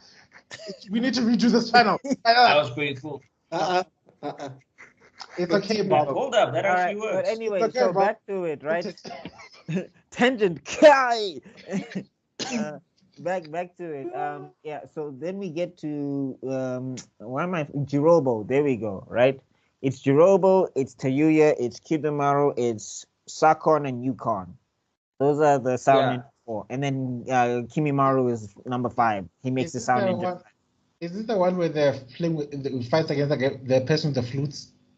No. That's Tayuya. Yes. So yeah. Who's So the first- Jirobo's the first one. He hits them with the earth star, and we get to start seeing that, like, we get to start seeing Shikamaru's mind and how he's trying to strategize. But we also get to see that the Sound Ninja 4 are all Yeah, hella played with, strategic as well. They're not Yeah. they're not playing. I see the babadis. They're not. Kabuto wasn't the only problem. That's when you learn about it. Like, No, like that's the thing. Orochimaru is such a schemer that he made all of his ninjas schemers. Like if you're in the Sound Village, you must be a schemer. You can't, like, Orochimaru would have never tolerated a Naruto. Chief, you are dumb. Ouch. and This is at when the same time, you're dealing with this guy who's going around grooming children. You better get your scheme game up to date because you don't know what's going to be doing to you behind that closed door. Like, you've developed new skills. Thank you, Mr. Orochimaru. Come to my room later. I want to see what you can do with them. Then next thing you're stuck in a test tube. He's shoving Hashirama cells up your ass, and you don't know what. I'll always give. So you need to be cunning. It's like, oh no. I'll always give Kishimoto his props because he manages to find a way to have a cute or interesting mascot-like character in every arc. In the first one, it was like those dogs that Kakashi, That shower. That's the same shampoo that Sakura does, and she has a depression. Then it's the whole Toad Jutsu. Then we meet like those characters there. Then now we're starting getting we're getting used to Konohamaru. Not Konohamaru, man. What Akamaru, yeah. Like now we're starting to know, there's Akamaru, and now we're seeing how cool Akamaru is, which is weird because that name is from Akamaru Jump. I figured that out later. I was like, this so-called Shonen Jump, Akamaru Jump, yeah, isn't it? I'm not making the connection. Akamaru Jump is a magazine in Shonen Jump. Is it not? Wait, just give me a second, because maybe it's because of what's that Bakuman? Ding ding ding ding. I think it's actually called Akamaru Jump, not Shonen Jump, isn't it? Ding ding ding ding ding ding. I'm editing elevator music. Akamaru Oh, Jump. it's Akamaru Jump. Yeah. So it's not Shonen Jump. No. Where did Shonen Jump come from? No, it's Akamaru Shonen Jump. Oh. Yes. Okay, I'm sorry. I was keeping the audience occupied while they're busy doing their research. Oh, Sure. that's for the background music, buddy. Anyway, so Not copyright. Robo, and then basically what they do is he traps them in the boulder, and then Shikamaru doing like genius plays. Like that's the thing about writing Shikamaru. That has to be one of the most stressful, Challenging, stressful stuff, dog. Because you got to think smart stuff, or even if it's just regular stuff, you got to make it sound smart. Because the thing is, the obstacle itself has to be smart before Shikamaru comes in to solve it. I think and that's props to people. Don't realize the writing how difficult writing a genius can be. Yeah. Because you need to show how smart a person you are. A genius is always ever as smart as the author that is creating it. Yeah. Gents, I'm gonna go have to eat, so I will still be here. I'm just gonna turn off because I am starving. But let's continue. I'm turning off my video because I have to move. Yeah. Okay, Please hold while the author needs to go eat before he faints. Yes. Anyway. Okay, reverse summoning jutsu. Why am I the sound effects guy today? Anyway, so Shikamaru does that genius play where he figures out where Jirobo is within the barrier, and he figures out where the weakest point of the chakra is in the barrier.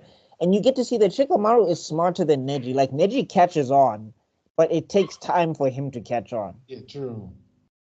Which is kind of interesting because it's like with his Byakugan, he should have been able to see all of that, but maybe because his chakra was getting like sapped, he wasn't having the brain power that Shikamaru had.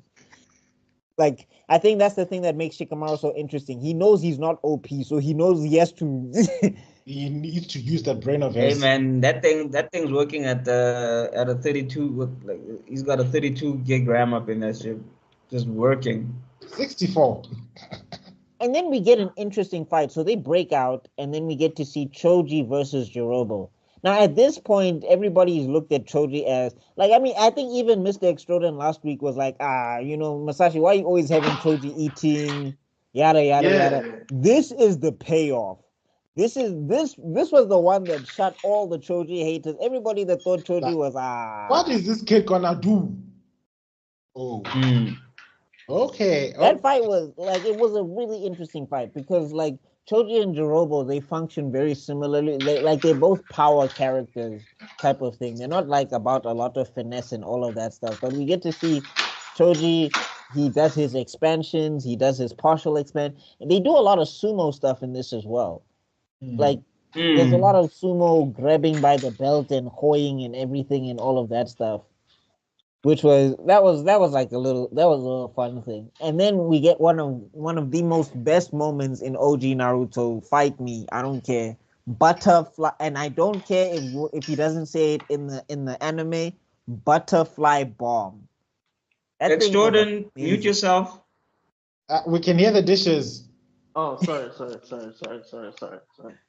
No, it's his kunai, guys. It's his kunai, guys. Yeah, it's his kunai. He's in the middle of a battle. He's fighting off the dishes. He's fighting them off. No. He's the fact that he's eating is just an excuse. He's actually having a fight with several joining class ninjas, trying to shut down this podcast because they fear that it might challenge the leaf one day. So, ting ting ting. And yes, I do agree with you.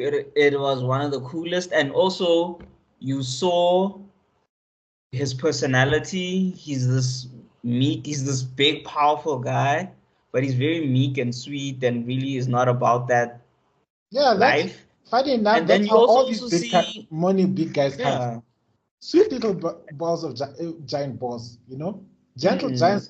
The term gentle giants doesn't come out of nowhere. There is truth to it.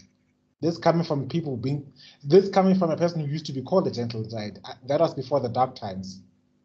Before the times. I was about to say you a gentle giant, but you've explained it. The dark side took over. Until the Hollywood attack. Until the live action adaptations attacked. Yo. You know somebody's asking us to do a live? Yeah.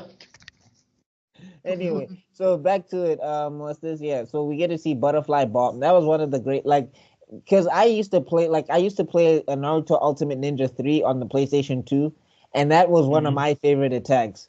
Where Choji would be like, with my last breath, I will stop you. Butterfly bomb. I was like, yo, never knew a butterfly could have a bomb like that.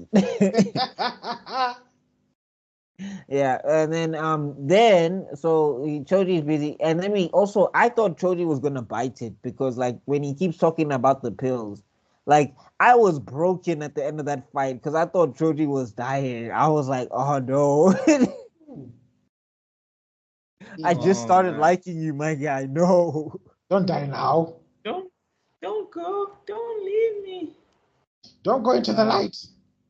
That's when I knew that Naruto, like anime, was different. I was like, dog, I've never watched a cartoon and thought, you know what? Ed and Eddie are gonna bite it next week. I was sitting at the edge of my seat like, yo, did Choji make it, guys? Please tell me Choji made it. And then we go to the next fight, which is Kidomaru and Neji. Woo! One of the best fights. Because now this is two different. Like I believe our friend, you know, I believe our friend Rono Zoro. I believe Zoro said it best. Like it's always interesting when two different personalities like fight or whatever. And like Kidomaru, he's this brash and violent and cocky and Neji was that. Now he's something else, which is interesting. Yeah. Like Neji was the brash, violent, cocky. He saw himself in this kid, and I'm thinking it's like, oh boy, the things I'm going to do to you will be therapy for all the times I thought like you. It's like, you know what? I could talk no jutsu yourself out of this because I would say like I was like you. But this show ain't called Neji. This show ain't called Neji. It's called Naruto. I can lay hands, and I need this therapy right now. Like it was such a crazy fight, like because also like the way it starts, like Neji with the gentle fist, like bro, that thing was so cool. Like I was walking around the house like just. What are you doing? Nothing. What is this time? It's this satanic rituals. Busy waving around his arms in the middle of the day. What is this child doing? You know, I must cancel the DSTV. I will never.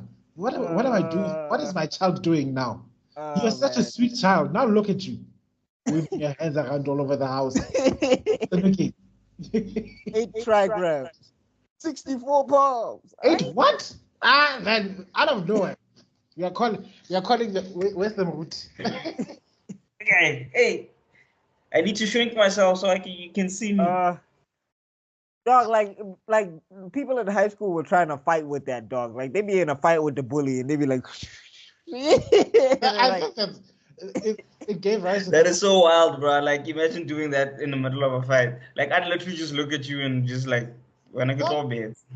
Like I'd literally smack you. I'd literally hit you like this.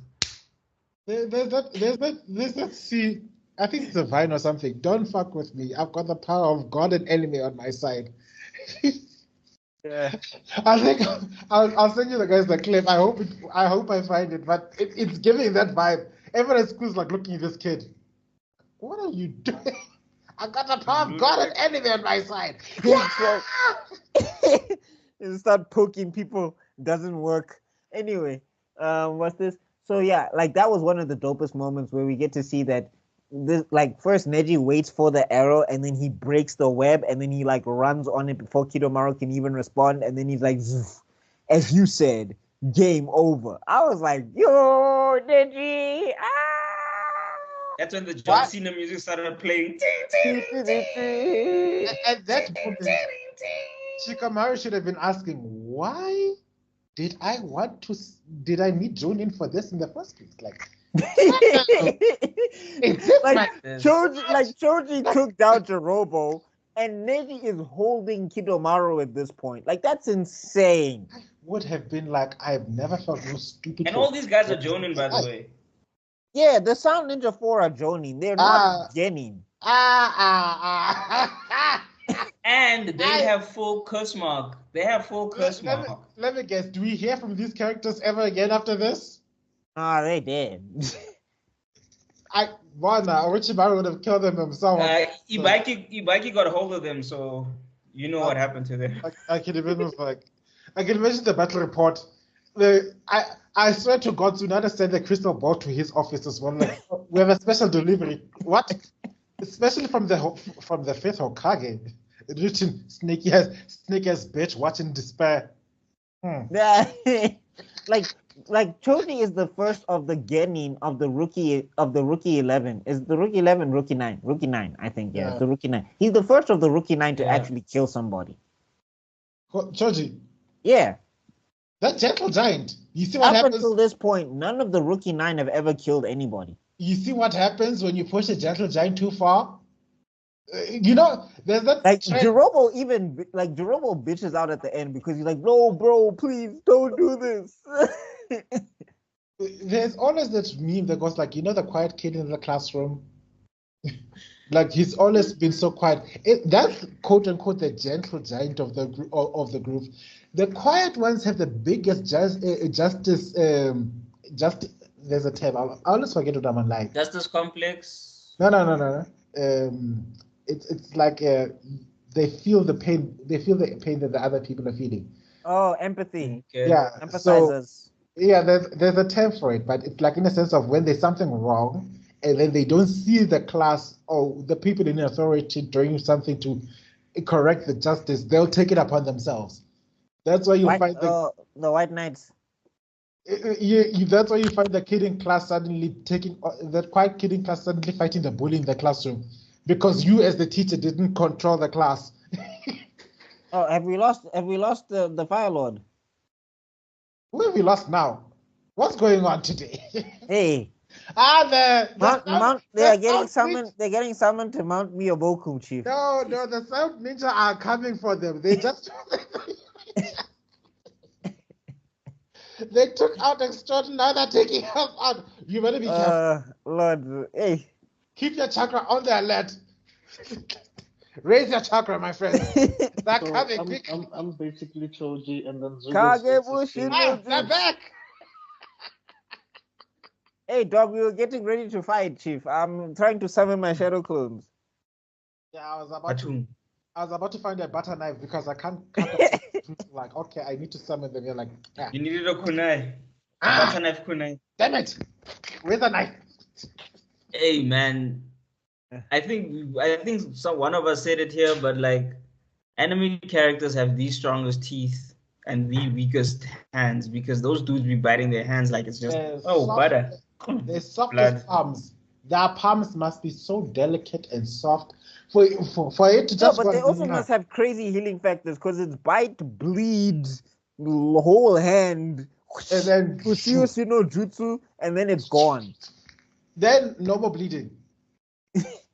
Anyway, back to it. So then we got to talk about this moment. It's one of my favorite moments in the fight. 8 trigrams, 100 and what? 132 palm. He doubled. No, he 128. 128. He doubled it, not tripled it. He doubled it. So it's 128 palm. Yo, that thing was so dope. Because even like Masashi knew how dope it was because he showed it from 3 angles.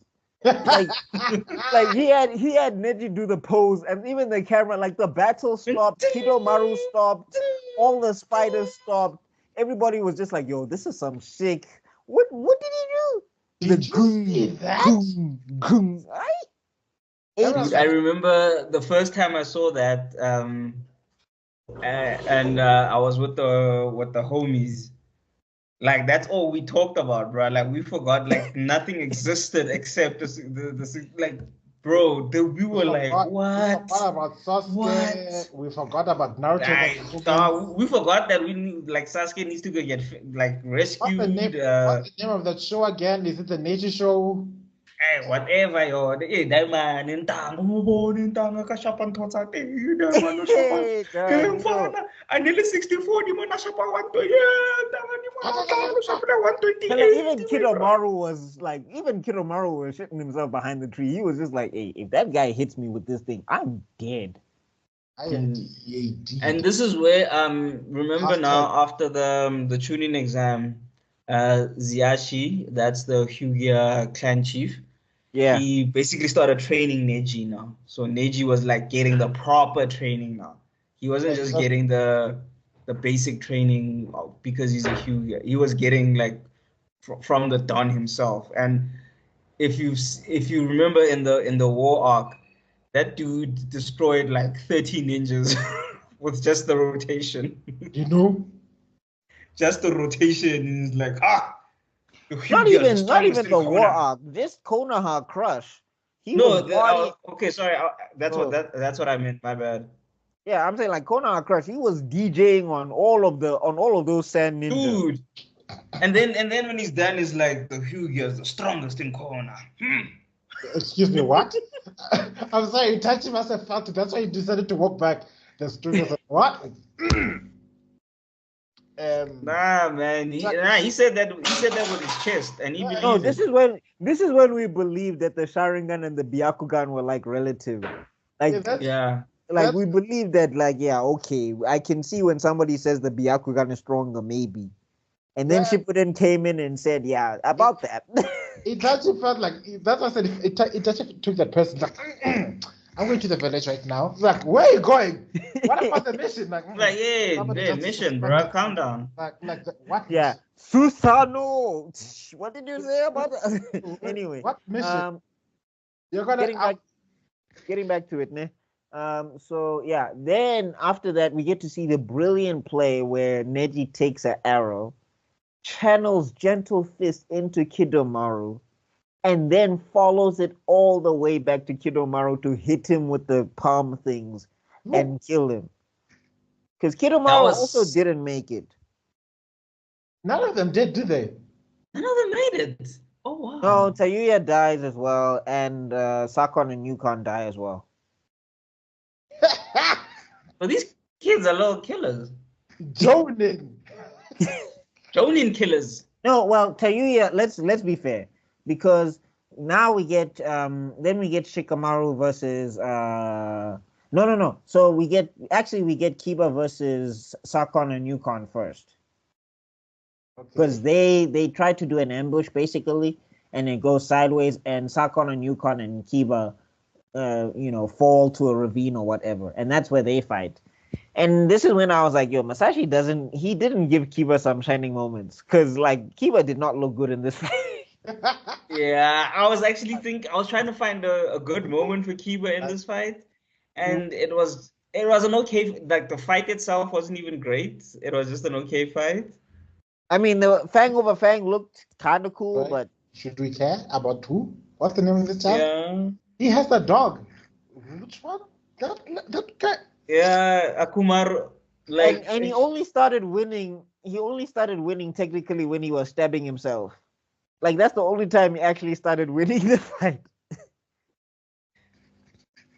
Yeah, man, it was not his shining hour, but anyway. Yeah, moving on. Everyone got shining hours except him. Yeah. Moving on, then we get Shikamaru versus Tayuya, which is one of my favorite battles. Mr. Extraordin, we're talking about your boy, so you must come. I just want to say something. Has Keeper won any fight ever? He beat a bunch of people. He beat a bunch of fodder in the war arc. Oh, okay. But in part one, beaten. I mean, he even beat. No, he didn't beat. He didn't beat Sakon. Didn't thingy come through? Yeah, we're about to talk. Yeah, we're about to talk about we're that. about to get there. But I'm just saying, like, basically in part one, Kiba was the Yamcha of the group. That's all I wanted to say. Wow, he came in, dropped a bomb, and bounced. No, Rock Lee has two W's on Naruto and Sasuke. So yeah. Hey, you beat the brakes off him quick. Just one of those moments it was one of those few moments that Sasuke is beginning to get humbled. Yo, I think you think about it, ever since he met Rock Lee. No, Sasuke's whole trajectory is that he'll flex and then he'll get humbled, and then he will flex and then he'll get humbled. Sounds like to me. That's why, like, Killer B, when they introduced Killer B killed him like 3 times in that fight. That was the most disrespectful. I was trying to avoid, but that was the most disrespectful humble. Like that. That's like Sasuke was. I can't think of the top of my head of a more disrespectful thing that happened to an anime character than someone pausing in whipping. And remember, he was already whipping his ass, and then he pauses, writes down a rhyme, and then continues the beat down. Like it's like I've got some bars to spit. Damn. No, and he was slow. He was writing it down. Dog. He was like, I come through with the fire. I'm hot sauce. Whatever. You know what kills me? My man hates Killer B, so it's just like I can only read him in the manga, but I can also not watch him in English because those rhymes make me they make me ill. No, those rhymes are horrendous, man. No, like the thing is, Masashi makes fun of Killer B's rhyme style the entire time though, because everybody is just like, dog, you don't know how to do this, and Killer B's like, bruh, I don't care. Your spit game is whack, chief. No, Killer B don't care, bro. He's the ultimate SoundCloud rapper. He's the ultimate SoundCloud rapper. You can tell him he's trash all day. He doesn't care. He'll put out like 15. He'll put out more stuff. His album is trash. He's putting out 2 tomorrow. Again, what's that artist's name? I'm forgetting his. He's like the guy whenever he draws somebody they hated. What's Rasta. this? Rasta. Oh, Rasta. Yeah, Rasta. Yeah, Killer B is the Rasta of Rasta of the rap game. yeah, he's the Rasta of the rap game in the Naruto verse. You tell him it's horrible, he makes more. Like he's the guy who's in like he's in a feature everybody skips whenever he's on. Like they just They skip his parts. But when they see him box, bro, when they see him box, it's like, yeah. I think it's that song, Lamborghini Mercy. Yeah. But who did they skip in Lamborghini Mercy? Kanye West. Sorry, compared to Oh, Aaron. So I mean, also like King's. I don't skip anyone in Lamborghini Mercy. No, I mean, a better example would be King's Dead, where Future was like, la di da di da, snap. And I was like, okay, skip. yeah. Okay, fine then. Yeah, because I'm sorry. Because I was like, Lamborghini because Mercy, yeah, everybody because holds the Kendrick wrong. and J Rock were rapping, and then la di da di da, snap on. I was like, okay, I song's over. Yeah, no, he already had paid off his house. He had his car sorted. The school fees was already paid, so he was not hungry though. Yeah, it was like, this I is, was stress-free. it was a chore. I was like, that wasn't even a mask off, my guy. You couldn't even mask off for us. You had to la di da di da, like. Okay, yeah, here's a nice example. Anyway. In that problem song. Kai! Okay, so then after that, yeah, then we get Shikamaru versus Tayuya. This battle it's one of my favorites. Like, it's so underrated. So, like, we get to see Tayuya's genjutsu and everything, but we also get to see that how useful a kunai can be, because we've not seen these kunai being useful at all. By the way, have who's the been leader of decoration. Sound 4 of these? Like, is there a leader here? No, not really. They're all There is not Just in this the league not kind of- in the Sound 4 there isn't a leader. There isn't in a the leader Sound Ninja 5, it's Kimimaro. Kimimaro is the leader, like Mm. big time. But out of those four, they don't look at each other as leaders. I mean, as followers or whatever. Everybody's like, Taya tries to be the leader, but like no one really.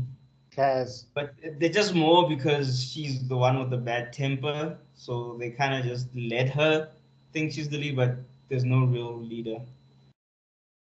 yeah.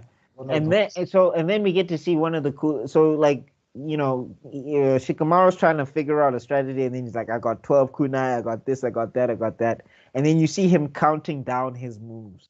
And I thought that was one of like the slickest things ever, because there's not a lot of action happening, but it's so interesting with what's happening. You know what he's saying? It's not the flashy backflip, front flip, Rock Lee stuff that we love, but it's like, yo, this is so cool that he's able to do this with the limited amount of kunai that he has.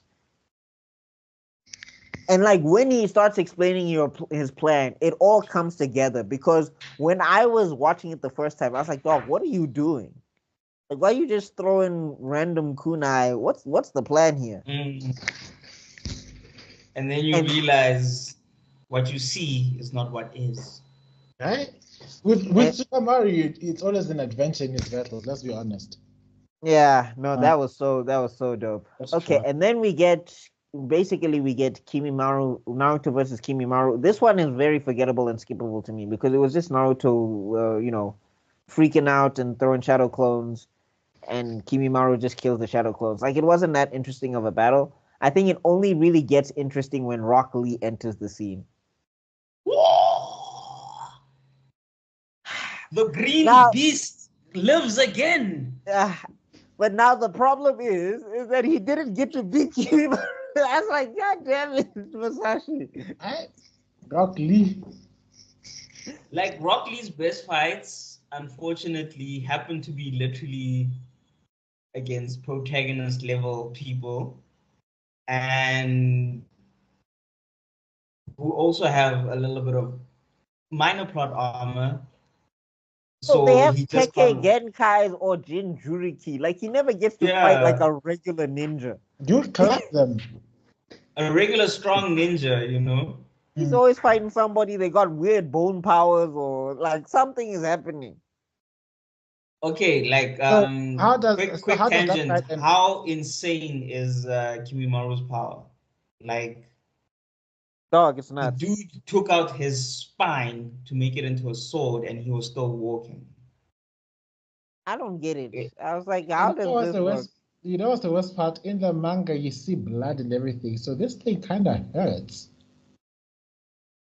the weirdest Keke Genkai I've ever seen. It's not like you're pulling out a Z or something like that. I mean, literally pulling out. Yeah, and also remember, he doesn't even need to.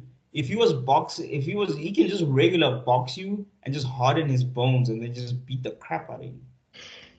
So even if you kick him, he just makes his bones stronger. So now you actually hurting yourself. Like it's.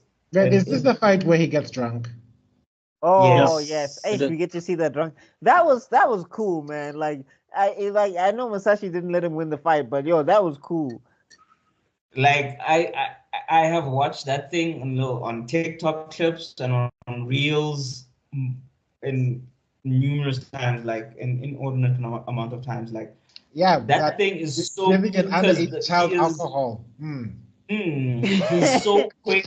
He's so quick. He's so effective. Japan doesn't care, Develo. How many sexy jutsus have we seen up until this point, my guy? No, but also even in the story, it was a mistake. It's not like it was deliberate. I think he just accidentally took something that he was not supposed. Yeah, he was supposed to take. He was supposed.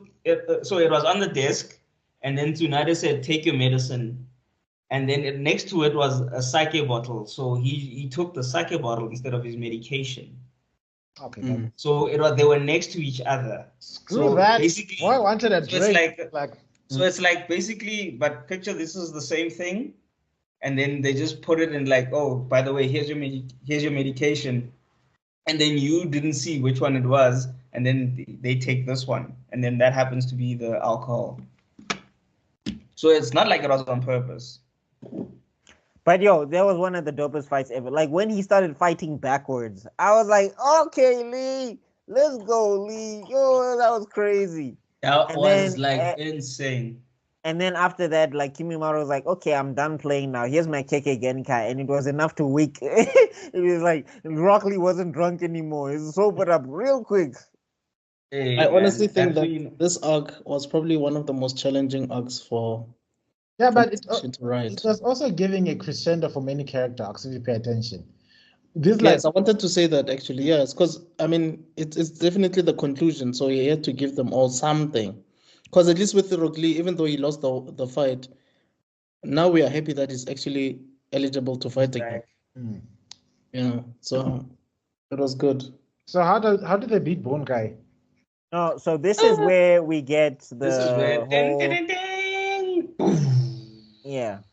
So that, I think Naruto also intervenes for a bit. No, he doesn't. No. It starts with Naruto, and then Rock Lee intervenes, and then he goes off. Oh, and then the final boss of interventions come through. Gaara. And then for so it was Operation. It was Operation Repay the Leave. So Tamari goes to Shikamaru, Kankuro goes to Kiba, and then Gaara goes to Lee. And those are born killers. They the moment those people entered, the Sand don't play. The Sand don't play. They don't leave survivors. They're not nice. Yeah, they're living embodiment. And they talk no jutsu is do you want to die quick or do you want to die slow? That's they talk no jutsu. The funeral. With them, like it is pretty clear that these people shouldn't be genin. Like they shouldn't be genin at all. The Sand. No. Like, I don't know how those Sand guys were genin. Like Kankuro alone, he should have gone in there as a tuning as a tuning minimum. Let me tell you. Never mind Tamari and Gaara. Like I think it's because their respective villages didn't have that village didn't have that head at the time because they didn't announce who's the next Kazekage. So I'll give them that pass, but I bet after every win, Tsunade was busy updating the file and Choji chilling. Who did he do? No, but like the Sand got bodies. Like yo, when they 124 pounds, 120 what pounds? Distinction.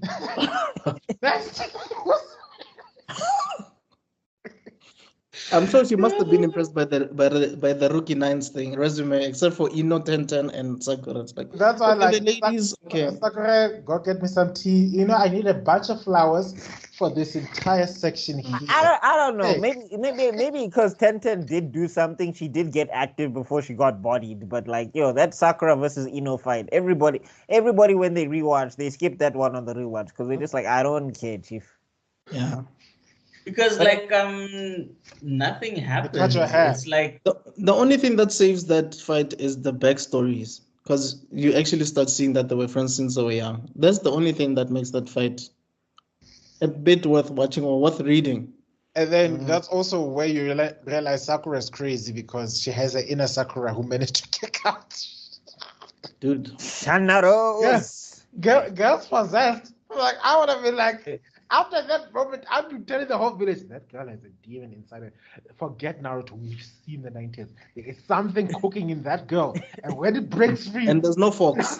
There's no demon anything. We can't seal it. It's unseen. No, that was the evil that drove her towards Sasuke. Anyway, getting back to it.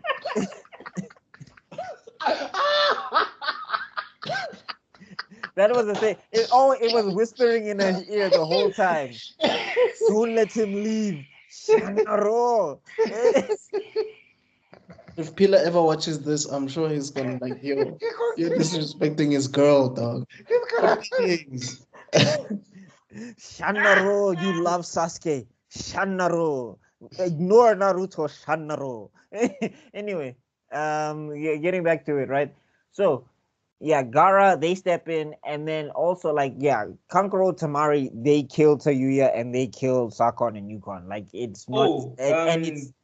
Murder. Tamari didn't even waste time. Tamari's like, yo, so give me an update. And the dude is like, well, her powers are A, B, C, D, E, F. Got it. And he's like, oh, that's it? And then she was just like, fuck it. 3 dots, fan. Wow. No, she was like, oh, this forest, we don't need this anymore. This whole forest is going. Yo, dude, she was like, okay, yeah, like, shit. I got lunch in like 30 minutes, man. I ain't got time for all this. I don't know what they leave for you to spend time thinking about these things, but I have got to go sign an appointment. This has to do itself. You know, she's like, ooh, dude, I've been waiting 2 weeks for this hair appointment. Like Kankuro's move is like, it's actually very scary. Like when I think about it, it's like it's almost like a mini torture move, because he like closes you in a dark room and then you just get stabbed from all directions and you don't know what happened.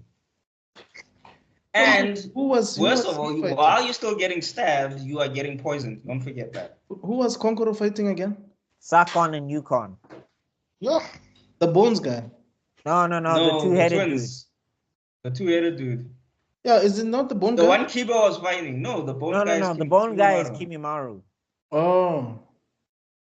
Okay. Yeah, so he's the one with the 2 heads. So like they sanitize it a lot in the anime, but in the manga, it's just like, yo, dog, this is actually, and it is. Remember, he gives you, he locks you in that thing, and then the limbs they turn into knives, and then they come in. So it's like kind of that magic trick, that woman in the box magic trick. Yeah, but except there's no knives missing or fake knives. They stabbing. So but don't forget, and these knives are poisonous. So even if maybe you're gonna try and like, okay, let me break out of this thing, now your chakra's messed up because you've been poisoned. So now you can't even sound. I think this also shows you how effective of a leader Tsunade is. Even though she had entrusted Shikamaru to come up with a team, she knew that reinforcements could be of paramount importance. But she got a Rock Lee there, and still managed to convince the Sand to go there and be of aid. That's amazing. She sent a letter to the Sand. It's like, hi, I'm Tsunade. You're the new Hokage here. I need reinforcements. Let me show you what it means. Let me show you what it means to send. Let me show you what it means to refuse. You see it. You see a caved-in table. That was just me sneezing. So Bye. No, it's like you guys owe us because you worked with Orochimaru. And Yeah. like if we want to take it there, I know you've got Gara, I know you've got Temari, I know you've got Kankuro, but outside of that, do you really have anybody?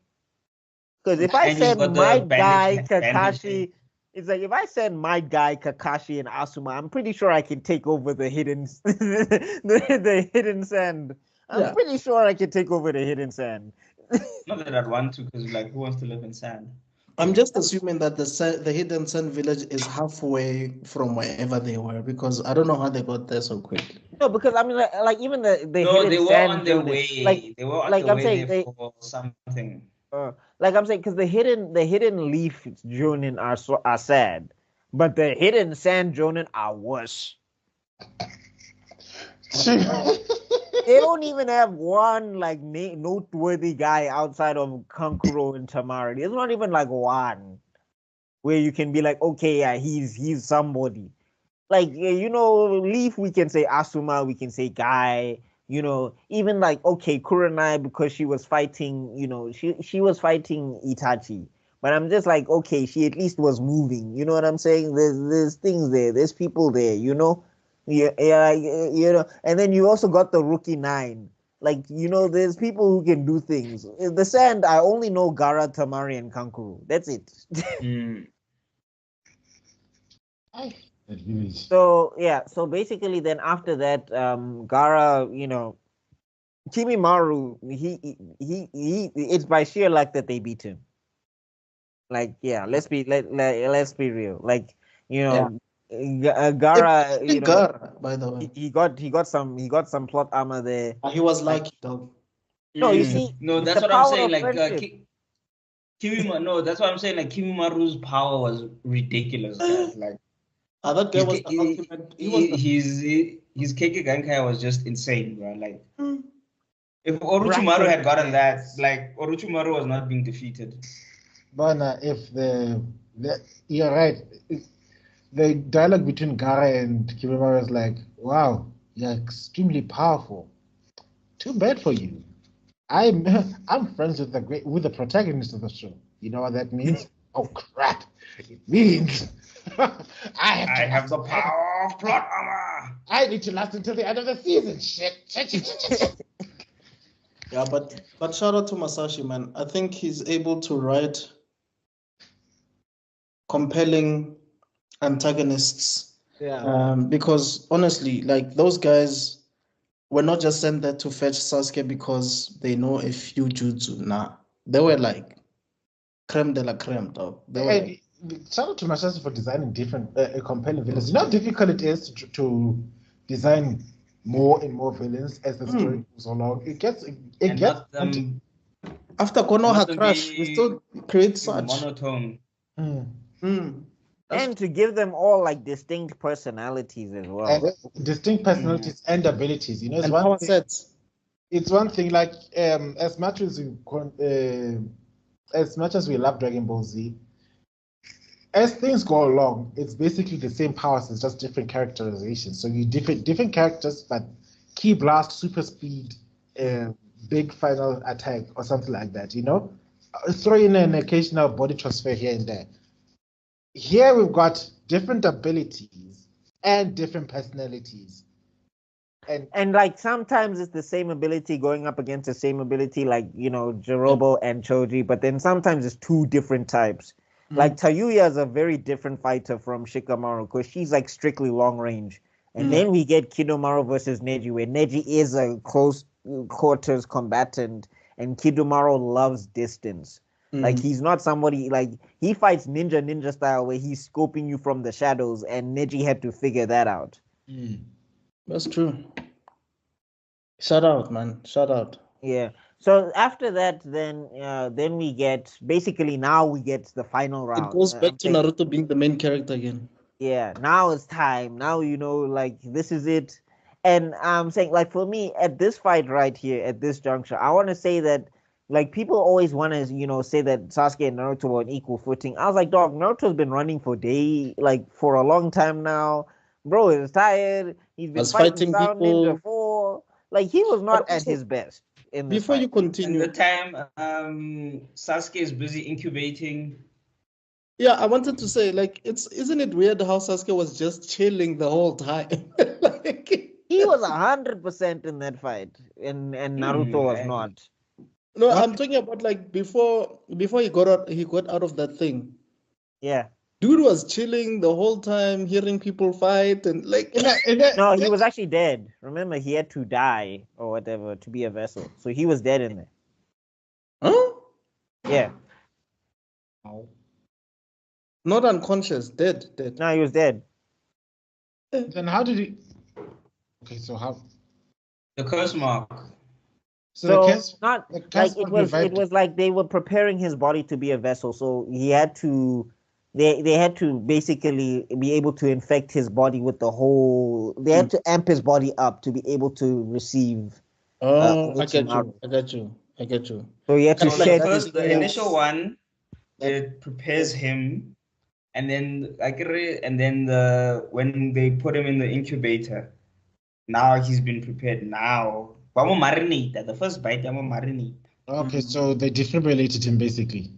yeah, Yeah, that's the word I basically. was looking for. Yeah, but Yeah. but also I think we're missing this whole thing about the whole decoy thing because it was like they had two of those things, right? No. The decoy was are you talking about when Naruto gets it away from Tayuya? Yeah, man. If I remember correctly, wasn't there like a whole thing of we finally have him, and then only to find out that there's nothing in there? No. So what happens is that Shikamaru does come up with a plan, and they manage to get it away from from Tayuya. I forget what the plan was. I forget the details. But yeah, Shikamaru came up with a plan. Naruto gets it away. They're about to run, and that's when Kimimaru steps into the picture, and he takes the vessel, and then he goes towards Orochimaru, and that's when Shikamaru has to fight Tayuya one-on-one, while Oh, Naruto chases Kimimaru. right. That makes more sense. Okay. Yeah. So now here it's the end game. It's the battles of the battles. It's Sasuke versus Naruto. What do they call that place again? Valley of the Madara End. And Hmm? Valley of the End. He did it Valley of the again. God End. damn it. Stop syncing with me. Unsync jutsu. Again. But we had already spoken about this. Guys, we're all in the same room. We're just pretending to be in different places. No, but In me and one big Danilo complex. keep doing it's a running meme at this point. Like It is at scary least- though. There's That's what at least 5 videos where we've done this now. Yeah, it's scary. It's really scary, guys. What's Like if I ever get time, I'm actually gonna do a super cut of whenever it happened because Yeah, it's scary. My thing Oh is my special God. effects that come out of nowhere. Your thing is sinking. I don't know what's going on. What's going on? Mercury retrograde or whatever it's called. oh Lord, And the sound. I'm never gonna beat the Yu-Gi-Oh. I'm never gonna beat the Yu-Gi-Oh allegations. I'm Yugi and he is Yami. God damn it. Yeah. That's unfortunate. Damn. You transformed to a 6-foot fat man. Who's I'll drawing take my mon- millennial atom back. My guy, no. Who's constantly drawing Monster card or You know, I was like, no. I thought it'd be a sexy pharaoh. What is this? Kanti, you're not. Oh, I thought you were. anyway. Anyway, getting back to it, right? So, Valley of the End, and then that's when hey, big and what's this? We get to see this fight, and the fight is good. I really do like this fight. Now, one thing people need to remember is that Naruto's head is not in the game at the beginning. It takes a while for him to get started. Like revving up an old car engine. Because like he's like, all right, dude, let's go home. Why are you doing this? And then he's just like, are you telling me that I left all of those people back there just for you to cop an attitude and go towards Orochimaru? I will beat you into it. I'll beat you senseless, cut off your hands and arms, and drag you back to the village. They'll fix you there. Don't you dare tell me that nonsense. Oh, Like- oh no, my brother was mean to me. At least you have a brother. I let Choji, I let Neji, I let Rock Lee, I let Shikamaru. They could die out there, and okay. For but, you. For you. Oh, how nice! I thought that'll be a perfect argument. It's like, do you know how much these people actually care about you so much that they're risking life and limb to come for you, and you're busy doing it? Sasuke doesn't care, bro. I would have that. Respect to Naruto for being so calm. I would have guys just like, you know what, Uncle Nine Tails, you know what? Yeah, I think the thing is, he knows that people care about him, but that's the very reason why he's going away from that, because to him, he believes that they're making him weak.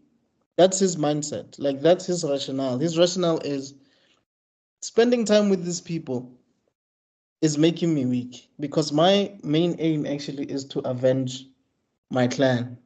So chilling with these guys, going on missions, no. Yeah, that's what. Now I understand from Sasuke's mindset at this point. I do understand. I'm talking about Naruto's mindset at this point. That like, I would be so ready to beat this boy senseless. Like, I would be giving him the biggest hiding, so bad that his parents in the afterlife would be like, yo. I No, because the thing is, Naruto took time to get his head in the game. He took time to be like, okay, I need to fight. Yeah. Because he's just like, I don't know why you're doing this. And then as the fight goes on, like, I love how when Naruto does open the first cloak, that's when Sasuke realizes, oh, like, okay, this is a fight now. Like, my Sharingan's been carrying me here, because the minute he couldn't keep up, bro, it was just uppercut into the air. I was like, that thing is even like an animated GIF. That whole combo. You know how you have to hit somebody that they're floating, Chief? Yo. You know when you want to throw up but nothing comes out? That's what happened to Sasuke. There's a part where we don't see his eyes. Like, yeah.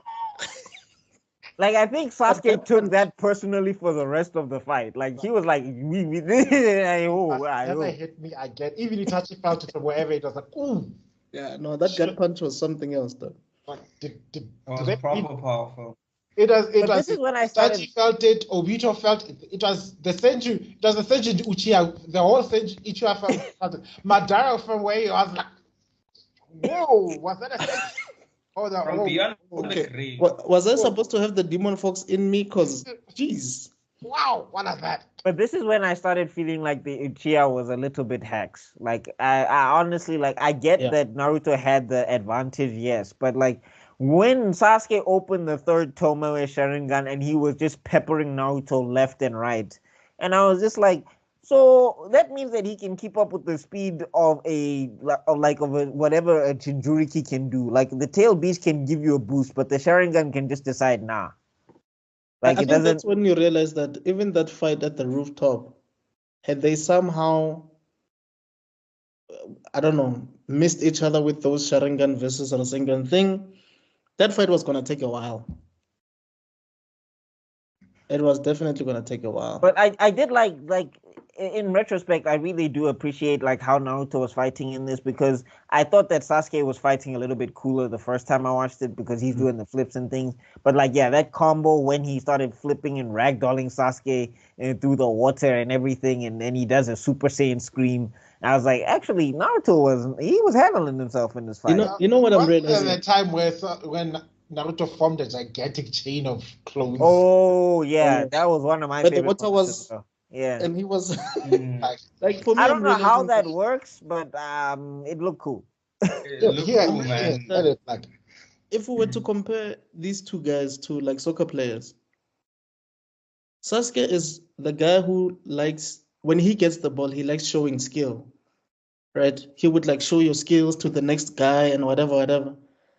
Naruto just wants to score, dog. Give me the ball so that I can score. I think that's. I want to say it. I want to say it was going to trigger the entire fan base, but I want to say it.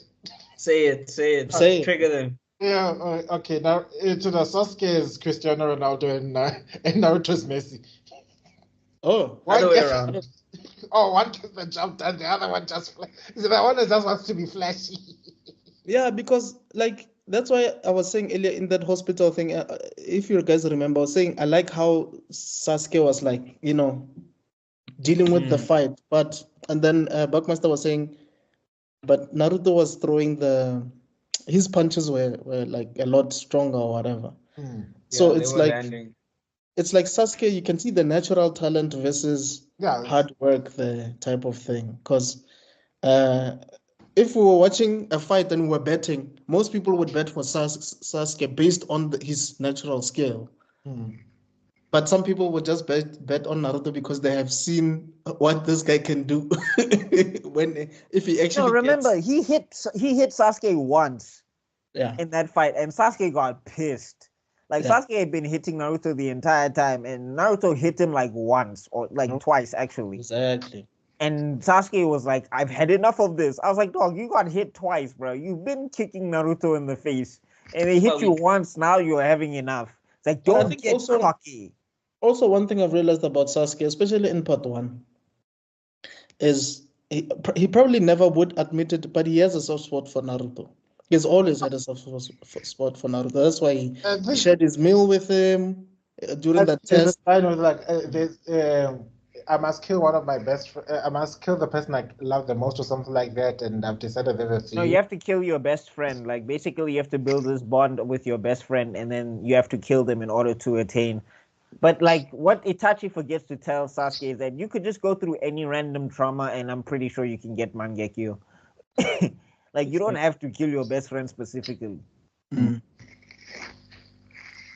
Yeah, and then Sasuke does say it though. He says like, "Yeah, we became best friends. That's why we have to have this fight, and I have to kill you so I can get my eye powers." And that's where the fanfic started. Yeah, but I think you sure it's not? You sure it's not when they kissed each other at the academy? All those times there was like, oh, okay, yay, we can tease about it, stuff like that. There, you are my best friend. That dialogue. That's when like. This is Captain Bucky all over again. But yeah, this best friend is an innuendo. I bet this is an innuendo for something. Yeah, because he don't care about Sakura, but he seems to be caring a lot about Naruto. Yeah. Then it started. I think Masashi always had this. Okay, maybe not always. I think I'm wrong here. But I think in his mind, eventually, he just told himself, the end of part 1, these two are fighting. The end of part 2, these two are fighting. Yeah. It just has to end like that. That's just how it has to go. So it starts with, and I also like the moment where Sasuke morphs into this weird... Oh yeah, vampire thing, which we never ever saw again, right? No, you know what was hilarious. We see it in Shippuden. But snippets, not to this level. No, you get we do. Yeah, you get quite a bit of it. We do. He uses it actively. Oh, okay. Yeah. There's at least 3 times that he uses it in Shippuden. But anyway, what's this? Like, with the whole, what's this? When he's transforming and it's like, yeah, I'm special and everything, and it's just like, all right, bro, we get it. Yeah. Okay. I'm special. I'm special. You're the chosen one, but you're chosen by evil. So come, get your head right. You're chosen by Orochimaru. He bit your neck, my guy. Like, there's this line, I think it's in the book from John Milton's Paradise Lost, where the character, it's written from the perspective of the devil. So the devil, as he's being cast down into hell, exclaims, "Better to reign in hell than to serve in heaven." And that's the type of thing you see in Sasuke. Sasuke's like, I'd rather be the chosen one for the bad guys than to be any old nature. And that's why you just see his ambitions finally culminate in this form, basically. I mean, it's brilliantly written that Naruto loses because, okay, of course, there was going to be more story. They couldn't just Yeah. end the story here. Yeah. But it's also in the sense that, like, Sasuke does call it out that he's like, dog, you were alone from the beginning. You don't know what it's like where you had somebody and then they die in the most horrible way possible. Yeah, that's yeah. Yeah. So that's basically You Batman. can't talk no jutsu that part, bro. That's like Batman's moment straight up. But he did eventually, but we'll get to that point. Yeah, no, that's gonna take some time. But I'm saying like it was like Masashi saying that Naruto still has his convictions, but if he doesn't have the if he can't talk no jutsu, like if Naruto is ex talk no jutsu, he's losing that fight. Like he needs to have those three jutsus present. He must have Kage Bunshin, Rasengan, and talk no jutsu. Otherwise, he's not winning. Well, and sexy jutsu, but yeah. I wanted to add is like he needed to upgrade. That's why he needed to go through pain. We see what you did there. See what you did there. Oh, Sekai ni. Do people really know how big Pain was, though? Because for me, Pain is basically the Frieza of the story of Naruto. It was huge. It was a big deal. I think he's the Cell, not the Frieza. Who's the Frieza? Orochimaru. Orochimaru? No. Madara would be the Frieza. Madara would be the Frieza. It was like in reverse. Yeah. Because I think the thing is with Frieza is he doesn't have a lot of pathos. Like he's very much, I'm evil dictator, I'm one note, I'm simple. Yeah. Whereas Cell, there was things going on. He's multifaceted because he has Saiyan tendencies and then he has Frieza tendencies. So like when he was challenged to fight somebody strong, like for example, he could have killed Trunks, but when he found out Trunks got stronger in a day, he was like, I wonder what Goku could do with that. I'll let you go back and tell them I'm starting a tournament. It's not like, Madara. That's kind of like Cell. No, Madara is he's very flexy, but he's not multifaceted. Like you get him when you see him, type of thing. Like he was strong. He knows about the history. He doesn't know how to break the history, so he's just gonna create the world plan. Whereas with Nagato, you saw that he started off as this nice kid. He was like Naruto, basically, in some of the worst of circumstances. But he couldn't hack it afterwards when he kept losing people. So that's why he came to the thing that he came to. Madara was always strong in his convictions straight throughout. Nagato was full of contradictions up until he fought Naruto. Okay, fair enough. Anyway, let's... Tangent, cry! Okay, so... Is there anything we missed out about that fight? Oh, the clash. Yeah, we got to talk about the clash. That it's wonderful... still one of my. It's like it's not Goku versus Vegeta levels or whatever, but it is still one of the most iconic clashes in anime. I also like the part where it's the first time you see Naruto form a Rasengan without the clothes. I think is that the case? Yeah, it is. Yeah, it is. Yeah, I mean, he was using the tail beast chakra, wasn't he? So yeah, but you understand. But remember, the Rasengan wasn't because of the chakra. It is how he did it. Because he couldn't do it. Yeah. That's why he used the clones. So yeah, so it doesn't matter which chakra he used. It was just the way he executed the technique. Because remember, also his arm was broken, so he couldn't even do like a shadow clone if he wanted to. But this was super foreshadowing to how it ends in Shippuden, hey? Yeah, it is, because Masashi knew. He knew. See. Yeah, no, he knew. No, like the thing is that he falters on some stuff. Like some stuff he just, I don't care about this. Throw this out the way. This is boring. But the stuff that he nails, like that stuff that he wants people to see, the stuff that he nails it. It's like, yeah, this you wanted, Chief. Yeah, so that clash, Naruto had given himself completely over to his rage, Sasuke giving himself over to the darkness. It meets titanically, biggest explosion. I think it was at that time one of the biggest explosions. And there we see Naruto lost. And I was so pissed off when I first saw that in the manga. I swear to God, I was like, what? What? Oh, that's for nothing. But I think that had to happen story-wise. Story-wise, I get it. I was But it hoping was that- heartbreaking, dog. The first time. Yeah. Because No, the it fact was that straight up because Sasuke it's didn't kill Naruto. So you think staring at But the fact that Naruto Sasuke didn't kill him and he could have, Yeah, that also tells you a lot about Sasuke. because Sasuke realized that by killing Naruto, he's basically playing into Itachi's plan. Yes. And it was the first moment where, from this whole mess began, that Sasuke acted in any sort of autonomy for himself. That's where you start seeing that Sasuke is going to work his own plan now. Because this whole time, it's like he gets a moment where clarity is like, here is now, he's playing into Orochimaru's hands, he's playing into Itachi's little mind games.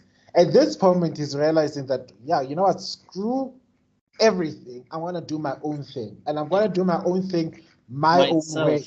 Not even, oh, I'm going to figure it out with my friends and stuff like that. It's like, screw this. I don't care about friends. I don't care about anything like that. I want No. I wouldn't say it's he doesn't care about friends. Like, because you get that whole moment of lingering with Naruto where he's looking at Naruto and Naruto's passed out and all of that stuff. You get this sense that he's just like, I have to do this. It's not maybe even I want to. Yeah. Like, you were my friend, but like I gotta do this. I can't. I think it's like Gin in Bleach, where it's like I'm gonna do this thing my own way, without getting anybody else involved. Yeah. Because also remember, he even says to Naruto, like, it's just too late. I can't turn back now. I can't. No, he was giving the Darth Vader line, it is too late for me, my son. Yeah. And then he went, no. Anyway.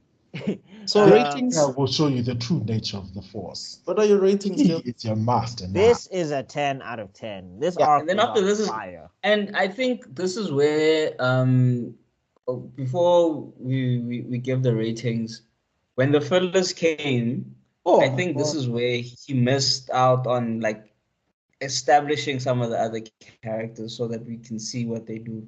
Yeah, but that's not his fault. Naruto, no, I'm just saying, like, you have all these characters that you've introduced.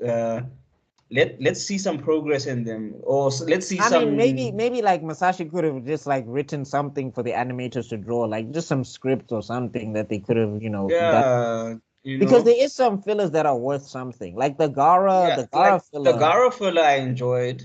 Yeah. But the rest were I'm gonna be honest.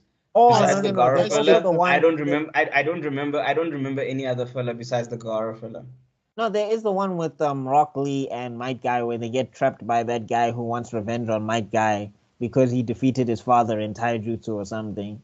So you get to see Rock Lee and Might Guy in action. Like, I always enjoy that. But I think I did see one of the episodes where there was. I don't remember that one. I don't remember. An episode where there's these two guys. It was like a funny episode though. They wanted to come and invade Konoha or something, but then 10-10, I think 10-10 Neji and Rock Lee caught them or something, and then they chased them away. But there's another filler though that was really dope. There's two with Hinata because I really like Hinata as a character, and I where she does with the whole bees thing. Right? Yeah, like there's that one where she does the protective trigrams where you get to see because of her dexterity she like remixed the trigrams or whatever. And she was like, I have to save Naruto. And I was like, you go, girl. Save your man, girl. Save your man. Save your husband. That's basically what Neji did with that guy, the spider guy. I don't know what's his name. But she did it like that. She like doubled it, dog. Like she was very quick with that. And it was like, this is the results of her training. And I was like, she actually did hers more like lasers. I was like, I wish this was canon. Sakura wishes she was this dope. Like, that was amazing. I don't want to. And then there was the other filler where she was fighting this other guy who was using magnet release or whatever or something, and basically she does like a suicide move, and she like hits his chakra point, tackles him off the ravine into the sand, and defeats him because she messed up his chakra network. Now he can't stop absorbing metal sand, so he gets encased in metal sand and whatever, and that's how she beats him. And like she beat him when Naruto got knocked out to the side or whatever, because Naruto, he tries Rasengan and Yeah, And but also So didn't when they Hinata just gets to shine, that I always enjoy that. didn't Like, they but touch a outside bit? of that, I don't like any other filler stuff. Didn't they touch a That's bit what I'm on? saying. Like, you see what Buck you're saying. Like, get other people to shine so that we can see. But I know it when we come to Shippuden, it would have been pointless because you see how a lot of them weren't utilized. However, we didn't know that at the time, so it would have been nice to like Yeah. get more of the side characters. Yeah. I just want I to agree. say, Or they could have just given us some backstories on some of the stuff, you know, they some do touch backstories on. They do touch on. on the wolf not the wolf, the fox attacking and things like that. They do, That could have also been something they could have done. they do touch on Shikamaru and how he feels like if he's a failure, he failed his first mission, his leadership thing and whatever, right? Yes, they do. Because it takes his dad, Shikadai, who's like, that's wild, man. You're telling your 12-year-old kid you're not a man. It's like, yeah, of course he is. He's a kid. What do you mean? exactly. I am a child. What does it make you? But also, I don't think he really failed. It's just that Sasuke wanted to leave. They actually No, they were acting on an incorrect premise because it was like, oh wait, he needs to be rescued. It wasn't a rescue mission. If it was a rescue mission, he would have succeeded. This was Sasuke becoming a rogue ninja. And they only found out too late, like, oh wait, you are leaving us. You are choosing to leave us. Oh. Yeah. So I don't know why he was so hard on himself. Okay, because in that No, case, I think also because remember, a lot of the strategies that he came up with, like Choji and Neji were that close to dying. And he also didn't make it himself. And then Kiba also didn't make it as well. Like it was too close. But Like, also, isn't remember, that he the was whole point of against wasn't that the Jonin part of level stakes? ninja. Yeah, the stakes were that high. You know? Yeah, but I'm saying you can't like, but he was waiting outside the the operating rooms. Like, you can't tell him to take it easy on himself No, if I get somebody you. died on his watch. I get you, but also that was his Because we first get mission. to see what happens later with that. And like Shikamaru's always been a person who takes that stuff personally. Very, very personally. Yeah. Look, I do get it. I understand, but look, Doc, he was just too hard on himself. It was his first mission. You know what I mean? Like as a tune-in, as a leader. But yeah, it was a good moment nonetheless. But also remember, he's very smart, so he probably just is overthinking it and thinking of things he could have done and steps he could have. So maybe that's also because sometimes the curse of intelligence, the curse of intelligence is you see things you could have changed. Yeah. But I think that's everything. I think that's everything. And my Wait, ranking doesn't it end with Naruto leaving with Jiraiya? Yeah, I wanted to highlight quickly that. Right. Yeah, Let me talk about that. Yeah, we have Sako realizing that she's absolutely useless and she needs to level up. So she went to the only woman ninja that has any sort of W's to her name, which would be Tsunade herself. I was like, woman, train me, because I can see now I'm falling. I can see now that I'm the problem because now I'm stressing out Naruto because you could see how her making him promise that you'll get Sasuke back has become basically it's going to become basically the problem. Because you can see now Naruto just wants to keep the promise, and she's like, my brother, the guy is lost. And like, no, I'm not giving up. I made a promise, and that's my ninja way. It's like now she has a guilt of realizing she's created a problem for Naruto to go chase up and what she believes is an impossible goal because of her weakness. So she now goes to Tsunade and say, woman, you see this? I don't want this anymore. Fix me. Remove the uselessness. Yeah. Tsunade just looked up from it just like, I only promised to try. And then Tiara is also the one saying like, dude, forget about Sasuke. He's gone now. Like, let him go. I'm like, nope. I want to bring my boy back. and I think because Naruto has the one perspective that many other characters don't have. I think people get angry at this point because so Naruto, you're in Delulu land. You don't see that Sasuke is evil now. What? But he knows that Sasuke spared him. So like Luke and Darth Vader, like he sees there's still some good in this boy, and he's going to bring this boy back home. That's No, all he but I cares think about. even Jiraiya saw it because that's why Jiraiya still agrees to train him. Right. Jiraiya never gave up on Orochimaru. As much as like the three Sanin deadlock, I don't even think he could have killed Orochimaru. Or Yeah. if he did, he would have been hella conflicted about it afterwards. Yeah. Like Jiraiya never stopped. That's why No, he kept looking for and then Orochimaru. and you That was his Sasuke. and you see in the point there comes a point in time where you see that the characters that do decide to go that route and kill them, they always regret it in the end. And if you pay attention, spoilers for everybody, close your ears.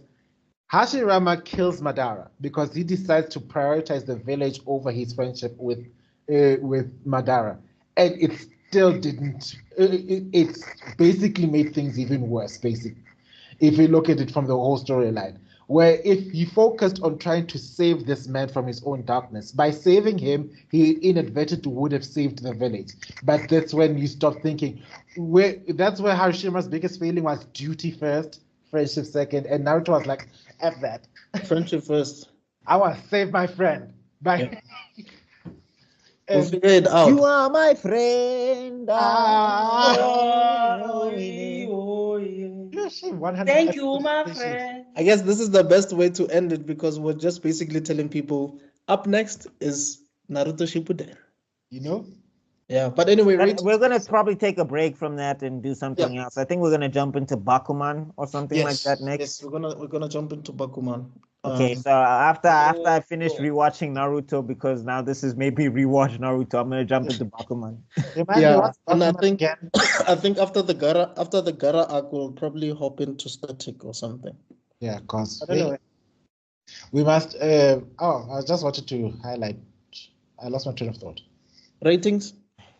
Oh yeah, this is a 10 out of 10 for me. Also, it's Yeah. unanimous. This arc was a proper guy. climax. This was like Yeah.